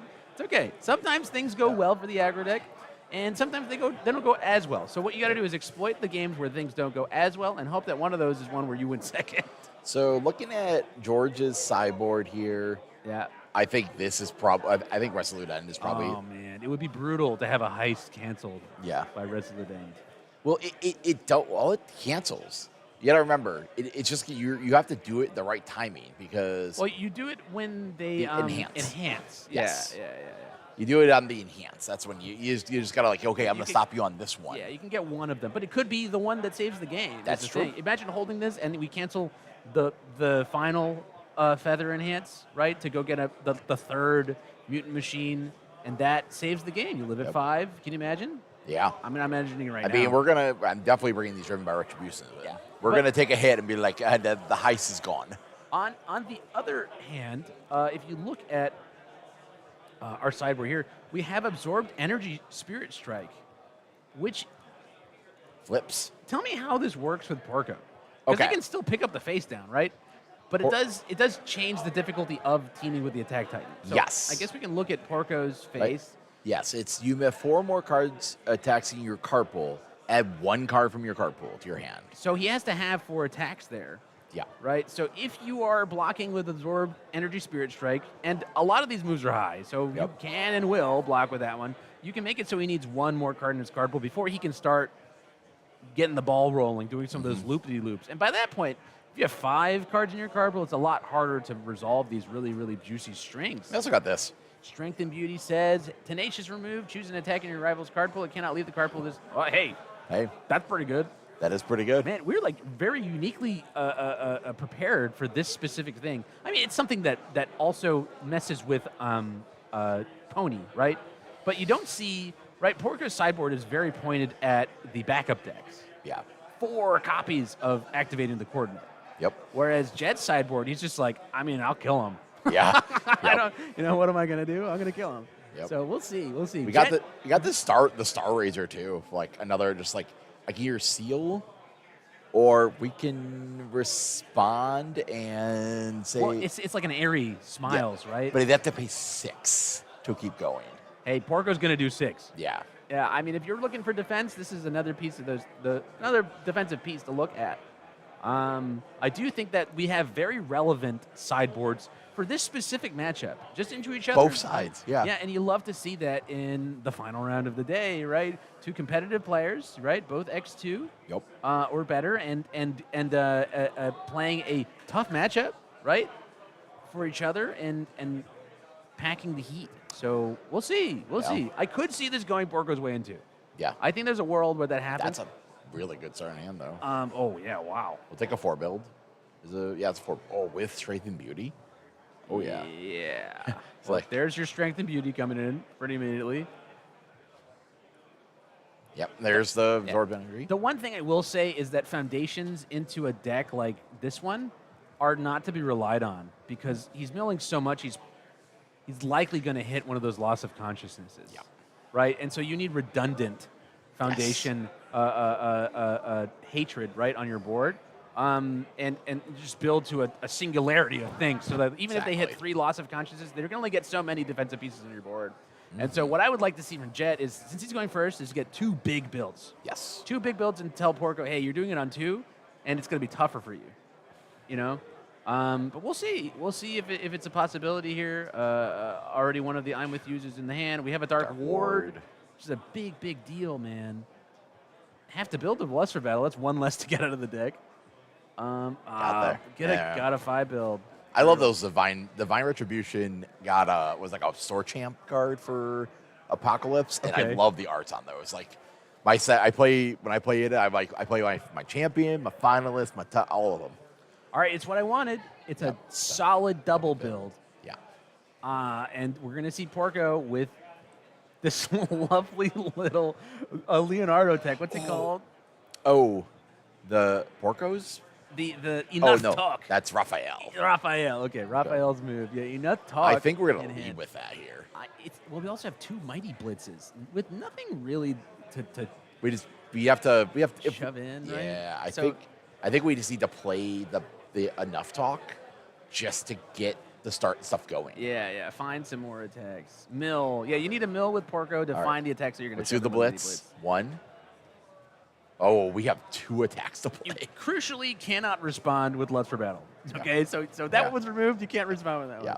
But 2 of the Porco attack. Holy moly. So you have like a fake hand for the rest of the turn. Yeah. I mean, it's okay. I've been pretty vocal about it. It's red draw, right? Impulse draw, which is popular in Magic, right? And so I think it's like that fire sort of thing. We're hitting another I'm With You thing from the discard pile. Goodness gracious. Having played into a lot of Tokiyami back in the day, I'm getting flashbacks. Yep. Of just like how many of these things they can. Lots of consciousness. You're seeing here, gonna go ahead and seal that card. The Beauty Pageant Queen? No, not Pageant Queen. What's Strength and Beauty. Strength in Beauty. Yep. Yeah, unfortunate. But like I said, you can't rely on your stage with it, apart from just the sheer number of foundations you have, or having so many redundant foundations that it doesn't matter how many of those they hit. But at this point, it's turn 3 or turn 2 for Porco, right? And last game they won on turn 2. Yep. Went hard. Oh boy, going for a breaker 3 block, which could be huge if That our doesn't opponent trigger. didn't have Dark Ward. That was off. Yep. He's like that doing this. Like nope. No, that was removed when he removed it with enough talk. So we're gonna breaker 3 here. Yeah, but unfortunately, there's a Dark Ward there. Yep. Dang. Not what you want to see, unfortunately. But yeah, here's one of the other attacks we had. Checks a 5. Womp womp. Now we're gonna just start firing. He's like, "Yep, I can go pick one has up." Another one in there. He has 3 mighty blitzes in hand. I don't. The know. rich get richer. The rich get richer. We want a game 3. Come on. I don't know if we're gonna get a game 3. We're gonna find out. Oh, he just revealed his hand. He being Jet. Yeah, Hawks. Jet. Oh. It's a feather control. So we're only going to be able to viably block one more thing this turn. Because I guess in the first 2 turns we did not find any feathers. Going to 17. Oh, you hate to see it. In 2 attacks going down that low. Okay. All right, bring up Mighty Blitz for me. Mighty Blitz. All right. This card is something. So, for me, like this is like the Devil Jin Enhance, right? Yeah. It's just to get us to 4. So, but why doesn't Devil Jin play this card then? They don't need to. That's a good point. They just don't need to. They just don't need to. Yeah. I don't. Well, the thing that I like about it in that character is you get the blitz, right? Because you change for turn with him. But yeah, I have seen this card do some crazy things. Like Kevin Broberg at one point was playing this Mighty Blitz deck with it's like something artillery that says when it cleared from your pool you draw 2, and you would go build. The 7 div. Yeah, the 7 div. Yeah. And they just go like form Thundersphere demo, clear it, draw 3. I'm like. And then do a way to ready the Thundersphere demo and do it again. And I'm like, what? That's funny. I remember a couple months ago he was talking about that card. It was an annoying few months. Well, we see here that the Mighty Blitz was played. Yep. and I don't know what was shoved, but it was immediately picked up with Porco. So, or was it? We're just playing it raw, 5 mid or 6 mid 4, I guess, because Porco puts 1/1 on things. Boy, I howdy. think something's being I think they're having a communication right now. Okay. I gotta tell you, Jesse, I don't think mill is a cost. You don't think mill is a cost? It's never been a cost. No. How many times have you milled out a Tokiyami? Once. Yeah, I played probably 100 games of Tokiyami, maybe milled him twice. Yep. Ken, too, how many times you milled him out? A little more. That A guy's little bit moving. more. I've done it a few more times. Yeah, but even then, usually he's dying, right? Yes. Because they tap completely out. All right. Here's the fun. What are we gonna go? What do we get to go? He's like he's doing the. He's doing the thing where he thinks. Yeah. You gotta think. You gotta think sometimes. There's the damage here. Yeah, I mean, it's feasible that he could fail this string, even with Jet at, I think we have a Botan's coaching, right? Oh, no, we picked up something from the card pool? We picked up the Mighty Blitz. No. Jet did. Picked up his feather control with a feather control. Yeah, you can. That's a legal play. Never seen it, but you can do that. It picks up anything 3-year difficulty or less, or is it A one non-action with a Strategically, printed difficulty of 1. 1. So you can pick up another feather control block with it. Yep. Okay. All right, and we block with Setting the standards. setting the standards. Yep. And you just To 1 low block. So what must have happened is the team of the Attack Titan must have been changed to low because Yeah. Porco had the prerequisite amount of foundations, cards in the discard pile, so he could change the zone. I really This wish is- they brought the zone changing dice or Yeah. signifiers for that, but yeah. That would be it. And especially since these promos are so busy. Oh my God. I don't know how you could tell that the setting the standard is setting the standard. I see vomit. I see actual vomit. But there's the teaming. We tapped it completely out. So if we have, I think Hawks has his once per game, right? Once per turn, yes. rather. And we haven't used it yet. So we being Jed could possibly survive here. And I think that Porco is going to have to flip over, but even then, it's only going to be an 8 speed Yep. move. Okay. Gonna mill with 1-man Inferno. He put the Mighty Blitz into play from the resolution of Porco. Yes. Yeah. This is the teaming. Yes. Yeah. Porco picked up the Mighty Blitz and he put it straight back down. But I think I feel like it's not gonna be enough. We're gonna leave. We have 2 pizzas, so we get the minus in speed. Yeah. I don't think. Oh, okay. We're gonna swap now. Yeah. Oh, we just got another checks of 5. He's like, good game. Wow. Oh. George is on probably the top 16 with that. I think so. Yeah. That XN2 is gonna do it. That is Porco. Yeah, he porcoed all over that card pool for sure. Sure did. I don't know why we were surprised about the teaming. We picked up the teaming, but Yep. yeah, it just had to be on a 5. That's Yeah. how it goes sometimes. It sure does. Turn 2 both games, by the way. Yep. Just like what happened in retro. Oh, yeah. He could have probably turned 1 me in retro if he wanted. Oh my gosh. That's what's really scary. Wow. Well, so let's get him over here. Let's talk I to know. him. Let's give him a few minutes here. We'll know. And I bet you he's happy to lock himself up for the next day. I'm pretty bummed. Why? You wanted 3 games? I wanted to see a massive mutant machine turn sideways, and I've had 2 equipment heist decks today that I didn't get to see. Well, maybe tomorrow we'll find one. Yeah. Make sure it's me talking about it. All right, over here we got. All right. George. Hey, George. Come on, step back just a little bit. Oh, you're good, man. All right. I want to ask, first and foremost, why did you decide to play Porco this weekend? He's broken. Damn. You just kind of showed it off, and you're like. I turned to them once, and then I could have turned to them. You did. You Yeah, turned I to them twice. I did it twice. It's Yeah, hilarious. you did twice. Yeah. Yep. Higher? Okay. Yeah. Yeah, turn 2 twice is hilarious, like, just teaming makes his character broken. Him not being able to, him saying may transform is dumb. I mean, this character is just one of the most, aggro But decks. are you enjoying it? I am. I am So- absolutely slamming people. So here's my question: Is your X2? You're more or less you're in the pile for top I 16. have the highest. You have, bracket. oh, you're I the have highest. tiebreaker, so Oh. I get it. Good for you. What were your losses today? Tevulgin and Porco. Tevulgin and the mirror. And Porco. I ran into 3 Deviljins, 2 Godzillas, a Porco, And the Hawks. and Hawks, Yep. and something else. Yeah. Yep. But I ran into the Gauntlet, and I Yeah. got through it all. Good job. Yeah, well, I mean, that's impressive. That's well, cool, man. you got a nice time to relax. We're gonna chill, yeah. we're gonna chill. We'll wait. You got what?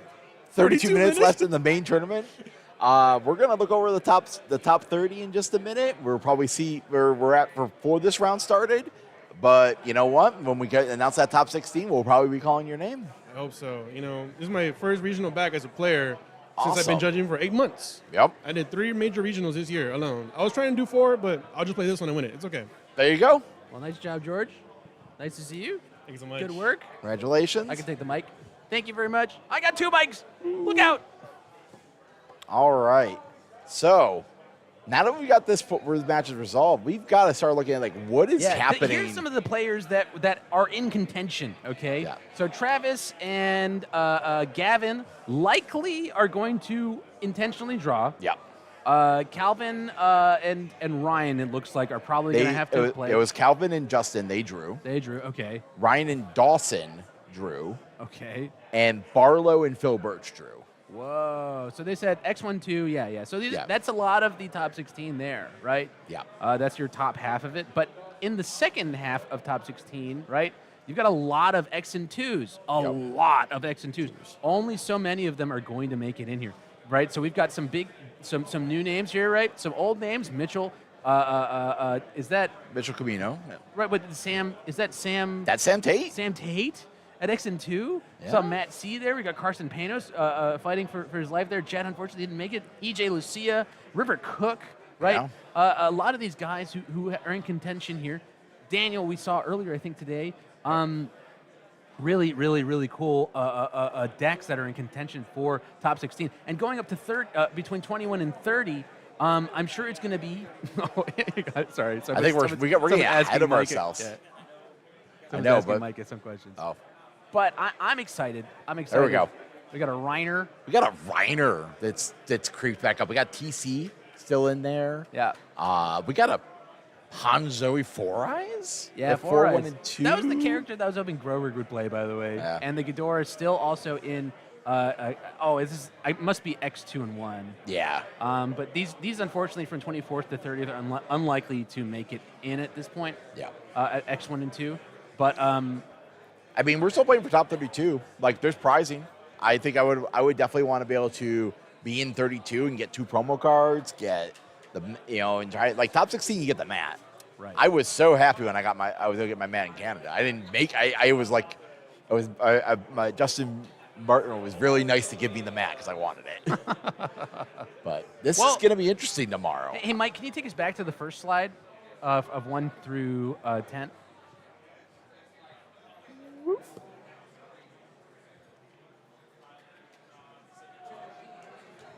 We're waiting to So- see here. You were saying that some of the X1s had tied.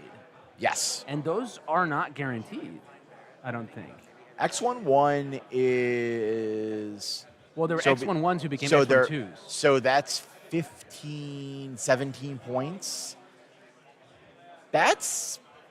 Yeah. So, like, Phil, right? Phil and Barlow were both 5-1-1, Yes. I believe. And yeah, so let's see here. We're double checking this on our end here. Yeah, 5. Short story is do math, people. Yeah, they're 5-1-2s. Do math. And I don't think that gets in. We'll see. Just, right, 6-2 versus 5-1-2. 6-2, there were a lot of 6-2s. Yep. Only half. Anyway, whatever. We're gonna go to break here. They're like they're playing the game of we're playing. They're playing David 2's gamble in here. Maybe some of them will make it through. Anyway, we're having fun. We're gonna come back with a top 16 announcement. We'll see yeah. whether or not my math is mathin' or not. But stay tuned, because we're going to talk about that. We're going to talk about some of the cool storylines that were happening throughout the day, and we might have some extra special juice beyond that. Who knows? Jesse, Good day today. boys at home.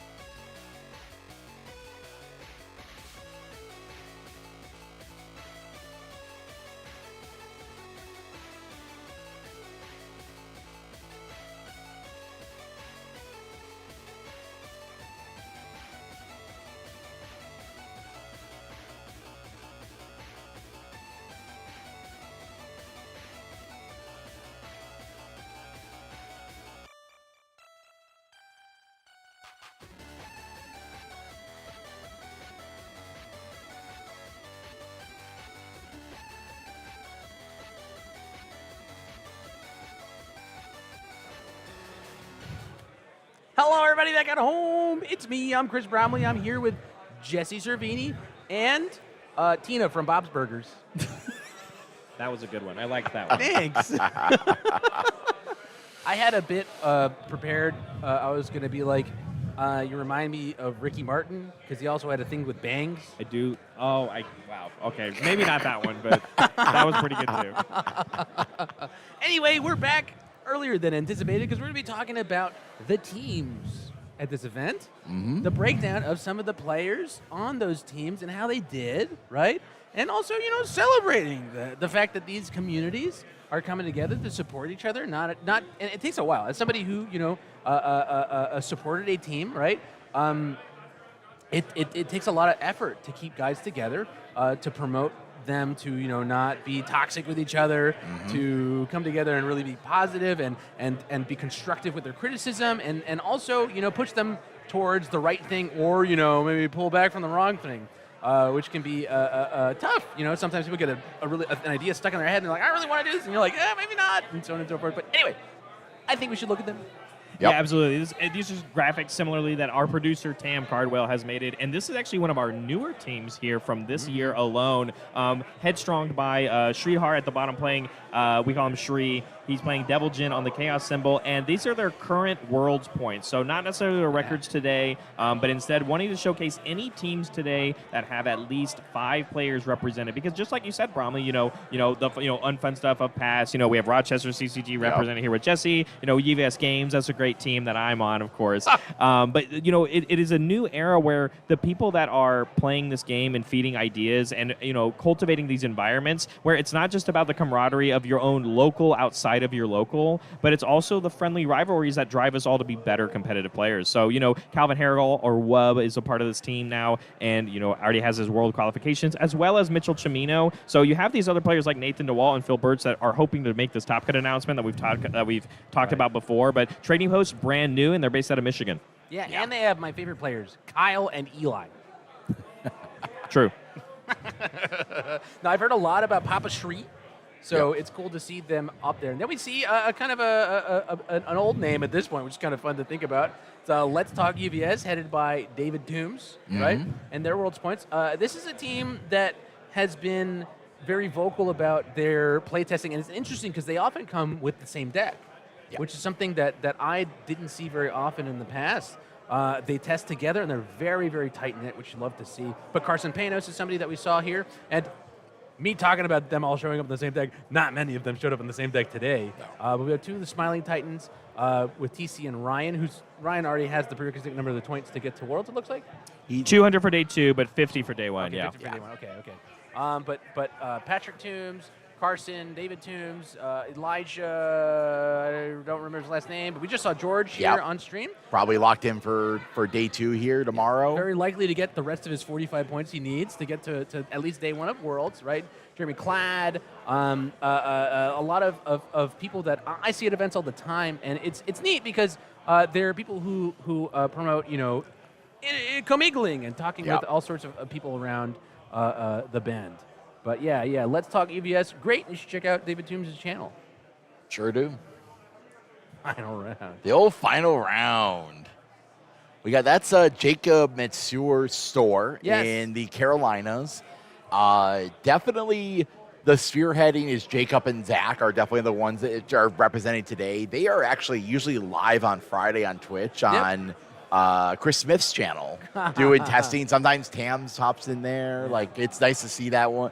And they've had, Jacob was going pretty strong today, and then it just kind of leveled off. Zach was kind of having the same feeling. The classic Barlow loses to Barlow in round 3 is what I told from Jacob. So that we got to watch on stream. And again, I think even our producer Tam is a part of this team. And I don't see him on this graphic. I don't think he has any points going into Worlds, at least at this rate. So, but yeah, final round guys, we love them so much, and they always come out to event, and we always got cool stickers for us. We love the little note stickers. Jacob definitely goes above and beyond the Call of Duty. Right? Beyond what I would say is like the necessary amount for marketing your brand or whatever. He's just trying to have fun, and is a great gregarious guy to talk to at any event. He's always there.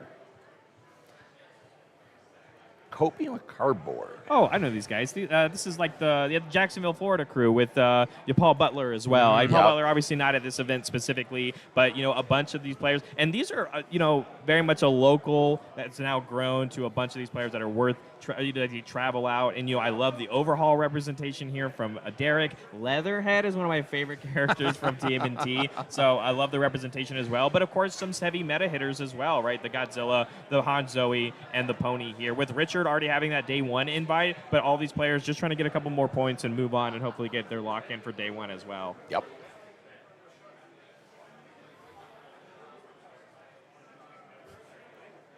Cryptid Gaming. Cryptid Gaming. They've ended at one of the events this year, I remember. Really cool. And I think a couple last year as well. I have some of their merch. So. Really cool people from the Midwest. And you see a very diverse set of characters that they bring to the table here with the Aaron the Usurper.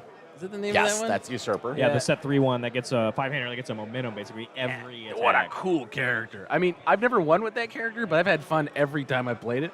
But only need 6 points here today, right, to qualify for Worlds. A lot of these guys are either over the cusp or just going to get there, I assume, today. But Tony, Toga, this looks like, what's the big fly guy?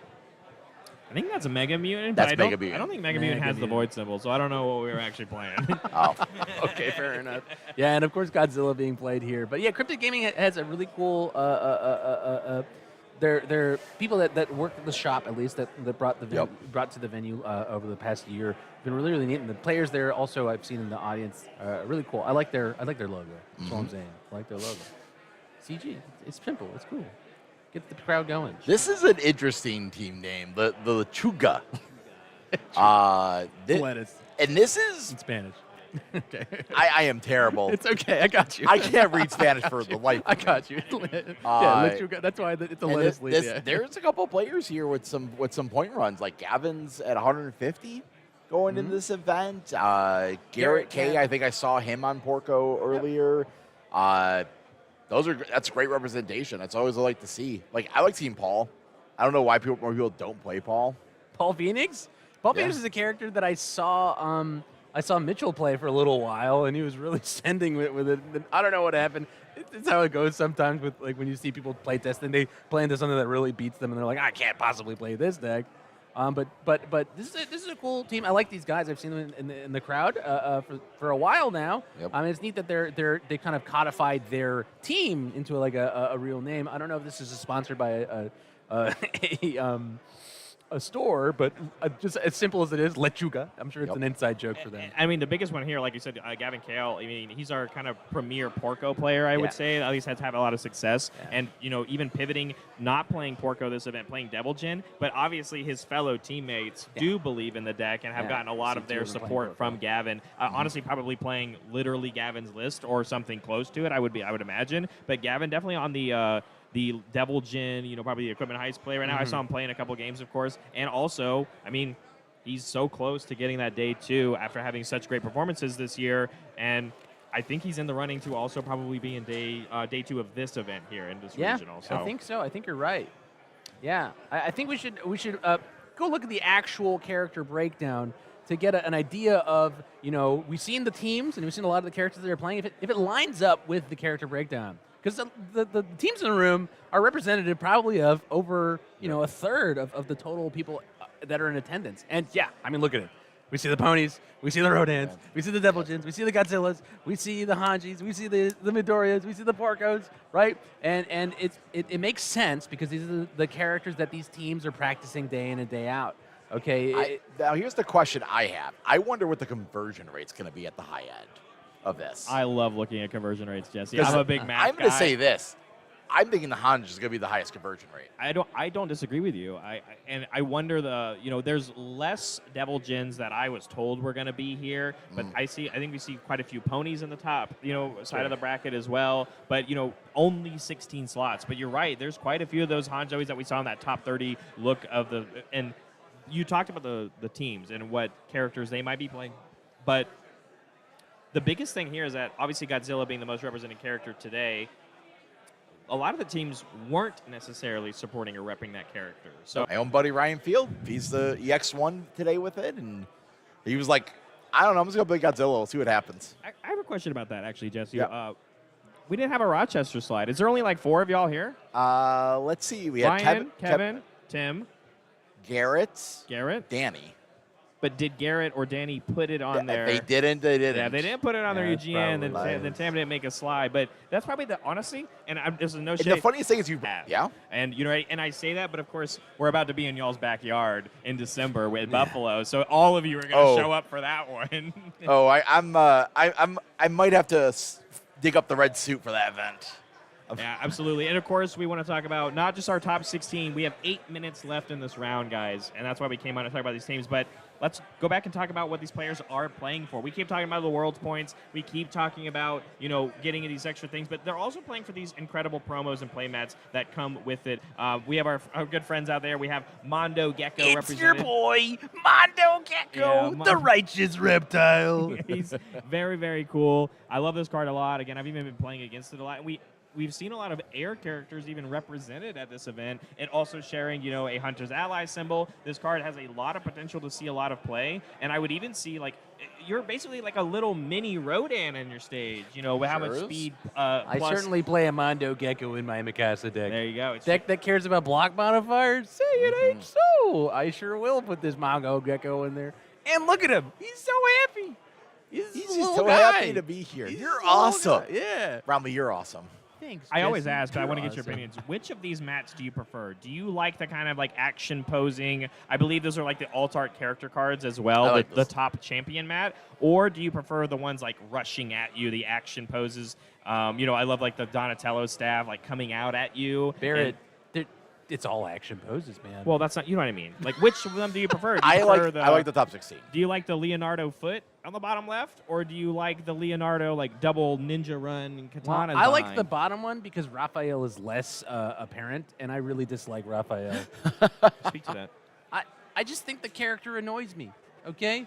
I don't like him, okay? Every time we have a Teenage Mutant Ninja Turtles movie that's bad, it's because they spend 45 minutes to an hour of the whole dang movie going, I'm Raphael, and I don't want to be on the team. And then the other guy's like, no, Raphael, you got to be on the team. He's like, sorry, I got to get the... But your family. But I'm just so alone, and I don't like being on the team. And then they go to the end of the movie, and then the other three are like, oh, no, there's just too many of them. Whatever are we going to do? And the Raphael's like, I'm here to be on the team.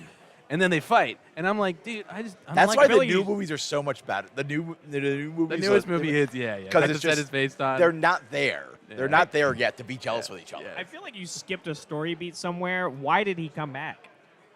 I don't know, man. Brothers, man. Just because? Brothers. Or did we have an off-screen moment? I will say my favorite quote in any Teenage Mutant Ninja Turtles movie, okay, and I like lots of them, okay, but the Michael Bay Teenage Mutant Ninja Turtles movie, they have this thing where they want the bad guy wants their blood. And he says, quote, he puts Raphael in the tube because, of course, Raphael's alone. Okay, and he goes, I'm going to drain you of all your blood, even if it kills you. And I'm just like, wait. That was exactly what that would do. That's what, it will kill you. That's what you do. That's what happens when you drain them of all. Thanks, Michael Bay. He's got me covered. Anyway, new movie's really great. You should go watch it if you haven't watched it. And then you should play the card game, which is based on the movie, and it's really good. And this is Barrett Bryant. He's got a new haircut. Speaking of being on a team, we have some new team-style characters from the Bell's Hells team that you can get a hold of on the Redemption Store on Monday. We did a showcase match where Jesse and Bromley duked it out, played Farron versus Dorian during our lunch break, and, of course, showcasing the Dorian's loot that you were able to put on the board. We didn't see Little Mister, sadly, but these cards are available on the Reward Store on Monday, which also marks their beginning of legality in the competitive format. So you are able to put these in your deck, and you will be able to redeem them on Monday. So go ahead and check that out. And all the points that people accumulated from playing in events this weekend here at this event, this is the way to use it. They're going to be able to get them. Yeah, and think about it. These characters have 4 keywords. Have you ever seen an attack with 4 keywords that was bad? Nope. The answer is no. I want to play that loot. It's impossible. I would, dude. The loot is cool. The reveal synergies is really nice. It is. Yeah, there's lots of characters that are revealing. Right. Also, can't get hacker extraordinaire. That's I crazy. just want to say something because I'm like, I want to play this card in retro. I want to play Raiden, so I'm gonna go. Because I love Raiden, and he's always been I needed a way to draw more cards in that deck. So guess what? I'm gonna show a random card, and I'm just like, all right, I draw a card. I'm gonna do all that. I'm gonna show up the next event, play a retro event, and play this Raiden deck that just draws 8 cards a turn. I'm like, good luck. Also, Farron having 4 symbols. We've seen the success of a lot of characters that do have a lot of symbols, right? Obviously, Midoriya is the big one in the room, but I'm a big fan of like Keyleth, and having access to 4 symbols is a real advantage, and she has good text. She's very aggressive. We saw you beat up on Bromley, playing spells, and needing to synergize with fire spells as well. I don't know if you've been paying attention to the Guilty Gear spoilers, guys. Megalomania is a secret rare from Guilty Gear Strive that is a fire, incredibly powerful spell. Yep. Characters like Farron can have access to that one, and she gets it on Void. She has Fire and Void. Yep. Hey, Barrett. Yeah. Why is Megalovania check a 3? What do you mean? Because Deus Ex Machina checks it too. But why?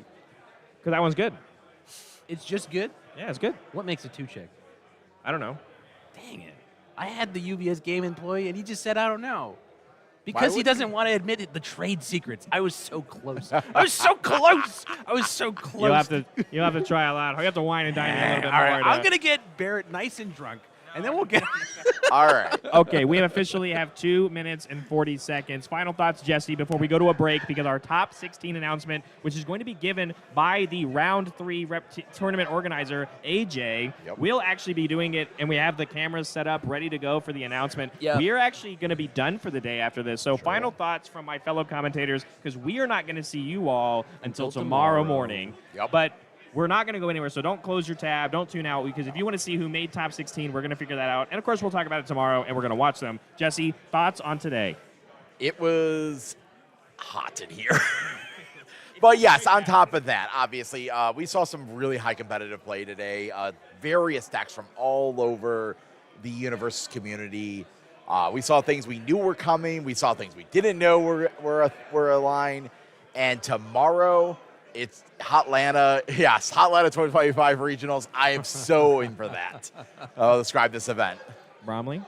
Yeah, it was awful. It was the worst. I hated it. I actually regret I came at all. You know, everybody who's here sucks. They're the worst, especially Barrett Bryant, who is my least favorite person in the entire world.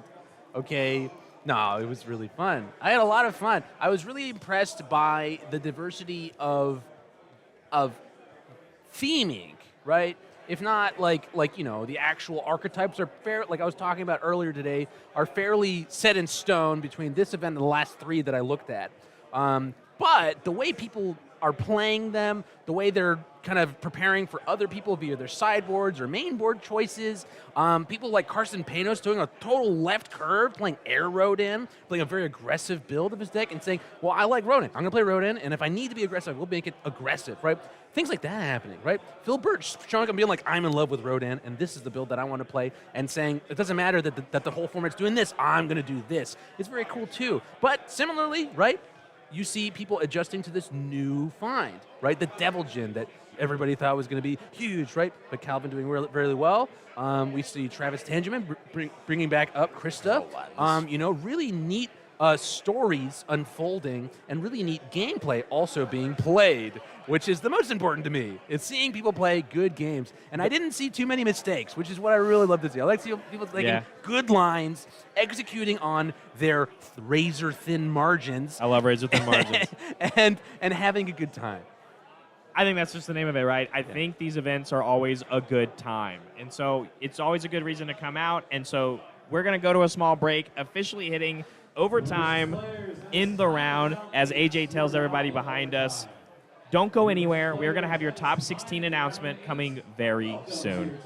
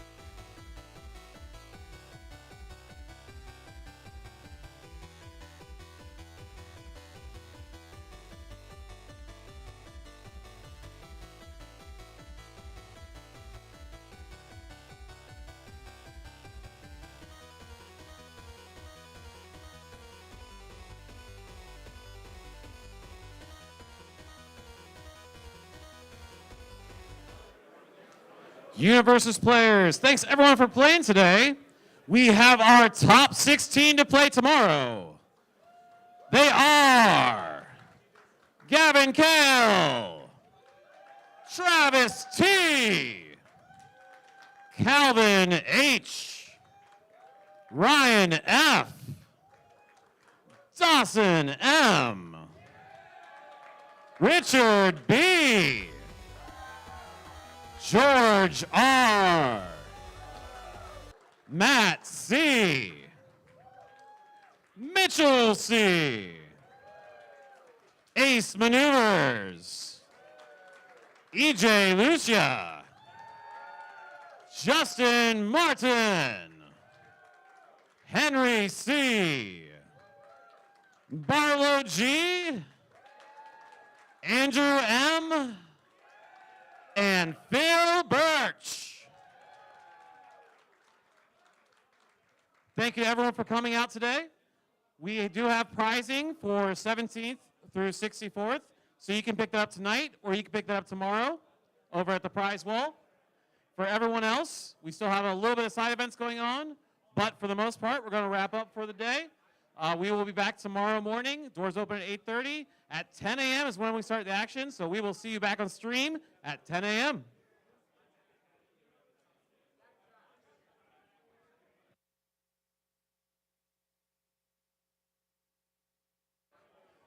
Deck check.